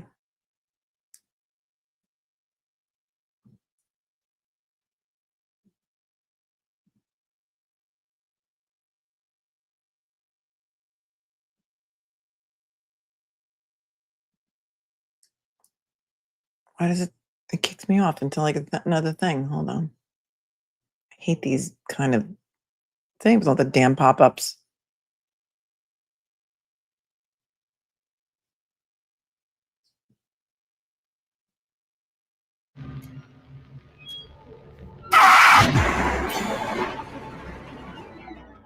Ed, good evening. Just like the first two jurors who've gone public since the verdict was rendered, and this one says that she found way too many holes in the police investigation to convict Karen Reed. But she says going into the deliberations room, she didn't feel that way. Just seemed like it was in the stars that I was going to get picked for this. Personal trainer Janet Jimenez says going into jury selection for Karen Reed's second trial, she knew it was likely she'd be picked because she says she knew almost nothing about the case. It's very interesting. I found it fascinating. Jimenez says she filled a notebook and a half as she listened to witnesses and studied evidence over 8 weeks. She says when it came time for deliberations, she was opening to listening to what the other 11 jurors had to say. I was hoping that my fellow jurors could help me to go through all of this. So I went in with a very open mind, but definitely leaning toward that she was guilty. Jimenez says she did not believe the defense's story about a Google search for hypothermia done hours before John O'Keefe's body was found. She found lead investigator Michael Proctor's text messages about Reed crude, but not necessarily proof of a cover-up. Do you think he planted evidence or tampered with the investigation? I can't determine that. Jimenez says what changed her mind is when she went looking for something in the more than 200 pieces of evidence.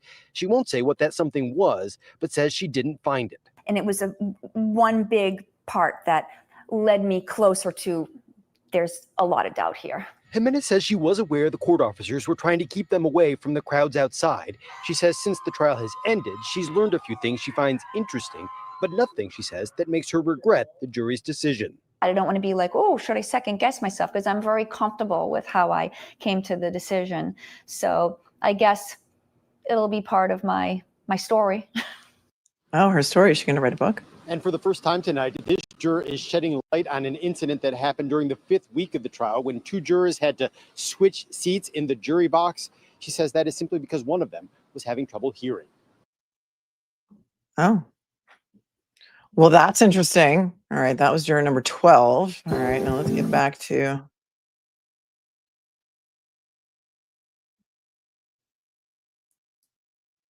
let's look at some of the juror who's been like clapping back, because I think her responses are amazing. Let me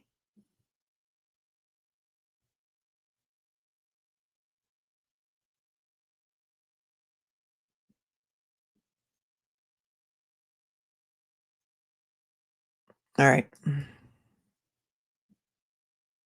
Well, she's being relentlessly attacked, and we deserve our jurors to do better. And isn't it a crime to go after jurors? I don't know. It's not a crime in Massachusetts. Thank you, a virtual juror, for reminding me to go there. She says, hello, yes, I am juror 11 from the Karen Reed trial. Please note, I don't use X regularly. I have 4 children, a part-time job, and a busy life. I am a licensed attorney in Brazil. I'm happy to share my experiences, but will not engage in arguments. 5 hours ago, she's like, happy summer to you all. Like she gives no Fs. She says, dear haters, this was 5 hours ago. Dear haters, I was actually having a bit of fun answering some of you. After 8 intense weeks of jury duty that affected me deeply, both positively and negatively, I found myself laughing at the sheer amount of absurd things being said. So yes, I was responding ironically for fun. She said, I changed my handle as soon as I started posting, specifically to keep my husband and family out of this. But once the trolls began investigating my life and dragging my husband's family into it, bringing up issues that have nothing to do with me, I started to wonder.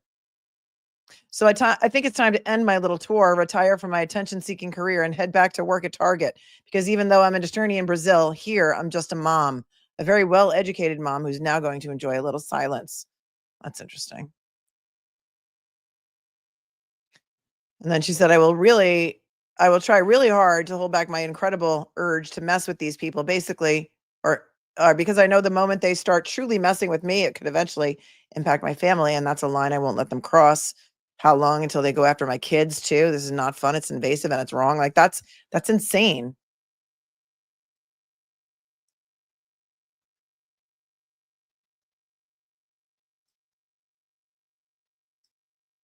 Yeah. And then here's a little clip of Dave Giannetti and David Giannetti and Bob Alessi calling out some of the people that we were just talking about, coincidentally, that got me involved in this case on Ian Runkle's show last night. Let's listen to this. FBI or law enforcement. Hold on. Very disappointing to me in the aftermath of this verdict is the number of legal commentators, some of whom are licensed attorneys, some of whom are former FBI or law enforcement, who have come out and criticized the jury in this case. Yes. I think that is pornographic. I think it's outrageous, and nobody who operates within this system should be criticizing a jury that spent even an hour evaluating evidence and a 2-minute verdict, never mind taking 3 months out of their lives and several days to hash out the evidence and decide whether the state has proven a case beyond a reasonable doubt. I think, ironically, District Attorney Morrissey had it right when he came out with a statement that was just 4 words, which is the jury has spoken. That's all we should be hearing now from the other side. We shouldn't be hearing any attacks on the jury or what they did or didn't do, particularly from lawyers. How can you do that as a lawyer? And how can you ask for anyone to respect you if you are criticizing what a jury has done in the great system that we have? So that made me feel better to get that off my chest. Thank you. Classy, right? Also, Squinting Cat says, Melanie, that sound familiar. Sounds like the same attacks I've seen on you. Maybe you should reach out to that juror. I said, Paula, call me. Paula, I'd love to have you on my show. Come on, girl. Get your power back. Don't let these people take it from you. They did the same thing to me. They've done the same thing to Olivia. They've done the same thing to a lot of other women. And it's usually mostly always the women they go for. Jennifer Coffin-Doffer has tweeted horrible things about me, calling to have my bar license taken away, to have me disbarred. Like, she's insane. She's literally insane. And she continues down that road.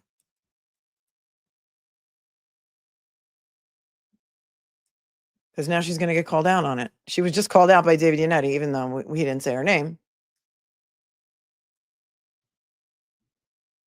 And look who she tweets. I mean, look who she tags in her tweets. This tells you everything you need to know and then some. Ready? This is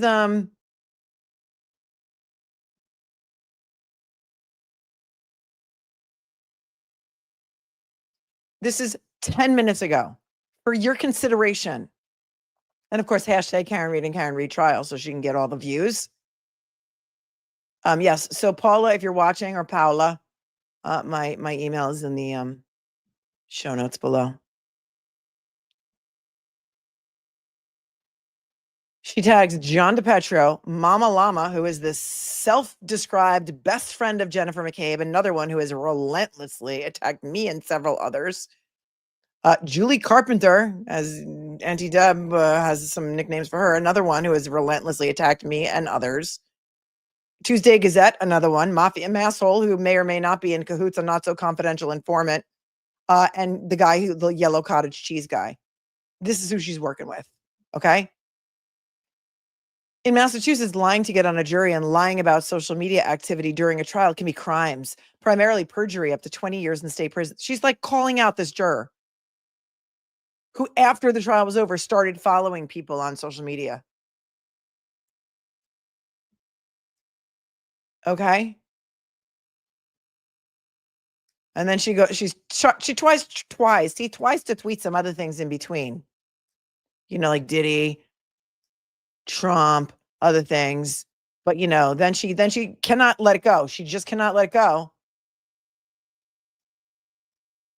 Hold on, because she said some really horrible things about this juror, as did John DePetro.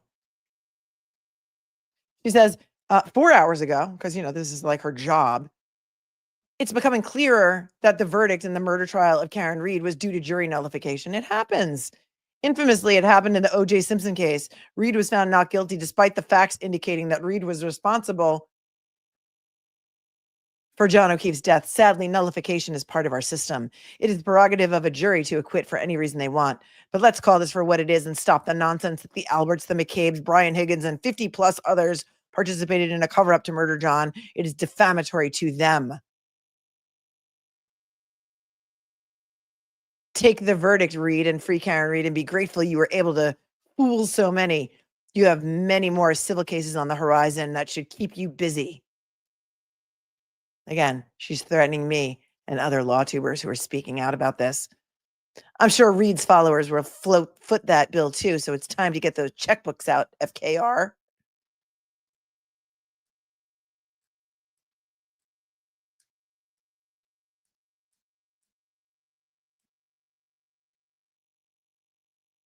All right, let's keep going, because she doesn't quit ever. And what is her MO here? What is her end game, do you think?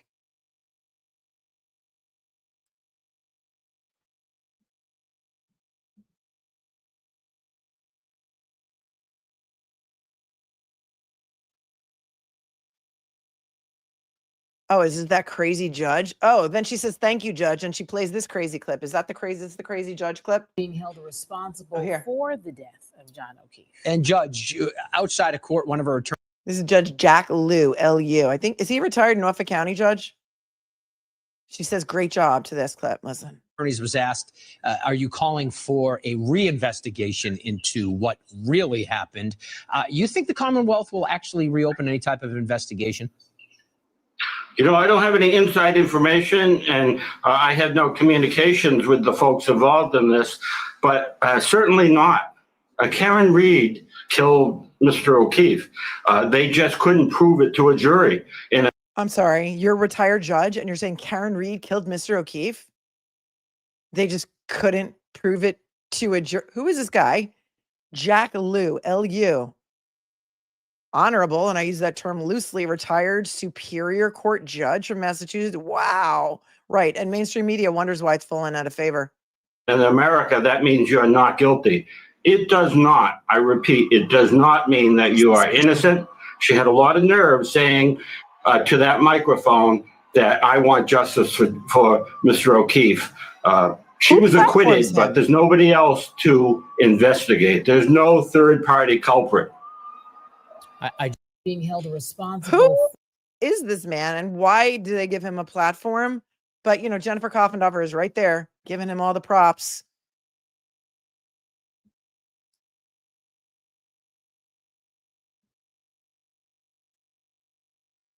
And she goes on and on and on. Here's the statement from the State Police of Massachusetts, because, you know, they had to get in here, MSP, and put out a statement. When did they finally do this? Today.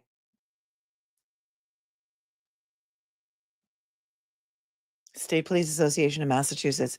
The association continues to send its sincere condolences to the family of Boston police officer John O'Keefe. The jury has spoken, and we remain respectful of the process. However, since the beginning of this trial, there have been numerous attacks and accusations against our troopers and sergeants. Careers have been lost, families have been devastated, and many lives have been changed forever. As our current and former members continue to be the subjects of baseless accusations, it is important to remember that the investigation into the death of John O'Keefe has been investigated with great scrutiny by both members of the State Police Internal Affairs and the FBI. To date, there has yet to be any information that this investigation was compromised in any way. We remain steadfast in our commitment to represent the men and women of the State Police Association and are forever grateful for the work our members do every day to serve the citizens of the Commonwealth. Yeah, right? Exactly. Decorated dudes. Maybe do an ethical job.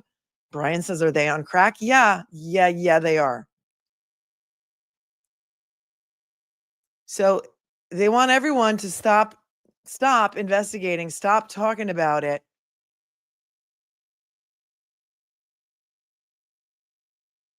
And look the other way.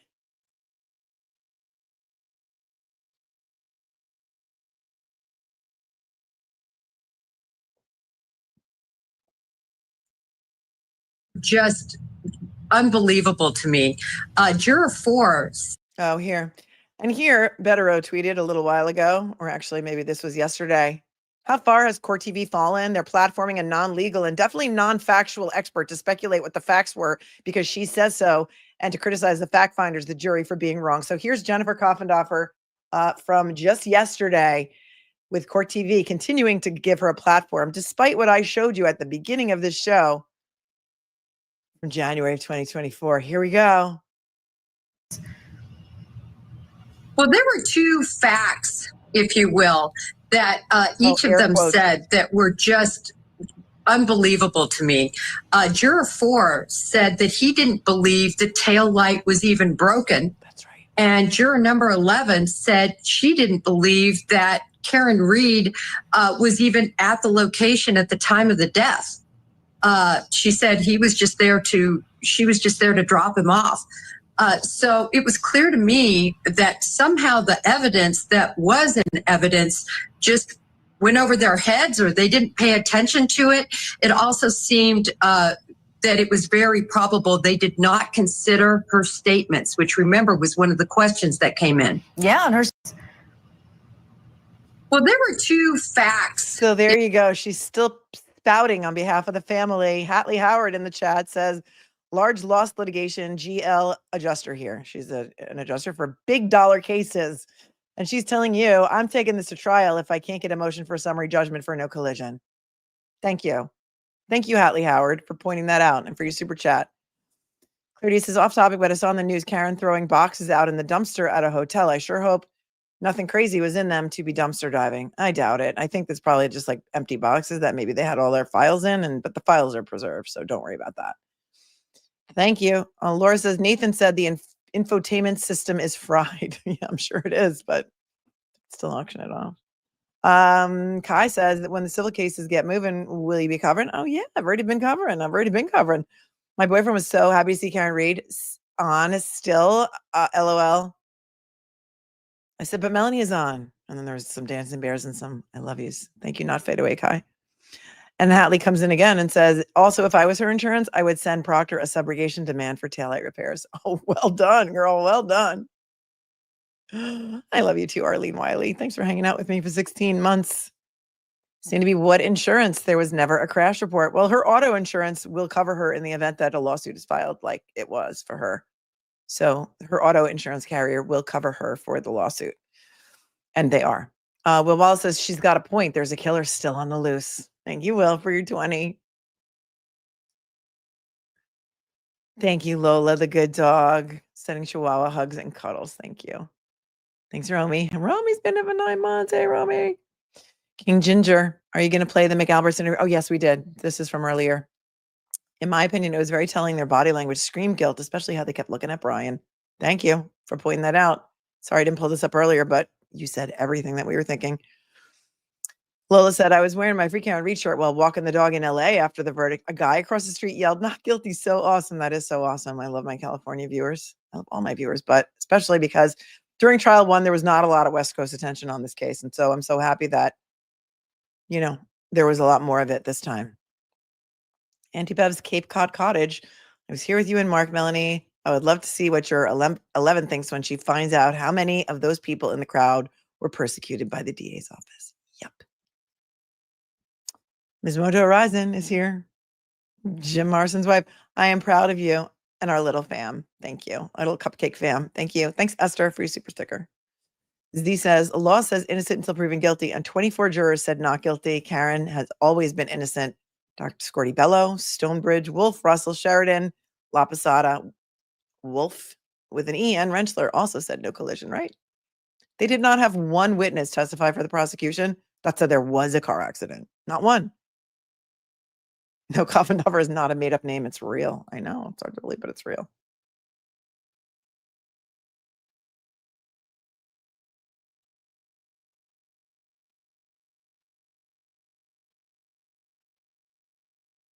I had some nasty tweets up here about the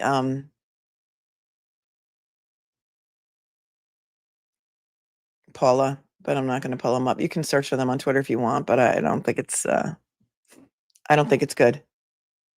And look at Rich Schoenstein coming in here to defend her. And that's interesting because he has not been all free Karen Reed, by the way. He's an attorney. I think he's also a talking head on some news stations. He says this juror is eating the trolls alive. Don't think she is smart enough. Read her post because she's killing it.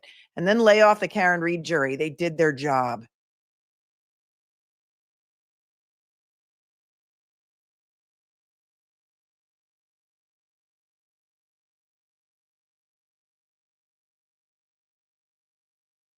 Here's some other nasty tweets. Oh, this is the juror that went on TMZ, and I can't play his interview because TMZ absolutely will strike me. So there's that. And so unless somebody else interviewed him, did anybody else interview him that we know of? Here's somebody who posted, Karen Reed, juror 11 is Paula. She's had at least one alternate X profile named here. She's a free Karen Reed stealth juror. And there they go.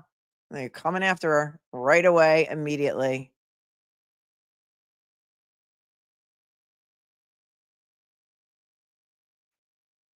Immediately. Like this. Where's that? I had a DePetro tweet for you. Hang on.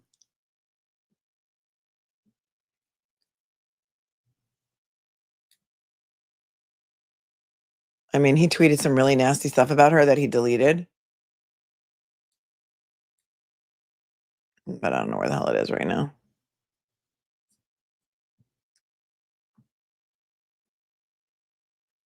Talk amongst yourselves for a second.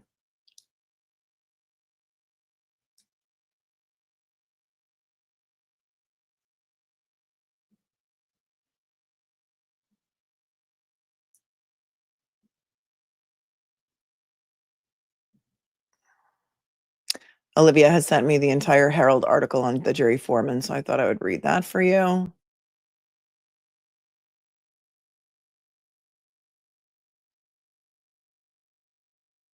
Because the Herald is behind a paywall. Although here he is. Here's John DePetro, the guy who got a media pass every week of the trial when local reporters couldn't even get one. Here it is. On the 20th. Uncomfortable to watch. A Brazilian Karen Reed juror believes Karen left John at the waterfall and not convinced the Lexus was even on Fairview. Commonwealth needed a translator for some on the jury. And then he says, quote, I think her car touched him. How you say, a little bit? This guy's a disgrace.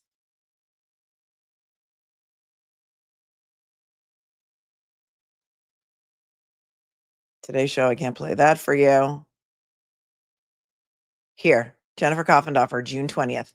This is, and there's random capitalization in here. I don't know why. I can't explain it, but it's wild. This is exactly capital E, why the prosecution should have called everyone capital E in that house. I preached that from the get-go. The jury had too many holes to contend with. It may not have mattered since the jury was seemingly tainted. After all, one of the jurors followed all of the who's who of the Karen Reed is innocent circus participants on social media. But the jury needed to understand every fact known. P.S. Did you see Reed say she couldn't say who killed John O'Keefe because she's worried about libel? And then she posts Matt Gutman's interview. So gross. It's just so gross. All of it is so gross. Let's take a look at what the juror had to say in the Boston Herald.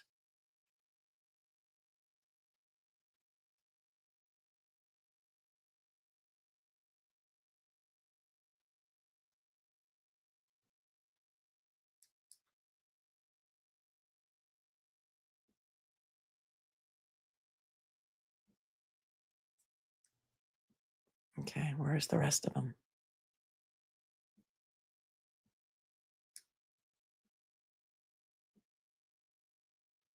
One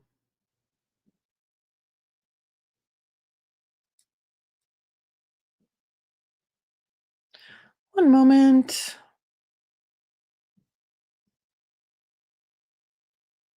Well, it's not coming up that way, so I'm going to have to read it to you. Hang on.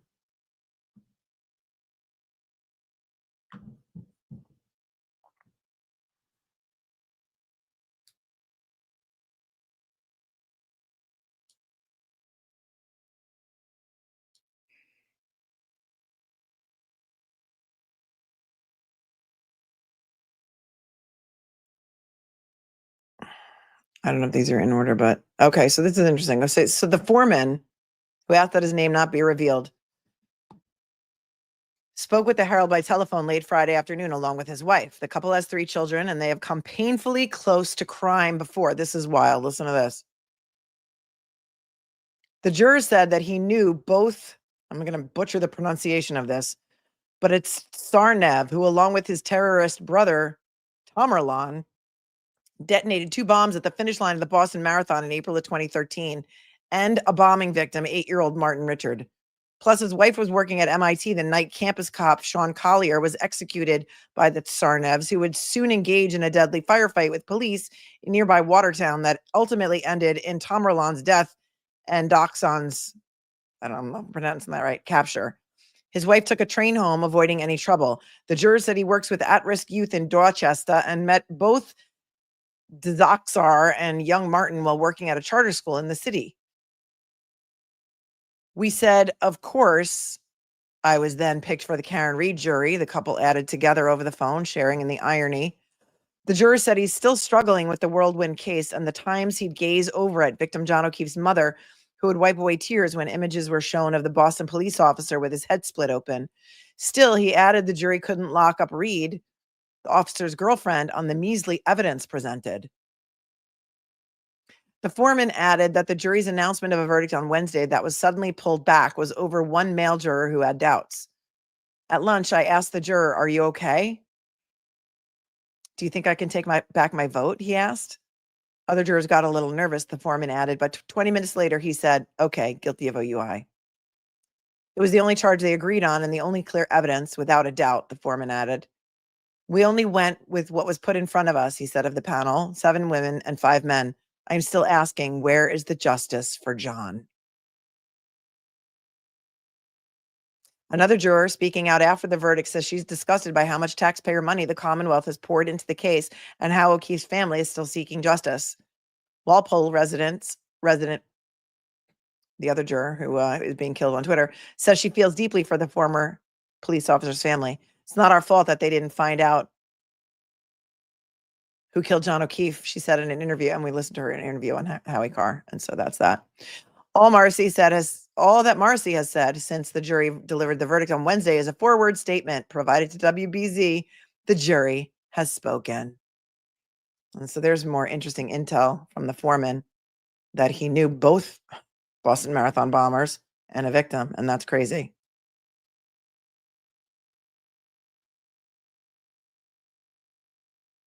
Wow. Mark Betterow posted earlier.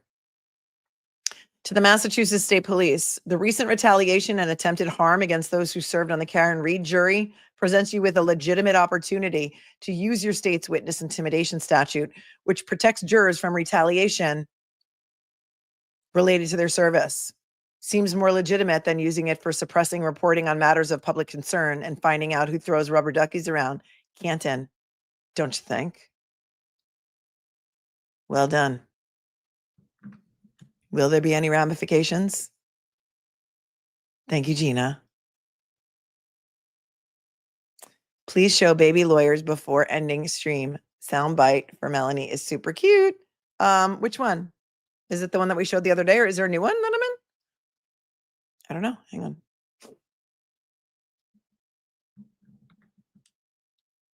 Come on. Flip. Spot on, Betterow. That's right. Here for humanity, I grabbed the sweetest screenshot of you, Betterow and Kelly, off your live right after the verdict. Where can I send it to you guys? My email's in the show notes. Thank you, Here for Humanity. It's fanbase@mlittlelaw.com. Fanbase@mlittlelaw.com. Thank you. Oh, there's a Dever one. Aussie Steve, Hank, Tank, the Future. Thank you so much for your super generous super chat and for watching from down under. Melanie, I watched both trials with you, my friend. Despite being up many, many nights here a long way from the courthouse, I, along with many Aussies, rode every disgracefully biased action of corruption. Beverly Canoni, my heart was filled with love when we freed Karen. Thank you. Thank you, Steve.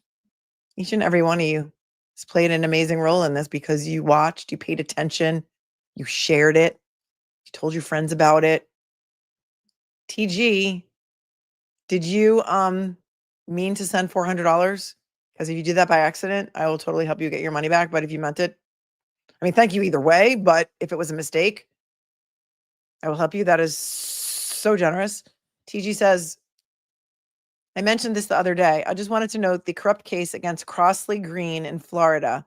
There's a CBS 48 hours episode on his case dated April of 2025 titled Crossley Green's Hard Time. I believe you'll be outraged and saddened, as are many others. A 65-year-old grandfather wrongfully convicted in jail for 30 years. I think I did look into that the other day. I haven't been able to report on it yet, but he was released, yeah? And that is horrible. I'm going to write it down again. That is super, super generous. Thank you so much. That is out of Florida. He's back in jail now? TG says he's back in jail. Okay, all right. We got somebody else we need to free? Wait, is he back in jail for that exact thing or for something different? Oh, man, it's intentional. Thank you so much, TG. That's insane. He's back in jail. All right, let's do it. We got this week. We got stuff to do. You guys, we got stuff to do. Everybody, please look into that. Crossley, Crossley Green, Gren in Florida, did 30 years. And he was not guilty, and now he's back in jail. It's horrifying. It is horrifying. We got somebody else to free. Same thing. All right, you guys, we have a mission here. We have a mission. Somebody else needs our help. Somebody else needs our help. We're here for it. Hope I can get a hold of all the court. Florida's pretty good, actually, about getting the court documents. Olivia's here. She's going to help me. We're going to double team this one. All right, Olivia, let's do it. Somebody else needs our help. This is that's what we said we want it to be, right? The Innocence Project of YouTube, helping people get freed who are framed. All right, Olivia is on it too, TG. Thank you so much. Everybody's here for it. We're here for it. Juror number 11 is going to be live on Turtle Boy tomorrow night at 9. Thank you, Mark, for pointing that out for us. Ellen says, Brian said the same exact thing Proctor said about 30 people keeping a secret. Yeah, they all have talking points, right? You notice that? There's a script. Yeah, people say Proctor's appealing his firing. I mean, what's the over-under on whether he's going to actually get his job back? Esther says, I'm here in Florida. TG, let's get it done. Let's do it.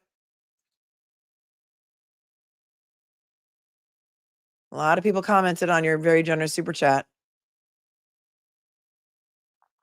And they're into it.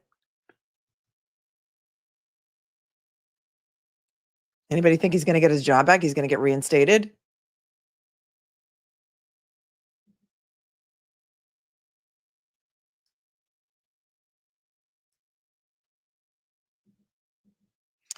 Nora, it still feels surreal. I can't stop getting emotional and massive goosebumps watching and hearing the crowd when the verdict was read. I cried for hours. I hope that we will see real justice for John O'Keefe. Me too. The Goodmans bought popcorn and they love Kelly so much and your family, Kelly. Thank you, Goodmans. Cat Randall gifted a membership. Thank you. Sorry, I'm a little behind on these. It's Alleged says, thank you for staying right here with us through it all. We're not done yet. We are not done yet. We might have to be shouting out into the universe about Crossley Green. Olivia is wicked smart. She really is. Will Wallace, whatever we did, you let us, Melanie. The reason why I watched the trial was because of your coverage. So thank you. Oh, thank you. You've been a very kind and generous supporter of the channel since you decided to pop in here, Will Wallace. So I thank you. Dennis the Menace is here from Canada. KRIF, Karen Reed is free. Kristen Pino, at what point should we not worry about anything happening with the jury? So many people are going after the jurors, trying to dig up junk from their lives. They should be prosecuted, don't you think? I mean, why? Why is it that Aiden Carney is like the only person being prosecuted under the witness intimidation statute in Massachusetts? Why? Madeline, thank you so much for your thoughtful thank you. We freed Karen Reed, says Madeline. Kelly, the jurors are amazing, restoring faith and justice, she says. It's horrible what they're doing to them out there. Atheist Aunt says, the two Bryans at the bar looked like two walruses trying to win the beach. Well done. Pokey, gender bender, but an innocent man. Billy Joel, I heard it today and almost cried. The accused is an innocent man, and I am an innocent man. Yeah, that's a great song, and I do love all things Billy Joel, so I will allow it. Thank you. That roar, I'll never forget, says Sham. Wow, like a tiger roar at the Masters. Yes. Yes. That's what it reminded me of. Cat Randall, R.I.P. Stash. Thank you. Thank you, Cat. And you have a cat in your profile pic, so I know you know. Muse, when you said that a lot of our donations went to feed the team, it truly warmed my heart. I was able to help spread the happiness that a good meal brings to the very people I've been praying for months. Thank you, Melanie. Thank you. Thank all of you. You did it.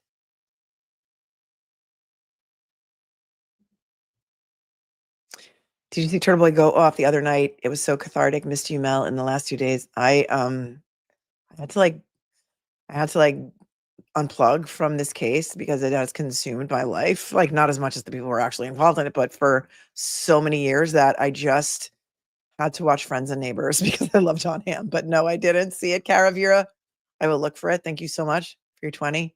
And Muse said, I love you with all of my heart too. Thank you. Janet Jimenez, your number 12 has now spoken. Thank you. We played that. Kay Plumbing, can you find out why AJ is coming back? That's the question. Love you. I don't know. Even if I did, I wouldn't probably be allowed to say. Ed Wallace said last night, if the new owner invited him into their home, he would do a full workup of the garage. Yes, that's amazing. We talked about it. Thank you, TD. So I don't know who can make that happen, but we'll see. Melly Girl says the McCabe's and Alberts think they are the victims. Sad. Yeah, they do. M4A now says, watching these streams the last few days and all the thank yous going out to everyone, I have to nominate Alanis Morissette's Thank You to the playlist. You know who else did a song? You know who? Thank You was also by Natalie Merchant. Or is that kind of generous? Or does Natalie Merchant also do a song called Thank You? Hold on, because now I'm curious. There's an Alanis Morissette song. There's also a Led Zeppelin song, we know. Dido. Alanis Morissette. All right, I'm doing it. Kind and Generous is also a song that I'm going to add. So thank you for that. Chris Cornell does a version. Let's see.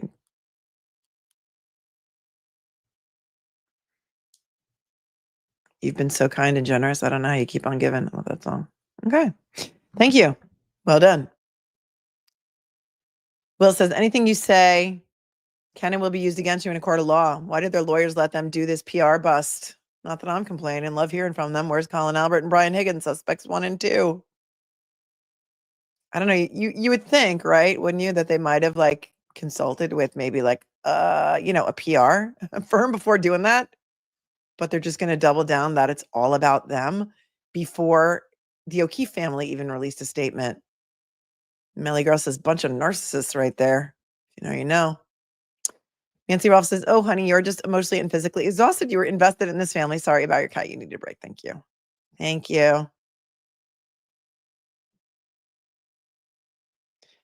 ShamWow says, they pinned it on the wrong girl. Oh, that's for sure, isn't it? Yesterday was the final letdown. Brian Albert, hold my beer. Turtle Boy's future jury. Thank you. There was no collision. You, Melanie, and Karen Reed are today's badass Erin Brockovich. Let's go. All right, I'll allow it. Thank you, ShamWow. Greg says, Canton lives. I'm a Boston cop, not a Canton cop. That quote lives rent-free in my head. Sir, does your obligation to protect the public have an out-of-bounds line? Well done, Greg. Maria says, why assume he is gone? Thank you, Sal80, for becoming a member. John was already gone. Right. Why assume that he's gone? Mr. Lai RN says. ShamWow says 12 jurors and she didn't, and millions around the world says she didn't. What's left? You.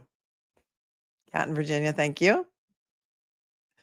Clarity said, did this reporter not even watch the trial? I guess that was Matt Gutman, right?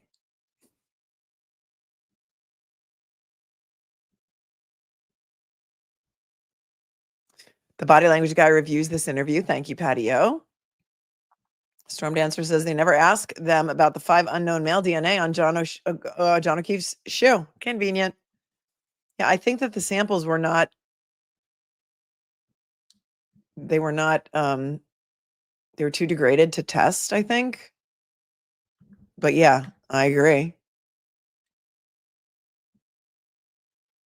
Please add the playlist to the playlist. She's a Warrior from Alita. Thank you, Lola. I'll do that.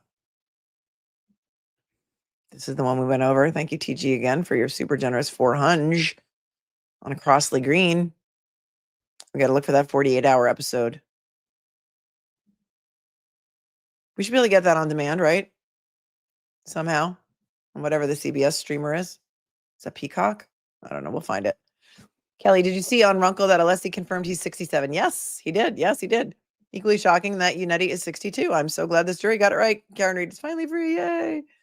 Carrie says, did you see John's friend that lost it on court TV? No. No. Oh, it's on YouTube. The 48 hours is on YouTube?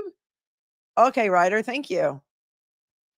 Then maybe we'll watch it on the day that we start covering Crossley Green's case, which maybe this week, maybe as soon as this week, when we start going back to our daytime streams.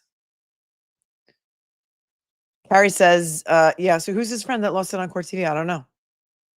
Yeah, Jason. So look for that TMZ interview. I can't play it because they've stricken me before for just showing like a little tiny clip from TMZ. So they're known to do that. Question, are anti-Karen Reed people actually that stupid? I mean, really? I just can't. Oh, believe it. Believe it. Believe it. It's true. MD says, Jack Liu, that retired judge, apparently taught at the University of Houston. Here's a review from some students. Do not take this class. He's absolutely terrible at explaining and teaching. And this is from 20 plus students. Wow. John's friend lost it on Vinny. Oh. 48 Hours has a YouTube channel, says Ryder. All right.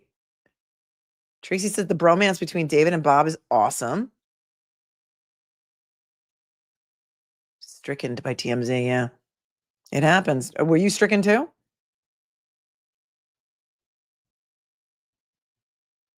Well, I can't say that I'm surprised, MD. The other Jules says, former Judge Lou is an adjunct professor at BU School of Law. Scary if you ask me. What? John Jackson went off on Vinny? I mean, do we need to find it? Truth Seeker's like, yeah, daytime streams. Let's go back to our schedule. It's good to have a schedule, right? It's good to have a schedule. Yinzer said the fact that Fox had a report on Karen Reed today is so dumb. Leave her alone. Yeah, they did. They went after her, like putting garbage in the dumpster. I saw that. Never followed Reed folks who use the red silent emojis in their posts. Alexandra says, sending love from Singapore. Singapore's watching. Thank you, Alexandra.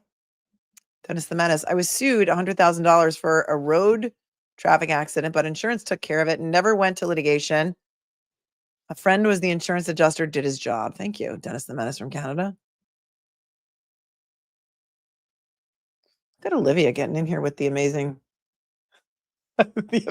information, sending me videos.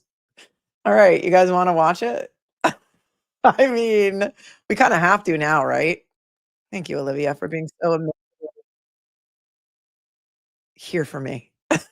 Hold on, let's take a breath for a second before we get into this, because this is just going to be wild. I'm sure. I didn't see it, but I'm here for it.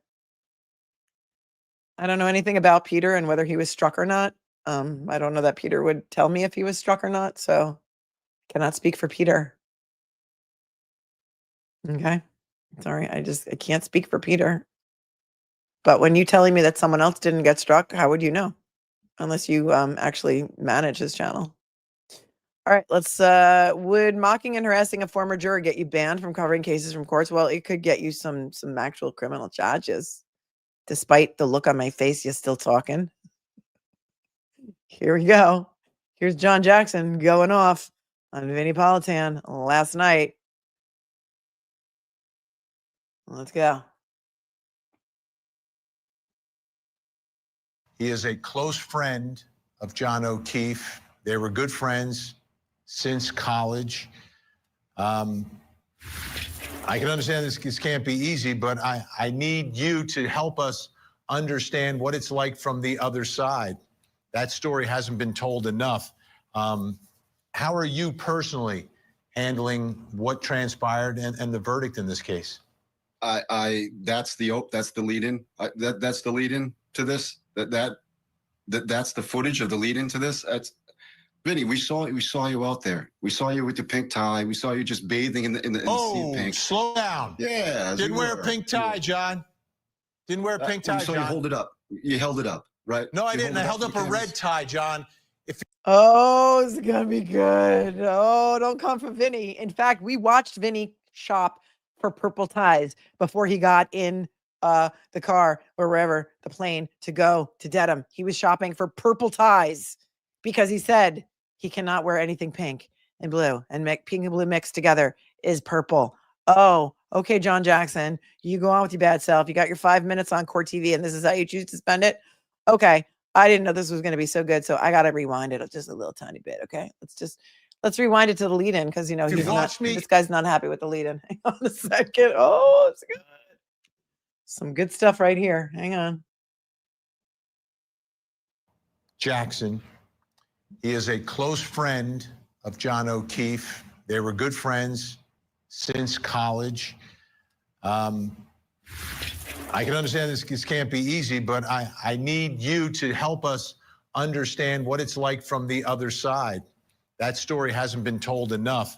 How are you personally handling what transpired and the verdict in this case? That's the lead-in.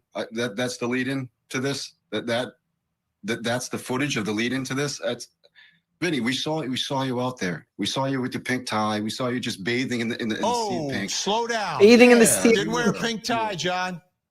Didn't wear a pink tie, so John. You hold it up. You held it up, right? No, I didn't. I held up a red tie, John.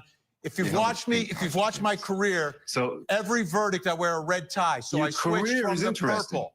From the purple. The career is interesting. Okay, this is the way it's going to go. Let's go. The career is fantastic. The career is fantastic. Look, up until this case, we all watched you. We all did.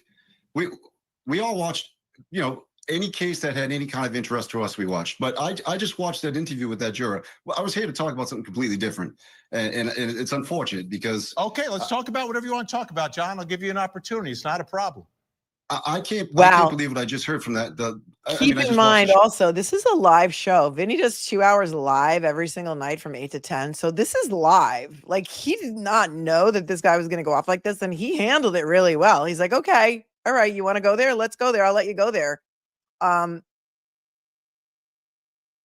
Hey, it's me, says, oh my God, I ate dinner, took a nap, and I was expecting replay, which I will do. I'm ready to consider me, your whole stream. Thank you for your very generous 50. Hey, it's me. Hey, it's me. Wow, this guy's going off. And it's unfortunate because. Okay, let's talk about whatever you want to talk about, John. I'll give you an opportunity. It's not a problem. I can't believe what I just heard from that. I mean, I just watched the show, so I can't believe what I just heard that juror say. So many things. I mean, I just went over it. I couldn't believe what I was listening to. Believes the dog bite theory, but they didn't really present it at trial. Those are her words. They didn't. Barros. She talked about Officer Barros. They didn't present the dog bite theory at trial. The prosecution did not say that it wasn't. They had nobody to say that it wasn't dog bites. And the defense said it was dog bites and had a couple of experts testify to that. So that's accurate.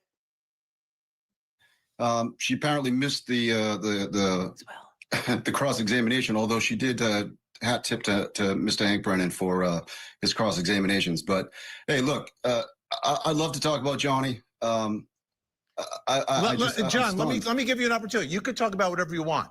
As a guest on this show, you can talk about whatever you want right now. You've got the microphone. We've got the camera. You have a question for me. For you want to talk about the juror, the way she saw the case, that's fine. You've answered my question that I have already. I sense that you are absolutely livid. You're unhappy. There's a sense of anger. So my question's answered. Yeah. I'll give you an opportunity to talk about whatever you want to talk about. So let me just run through it. Okay, it's been a couple of days. So the first couple of days, obviously we were all together when the verdict came out, and it was rough, man. It was you sat through the whole case and you watched everything come and go, all the evidence come and go, and look, to us, the prosecution put on a good case, and to us, that data from her car and from Johnny's cell phone told the whole story. Right. So we're not hearing too much about that right now from these jurors.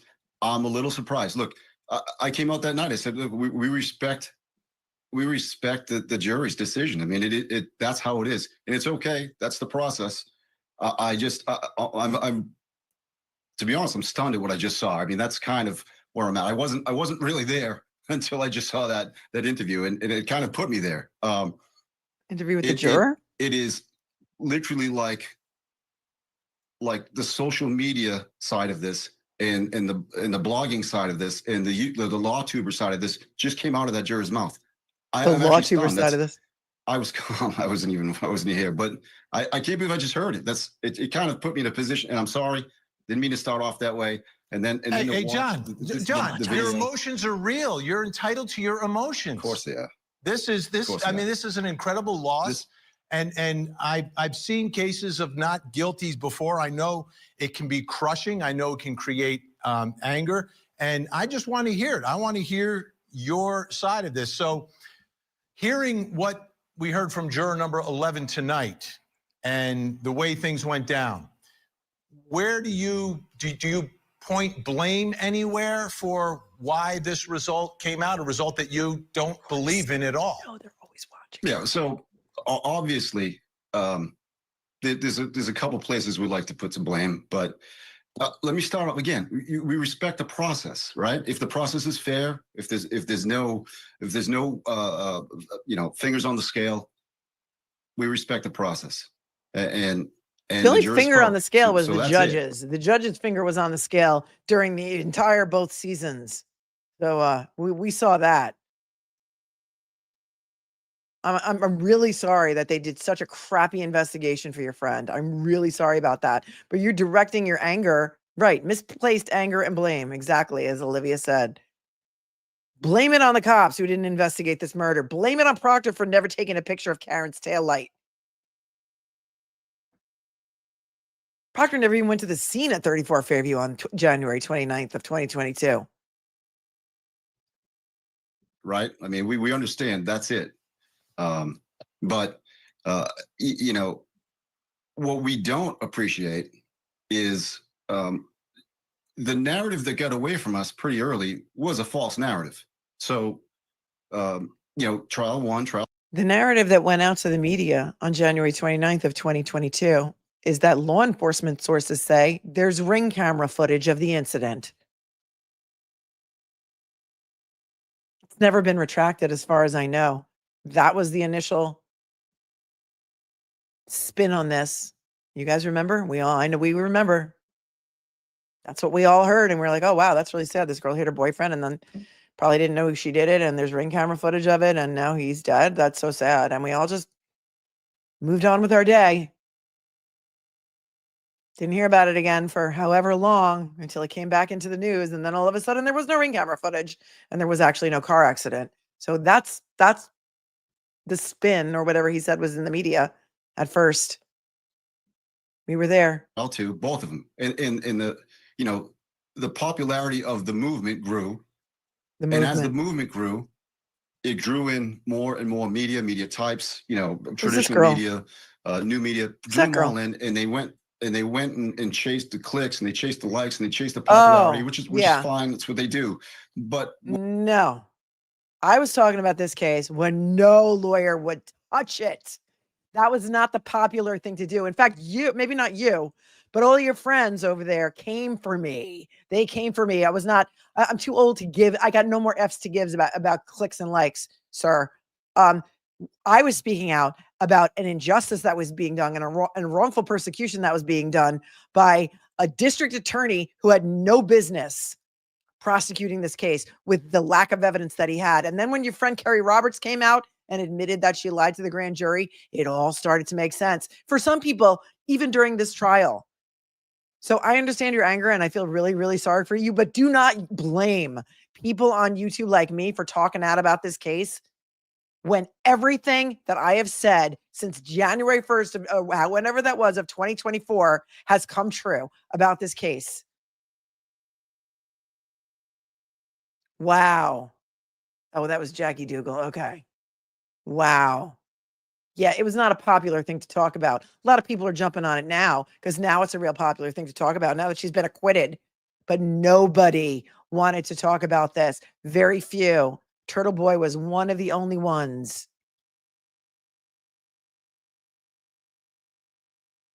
So many lawyers that started talking about this said Karen Read is guilty, Karen Read is guilty, Karen Read is guilty.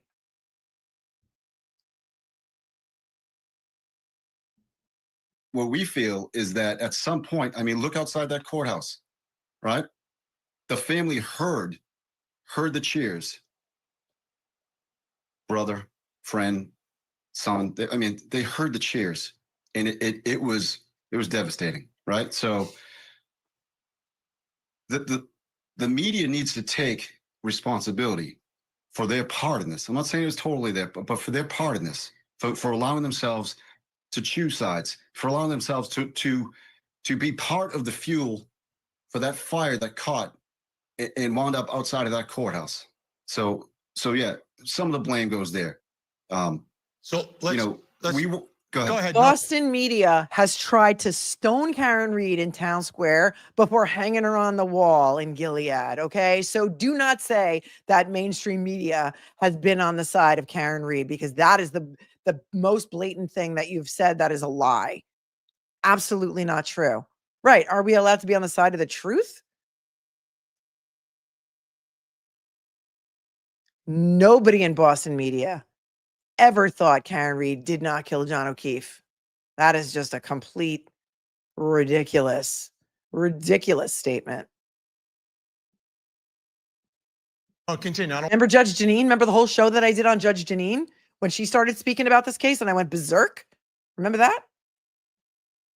She didn't talk about this case ever again, I don't think. I don't think it had anything to do with me, but she knew nothing about it. I want to cut you off. I thought you were done. Continue. Look, so the problem is for us too. We've lived this for 3.5 years, and we've every every piece of evidence that came in, both sides. You know, we can be objective about it and say when things went poorly for us and when things went well for us, and it just, even when things went well for us, I mean, again, Juror 11 here. There was, look, Ms. Hank Brennan, Adam Lally, Attorney McLaughlin, they put on a good case, and it's unfortunate because I'm looking now. This doesn't look like it ever had a chance. It doesn't. A couple of other jurors have spoken to, and I wasn't going to go there with this, but that I can't even. Literally raw emotions are coming out here, so that's not where I wanted to go tonight. I wanted to be calm and talk about Johnny and the pain that this family is definitely experiencing. So, yeah, and we've heard from other jurors that are speaking. Do you at all look at the investigation itself, the way things were handled that night? Sure. I know there was a nor'easter coming in.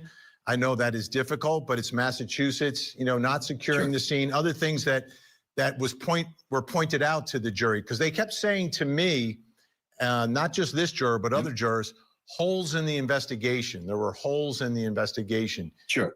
I can address that. Sure. So again, me personally, I'm not speaking for anybody else here, but I will say that, you know, the investigation found the right person. You know, there was no investigation. Is that there was no investigation. They never looked at anybody else ever. Within 16 hours, Proctor was pinning it on the girl. They never looked at anybody else. They never looked at any other possibility of his death other than a car accident, when it looked like he went 10 rounds with Mike Tyson, according to Paul O'Keefe, who saw his body in the hospital. No injuries below the waist. Maybe, especially with a police officer involved, maybe a little more follow through, dotting the I's, crossing the T's. And I'm being, you know, I'm softening it a little bit. But am I happy with the investigation? No. But did they come up with the right person? Yes. Right. So the evidence in this case points to one person. Car accident. Well, one person only. There's no car accident. And you know, we've followed the social media, we've followed the online stuff and all the other media, and it, you know, the reality is science, physics. The wrong narrative still exists. The wrong narrative is still out there. You know, they're talking about third-party culprits, and it's all something happened to John O'Keefe. It didn't involve a car accident. Did this. We know it. We've known it since the beginning. And you want to talk about the investigation? I understand. Look, beyond a reasonable doubt is the standard. We get it. And we can have an honest conversation about whether or not, beyond a reasonable doubt, you know, the threshold was met here. I believe it was. But if you want to talk about specifically maybe the collision, whether or not a collision happened, I mean, you can have that argument. I think a totality of the evidence shows, yeah, it happened. But if you want to have like an honest conversation about whether that happened and whether they proved it or not, I think they did. If a juror came out and said, look, I just don't believe in a collision, fine. But when they come out and they say things like, it wasn't 100%, you know, instead of, if it was 99, then you can't convict. I mean, not understanding reasonable doubt, totality of the evidence, not understanding that their job. I mean, they say they understood their job, but they didn't get it. But if you got the conviction, then you'd be fine. So yeah, again, investigation found the right person. I would have liked a little more follow through, but maybe things will change because of this case, right? You would hope that maybe the Canton PD will get trained. Maybe the Canton PD will have some training. And maybe all of the horrifying corruption that may or may not exist within the Massachusetts State Police and the District Attorney's Office, maybe that will all be uncovered, and maybe things will change. Maybe they will. Wouldn't that be great? Everyone hopes for that. Every Massachusetts resident hopes and prays for that every night. They would have to sort of foresee that maybe a wealthy defendant would be able to purchase the circus, you know? So now you piss me off. A wealthy defendant would be able to purchase the circus. Oh, really? Is that what you think happened here? Because I'm still waiting for my check. Olivia, have you gotten your check? Have you cashed your checks yet? She has nothing left. Her life is destroyed. She lost her job. She had to sell her house. She had to cash in her 401ks. They took her car. She had to pay $100,000 in cash bail. She's not a wealthy defendant. The fact of the matter is, because she had all of those things, she was able to afford a defense, and she hasn't been sitting in jail for 3.5 years. And her lawyers are working for free, and she's $5 million in debt to them. But yeah, no, this is not a case of a wealthy defendant buying their way into an acquittal. No. Right, Olivia. Yeah, she sold her house, but I'm sure she's paying me, right? They all think we were bought and paid for. The circus. These are people who don't even know Karen Reed, who are coming out to support her because they believe in justice. And lost her boyfriend. Yeah, we forgot about that. She hasn't even had a chance to grieve.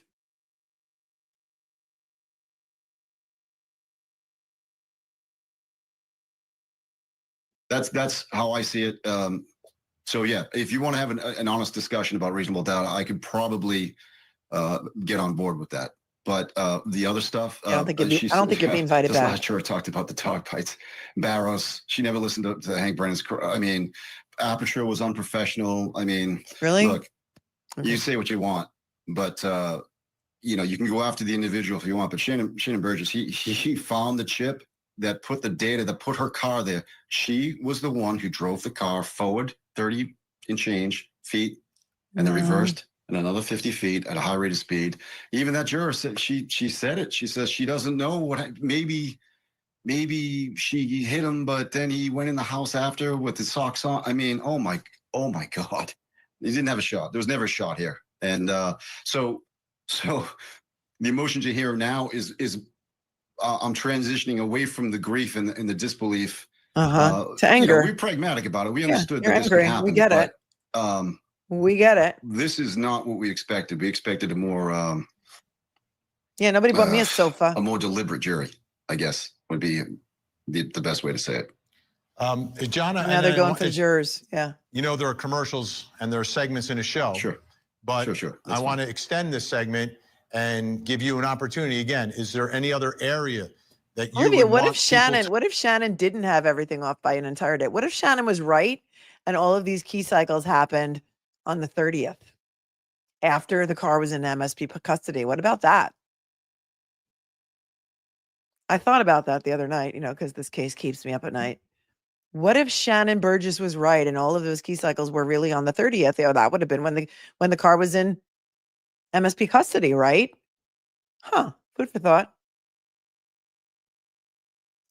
to know about tonight? Because I think your voice is an important voice in all of this. Sure. If you want me to stick around, or you want me to just do this now? No, we're pushing the commercial. We're pushing it, so we're giving you a little extra time here. I'm sorry for the confusion. Your thing, you know. So yeah, I can't. I'm sorry, guys. I can't listen to this anymore. I just can't. I can't. I don't think he'll be invited back to Vinny's either. I just don't think so. Okay. No. Thank you, Olivia. Love of the Traveling Mary. I also have DePetro did an interview with juror number 17, and then he deleted it from his thing, but I have screenshots for that. So we'll take a look at that in a second. After we thank some people on Venmo. Thank you, Betsy, who says, thank God you came back. LOL. Andrea, thank you for the coffee money. Terry, thank you for your generous Venmo. Thank you, Melly, for being a voice we can respect always. Thank you, Squinting Cat. I appreciate you. Streaming and celebrating free Karen Reed movement, says Christina. Thank you. Kathleen, forever grateful. Thank you. Alicia says, can we now order the sidebars? I'll pay for it if you order. Can we do this? I don't think so. I'm sorry, Alicia. Thank you for your Venmo, but I think they've told me that they are going to be sealed like forever. I mean, until like, you know, however long it took for them to like release the JFK files. I don't know. Catherine says Maura Healy has dated several women in the Massachusetts State Police Department, I believe. Oh, well, that's an interesting tidbit. Margaret, thank you for a very generous Venmo. Says you did it, all of you, and a young, diverse jury. People are really waking up. I feel a real spiritual element to this too. We are all connected to do good and care for each other. So thanks. Thank you. Thank you, Margaret. That is super generous of you, and you're amazing. Ali says, Karen is free. I was having withdrawals from watching you, but I'm glad there's lots of videos and other tweets to decipher and discuss. Hashtag freed, F-R-E-A-D. Thank you, Ali.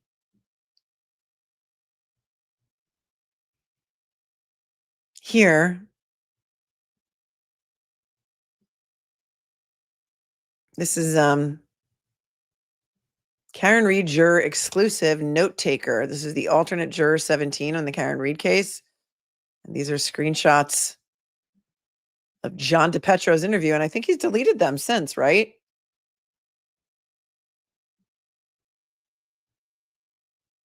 Oops.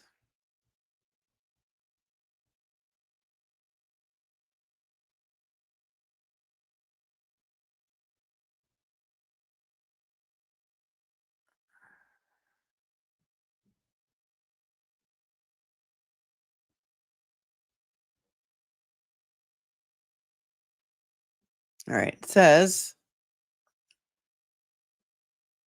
I don't know, for some reason, these things, I can't put them on the screen because they keep like changing sizes. So just bear with me for a second. I'm just going to read it to you. So John DePetro allegedly got an interview with this juror number 17, and this is what it says. Oops. Come on. Come on, man. Come back. Come back to me.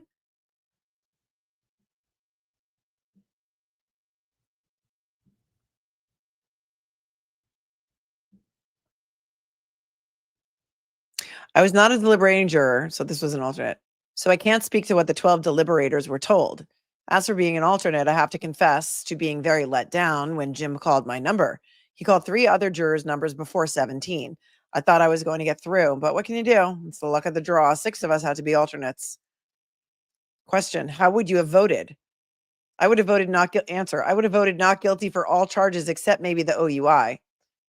I think she was drunk in the morning. They tested her in the AM, but that doesn't prove she was drunk when she left the bar because she easily could have gone home and drank. Question, how was Hank Brennan?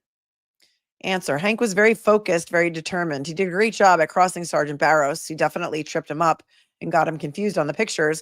But at times, Hank came across as just rude, saying, over here, to witnesses was way over the line.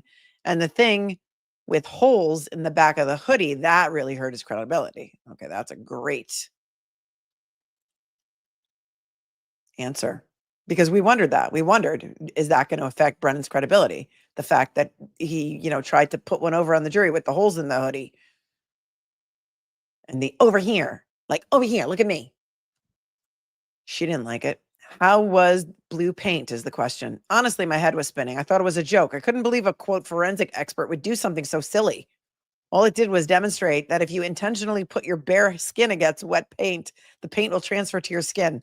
I don't know how anyone could think that was a smart thing for the prosecution to show. Question, what's wrong with the case? What was wrong with the case? Answer, there were some glaring holes for the prosecution, to just name a few. Well, what's interesting about this, did anybody else interview this witness? I mean, this juror, this alternate, other than John DePetro? Because what that guy, John Jackson, or whatever his name is, James, whoever that guy was, that is like the friend of John that was just on with Vinny, kept talking about the holes in the case. Did he get this information from John DePetro, or was it on Vinny's show? I don't know.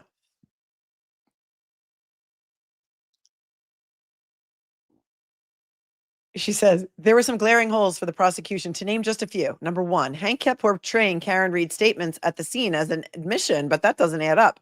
If Karen Reed, quote, admitted to killing a cop, why didn't any of the cops on the scene arrest her or even detain and question her or put it in the reports?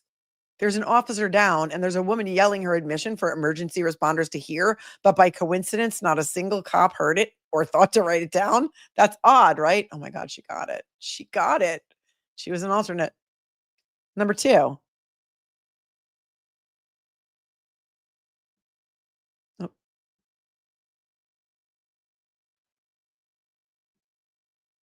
Number two. Oops. No consistent explanation for injuries. No medical doctors would say that a car was involved. If he was on the lawn from 12:30 to 6 a.m., where was the frostbite? She got every single bit of it.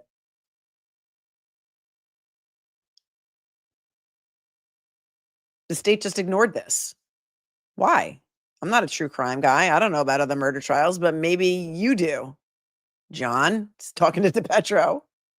Oh, it's a he.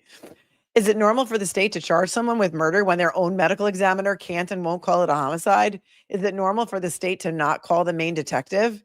Now consider, is it normal for both of those things to happen in a murder trial? Common sense would suggest no way. That's massive doubt. Question, what did the defense do well? Are you wondering why John DePetro deleted this from his Twitter? He dirty deleted this. Defense did a good job. Answer, defense did a good job of establishing reasonable doubt, especially with Trooper Buchanan. He was so defensive. I kept asking myself, why are the police so defensive and evasive here and not just Buchanan? Question, who were good witnesses? Answer, the scientists from ARCA were convincing, and when they were cross-examined, they didn't get defensive or snippy. Contrast with so many of the witnesses for the prosecution. Brian Loughran was maybe the most convincing, at least for me. I was born in Norwood when JFK was president, and I've lived in Massachusetts my whole life. I've shoveled more driveways than I care to remember. Ha ha. If there was a body laying on an inch or two of snow just off the road, there's no way the plow driver would miss it, right? Unless the plow guy was drunk or had skipped his route. Who were the bad witnesses? Answer, Jen McCabe. Too many things didn't make sense, especially she forgot who she called when those other agents asked her. That says Carrie Roberts. She kind of admitted to lying at the grand jury. She said she didn't do it on purpose, but still it made me wonder, why is the state calling someone who lied at the grand jury? This juror, number 17, then goes on to say, the Boston cop, Dever, she didn't want to answer anything. Ha ha. It's kind of funny in hindsight, but at the same time, it made me think, why is a policewoman so reluctant to say whether or not there were cameras at her police station? Well, well, well, you can never tell. Sunny side of the street is dark. Shakedown Street. The juror saw straight through the BS. That's a fantastic interview. It's too bad that John DePetro, that reporter from Rhode Island, allegedly dirty deleted it because I guess maybe somebody told him to. What do you think? What say you? Wow. Wow. What say you? That's crazy, right?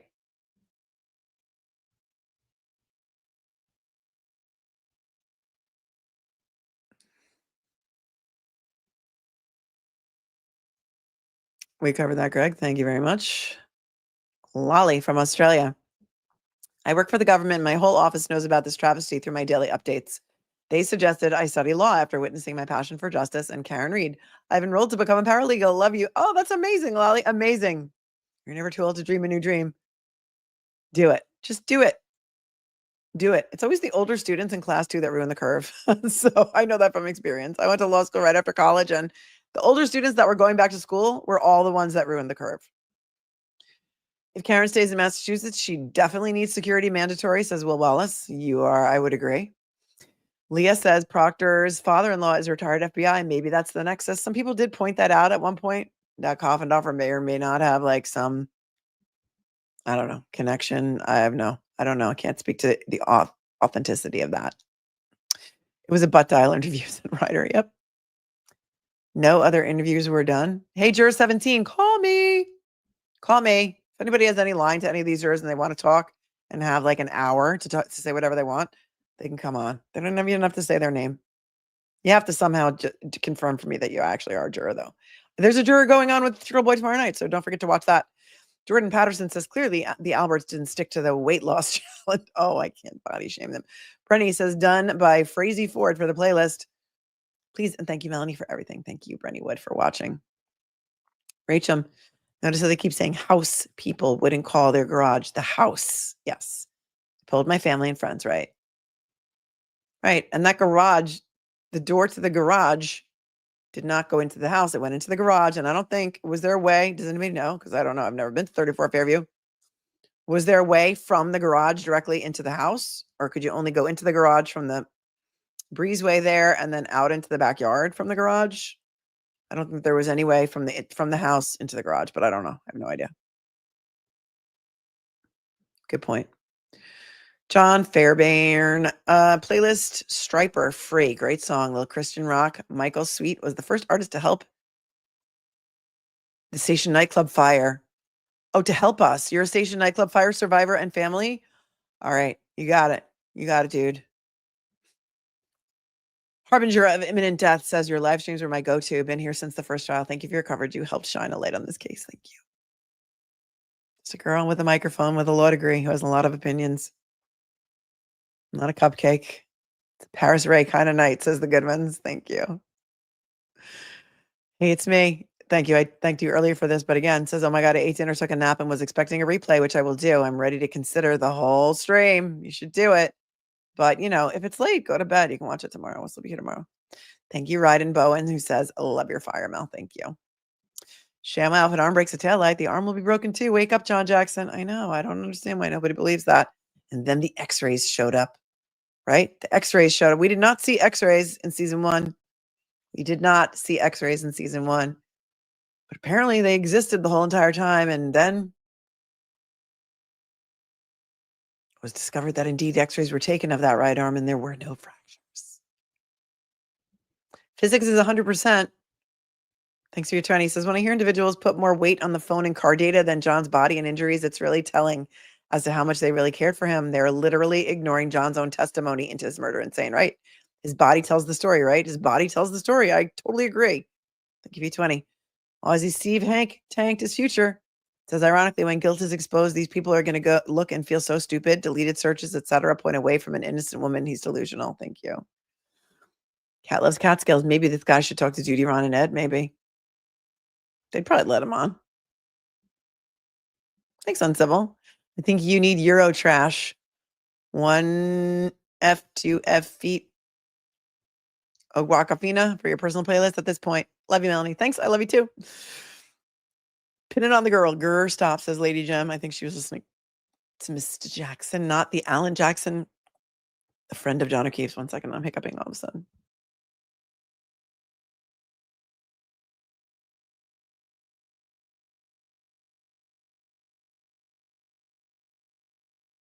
OMG, hey, it's me. Comes in with another 20 and says, my AC is out. It might need to be home. Oh, boy. Oh, boy. I can't believe how much I need to catch up on. I love your energy. I'll be up all night catching up. I can't sleep at 82 degrees. I can't either. I'm an air conditioning girl. I love my air conditioning. Let me tell you what. I am going to put something out there. You can tell me. Let me know. It's iced coffee. I know I shouldn't be drinking iced coffee this late. Tell me if you agree. I think that more marriages or relationships break up over temperature control than money. Fight me about it. Come for me in the comments. Some people like to sleep in cold weather. Some people like to sleep in cold, like an igloo.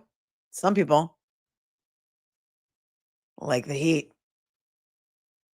Amen, sis. Listen, Erin, back in the day, there was no dual controls in the car. It was like you had to just suffer with the temperature of a person who liked it hot, and I like my air conditioning year round. That's my story, and I'm sticking to it. I'm sticking to it. I feel you. I feel you. Give it up, JJ, says ShamWow. Peapod Fairy, can a FOIA get the sidebars? No. No, if they're sealed, it's a court document, so they're not subject to FOIA disclosure, but great question. Deanne says, we all need to stand behind these jurors. Poor juror number 11 should not be going through this. No juror should ever serve on a jury and be treated so badly. I know. And how many of you followed the Maya Kowalski case with me? I mean, we're going deep into the archives here. But the Maya Kowalski case, this happened to juror number 1. It was juror number 1, right? This happened to juror number 1. And in the Maya case, he wasn't attacked as badly as these jurors are being attacked. Okay. No juror should ever serve on a jury and be treated so badly. Absolutely 100%. I stand with the jurors. And I give that woman, Paola, a lot of credit for trying to take back her power and going against the trolls. Clapping back. ShamWow. Thank you. You're the top of this amazing community that I'm proud to be part of. Now that Karen is freed, we can go to chapter 2. Well, this is going to be chapter 3 now. We're going to get into season 3, and there could be a whole new cast of characters in season 3. I think the feds are still watching. You know, they take a long time. I think the feds are still watching.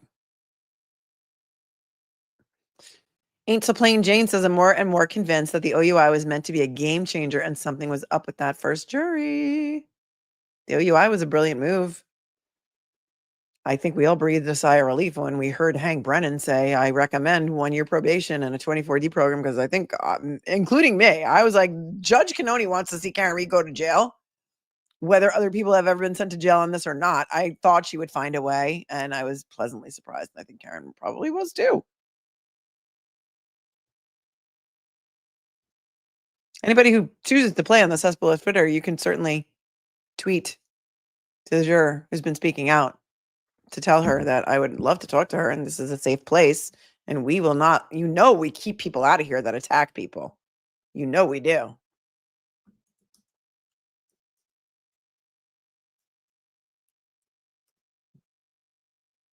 Somebody said that Victoria George has been tweeting, but I don't know what her Twitter is. So I don't know how to find those tweets. I don't think anybody sent them to me. I don't know. So I think that the OUI was a very important component of this second trial. And I think that not calling Proctor Higgins et al. Was also a very important part, because the jury didn't have to solve a mystery. They just had to determine whether or not there was a car accident, right? Perfect. They never would have offered her that plea bargain, though, because they're too far into this that they needed a conviction on the murder, because then they never have to look into anybody else. Janice says 20 years of marriage, the sleep number bed is the secret. Is it like temperature controlled? Oh. Interesting. Thank you, Janice.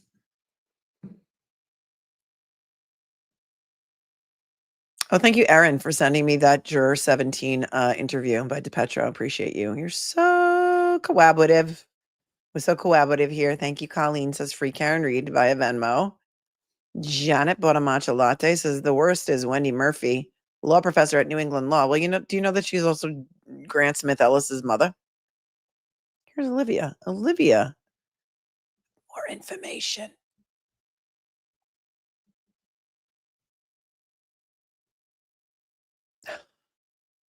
All right. Olivia's a night owl like me, so she's like, here you go. Here's Victoria George's Twitter. Okay. All right. We're here for it. I mean, we're still here, right? Proctor's Tears. Great name. Is Doing It LL Cool J on the playlist? No, but it should be, right? All right, let's take a look, shall we? Victoria George, for those of you who don't know, is she was an alternate juror on the first case,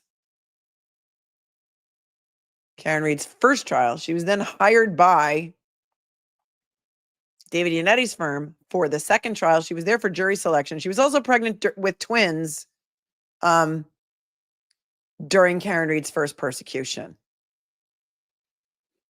Her bio says, mom of 4 under 5, lawyer, jury consultant, and fan of Oxford commas, also commonly referred to as the crying pregnant alternate juror in a pink dress. Oh my God, I love her already. Victoria George, do you want to come on my show? Call me.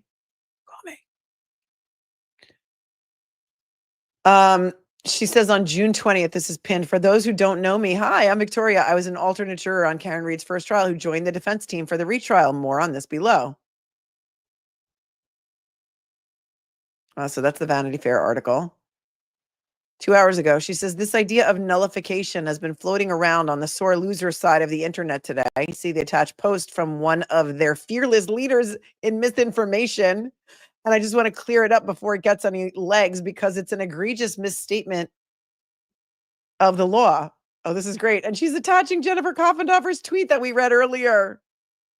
That's only from 2 hours ago, this tweet. So I don't know if you're watching, Victoria. Call me. I have twins also. Trust me, the days are long, but the years are short. Enjoy every minute. At one time, I had 3 kids under 3. It was a long time ago, but I feel you. She says, when a jury starts deliberations, they often have differing opinions. At this point, they begin discussions on a careful review of evidence. If, after many hours of deliberations, they are able to come to a unanimous decision, this is called a verdict. Hope this helps. And she retweets Jennifer Coffendorfer's tweet that we read earlier, and then says also a guilty verdict on a lesser included charge is pretty much definitionally not jury nullification. Bettero Law is right. The Twitter law school needs to be shut down. Oh, she watches Bettero too. Then I guess she's watched me because Bettero's on my show a lot. And then she's got a whole thread called Confessions of an Alternate Juror, a thread. By now, most of you know that 3 of us had to speak with the judge mid-trial about another juror who had allegedly made anti-defense comments. I didn't hear the comments firsthand, but was sitting nearby. Oh, that's the day that Mark Bettero and I were in court. That was June 14th of last year.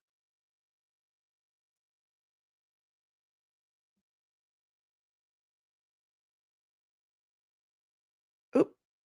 Fast forward to the day of closing arguments. Within about 2 seconds of being picked as an alternate, which is why I looked so mad so quickly, as per reaction tweets I later read, I realized the other new alternate and the juror who disappeared that morning were the same 3 who'd been part of reporting that juror misconduct weeks before.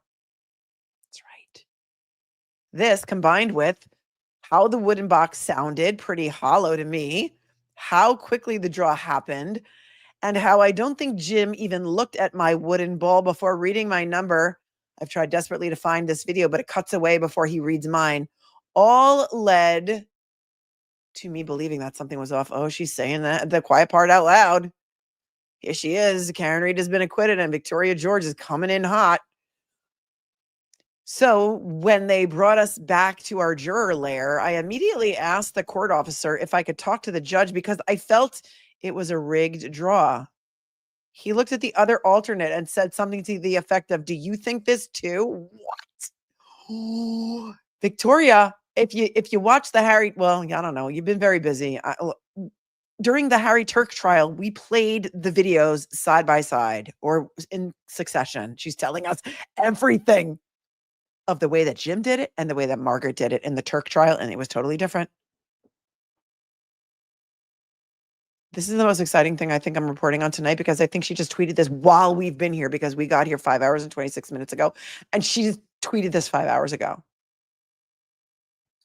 At this point, she says, I literally had no idea what she was thinking, and I felt a little worried that I might sound like a tinfoil hat wearing conspiracy theorist.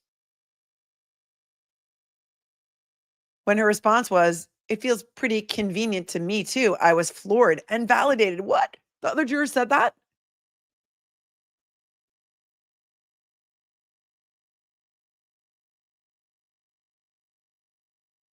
Wow. Okay, well, those are the only tweets she has so far, but keep watching. That's amazing. Tori George coming. So many people to interview and so much time to interview them because we're not going anywhere until justice for John O'Keefe really happens. Her Twitter name is @thatjurorlawyer. I mean, I'm here for every minute of this. Praise be Victoria George.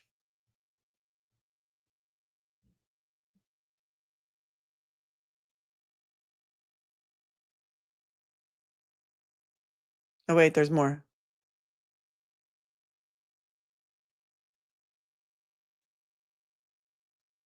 Because before that, she tweeted, I know a lot of the random alternate selection story from trial 1 is out there, but some of you seem to want to know more. Oh, yeah, she's telling us everything. Since I'm limited on what I can share about trial 2, privilege is privilege, consider this my fun little project for today. If my kids nap, oh, girl, never wake the sleeping baby. The most important lesson I learned from all of it was how important standardized and transparent procedures are, even for something as basic as alternate juror selection. I wanted to address some of the more ridiculous rumors about me now that I'm finally allowed to speak, but I'm not going to because my husband, who is far less petty than I am, told me that the trolls aren't worth it. Okay, actually, there's one I can't resist clearing up because it's basically defamation suit worthy. I was never drunk at a bar during the last trial. I was pregnant with twins. I could barely hold down water or stay up past 6 p.m. Wait, she's the one who was accused of being at the American Legion Hall? It was Victoria George that was accused of being drunk at the American Legion Hall? What? Wow. Also, if I'm a grifter, I'm really bad at it. I haven't made a dime since my nominal jury duty pay. Oh, wow. So she worked for Unity for free. Time for bed. I'm sure many of you have far more vibrant Friday night social. This is from yesterday, Friday night social lives than we do over here. But morning comes at very early with our 4 smart children. Let me know what you'd like to hear from me in the future. If I can answer, I'll allow it. Oh, wow. Yes. Oh, yes. Oh, yes.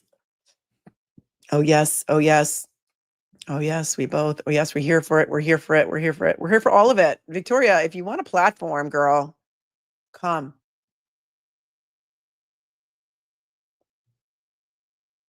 Okay. And Olivia is giving me the video.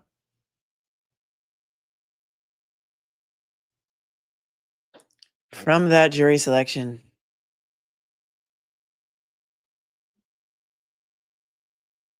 So we're going to watch it. Because Olivia, I mean, if you're not following Olivia Lambo on Twitter, like what are you doing? What are you doing?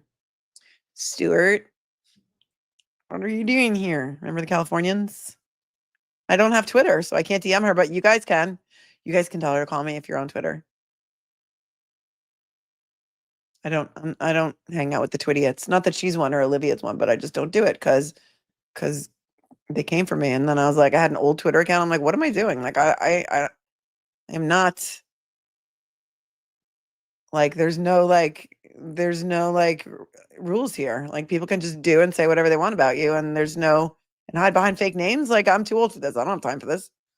You know who's got time for this? Nobody. All right, Olivia, here's Olivia's video of the jury selection process in trial 1. Ready? Everything that Victoria George was just telling us is contained within this video. 45 seconds long. Hear the bingo balls? Doesn't sound like there's a lot in there. Could the juror sitting in seat number 3, who is juror 79, step down and take your place as an alternate? Look how he just like puts him down on the And the desk. juror sitting in seat number 2, juror 14. Then they focus. Can't see it. Sounds like this. So, ladies and gentlemen, we need to swear in the court officers. They're going to be in charge of you during your deliberations. I suggest that you listen to the oath that they are taking so that you can be aware of their responsibilities. Now you can swear them, Mr. Clerk. Right. So they only had 2 alternates in trial number 1. And coincidentally, it was Victoria George and another one who was also pro Karen Reed. And there's no video of that. And he's sort of just like, listen to the sound. There's not more than 5 blocks in there. Let's listen to that again. He also like picks him up. He puts it in his hand and then he slams it down on the desk. And then there's more to this video because I remember playing it on the during the Turk trial. And then he throws them all back in there real fast. So like nobody got to see them. I don't know. But if Victoria George and her alternate friend both thought it was sus, then I'll allow it. Could the juror sitting in seat number 3, who is juror 79, step down and take your place as an alternate? Sneaky and the juror shim. sitting in seat number 2, juror 14. Wow. All right. Then you can hear him as he throws those 2 numbers right back into the bin, right? And so this time, the defense made a motion for transparency, which you should never have to make because shouldn't there just always be transparency? It was denied. But I think this time, okay, so she says, play the first video clip if you want. Shows you how transparent it should be done transparently. Okay, so let's watch that one. Here we go.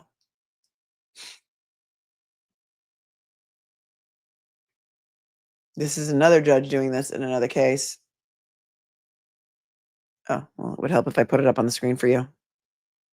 Defense in this trial made a motion for transparency, saying that we should get to see all the bingo balls and then get to see them when you pull them out, and then it was denied.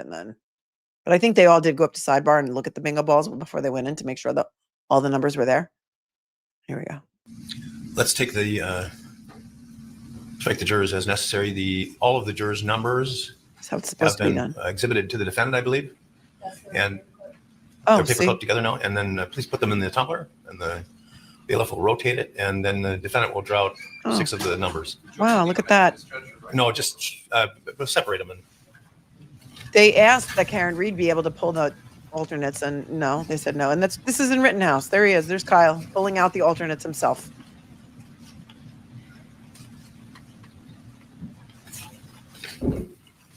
Wow.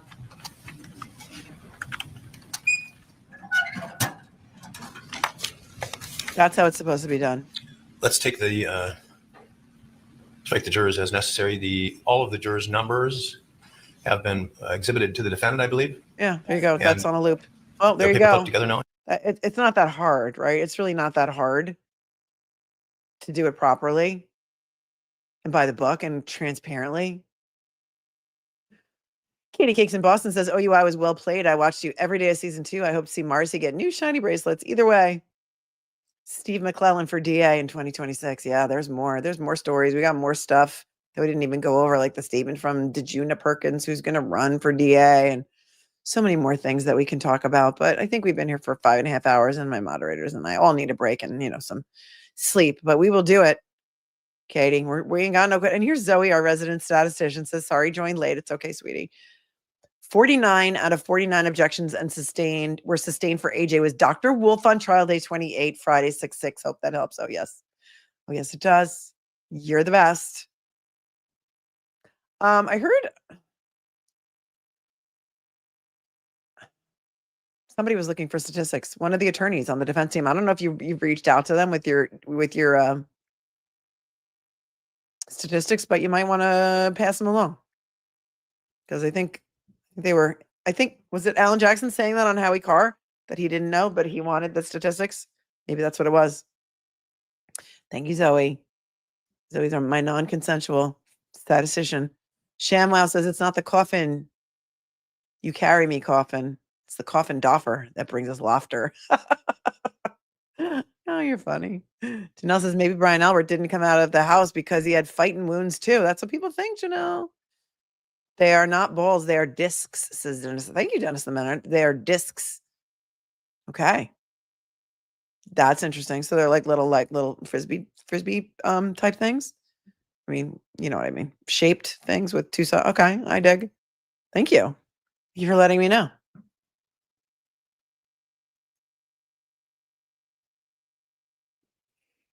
Make sure you have your notifications set to all. Make sure you have not been unsubscribed by the craziness of YouTube because as such, the YouTube sometimes unsubscribes people for some unknown weird reason. And so you may think you're subscribed, but you're not.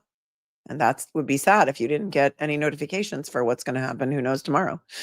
Lindsay, thank you so very much for your very nice Venmo and says thank you with a cupcake. And that is really amazing. And Amy bought 3 matcha lattes. Thanks for all your hard work and long hours over these Karen retrial years. It must have been hard to balance family time as well. Really appreciate what you do and how you interact with your guests. Thank you, Amy. You're a sweetheart. You're all sweethearts. I love you with all of my heart. Every single one of you. Thank you, Jadzia, for your matcha latte. Missed you. So sorry about your kitty, pets, or family. Thank you. Would love to see you interview Eliza Little for a different perspective. And AJ, of course, if he's available. Awesome. We got some things in the works. That's why you want to make sure you have all the notifications, set to all. Because we have a lot of things to cover. We got more people to free. And we're not, our work isn't done yet. We're not done. We're not ever going to be done because I love doing this and I love you guys being here. And We still have to do an unboxing of my 100K plaque, which we haven't done yet because we just haven't had time. Maybe we'll do a celebration and invite a whole bunch of guests. Oh, you know what? I'm doing tomorrow at 2 p.m. Eastern. I'm going to be on AV to the 7th Power with Andrea Burkhart. Let me set up the redirect right now so you guys can. It's Victoria's Secret no more, Elle. Well done. Well done, Victoria's Secret no more. Lindsay says, thank you so much. I cannot wait until the truth comes out. False accusations are my main pet peeve. So glad Karen is free, and you are one of the reasons why. Much love. Oh, thank you, sweet pea. So AV to the 7th Power, she's got a channel, and let me tell you what, that girl is a class act. Like I really, really like her a lot. I met her during the course of this trial, and to her credit, she emailed me, and I get so busy and I forget to respond, and then it gets buried, and she didn't give up. She did not give up. And she's like, please come on my show. Please come on my show. She had Turtle Boy on her show. And then I watched some of her content, and I said, she's amazing. She's a lawyer. She went to law school, but I don't think she ever took the bar. Or she took the bar and she just doesn't practice. And I can't remember. She's young. She's young. Younger than I am anyway, but she's a mom, and her content is amazing. I love her too, right? Don't you guys love her? And so tomorrow, Andrea and I are going to go on her show. And what I'm going to do is I'm going to set up the redirect right now. Andrea Burkhart and I, tomorrow at 2 p.m. So hopefully she allows redirects, because it's like a weird setting that you have to set. So let me just put it on here. AV. Oops. So when I hit end on this, it will redirect you over there so that you can. Oh, I don't think she does. So some people don't know about this setting in their settings, and so I can't do it. Boo. But you know what? I'll put up a community post with the link to it so that you guys can. Let me just make sure she put the link up already. Hold on. Tomorrow, 2 p.m. Eastern, Andrea Burkhart and me with AV.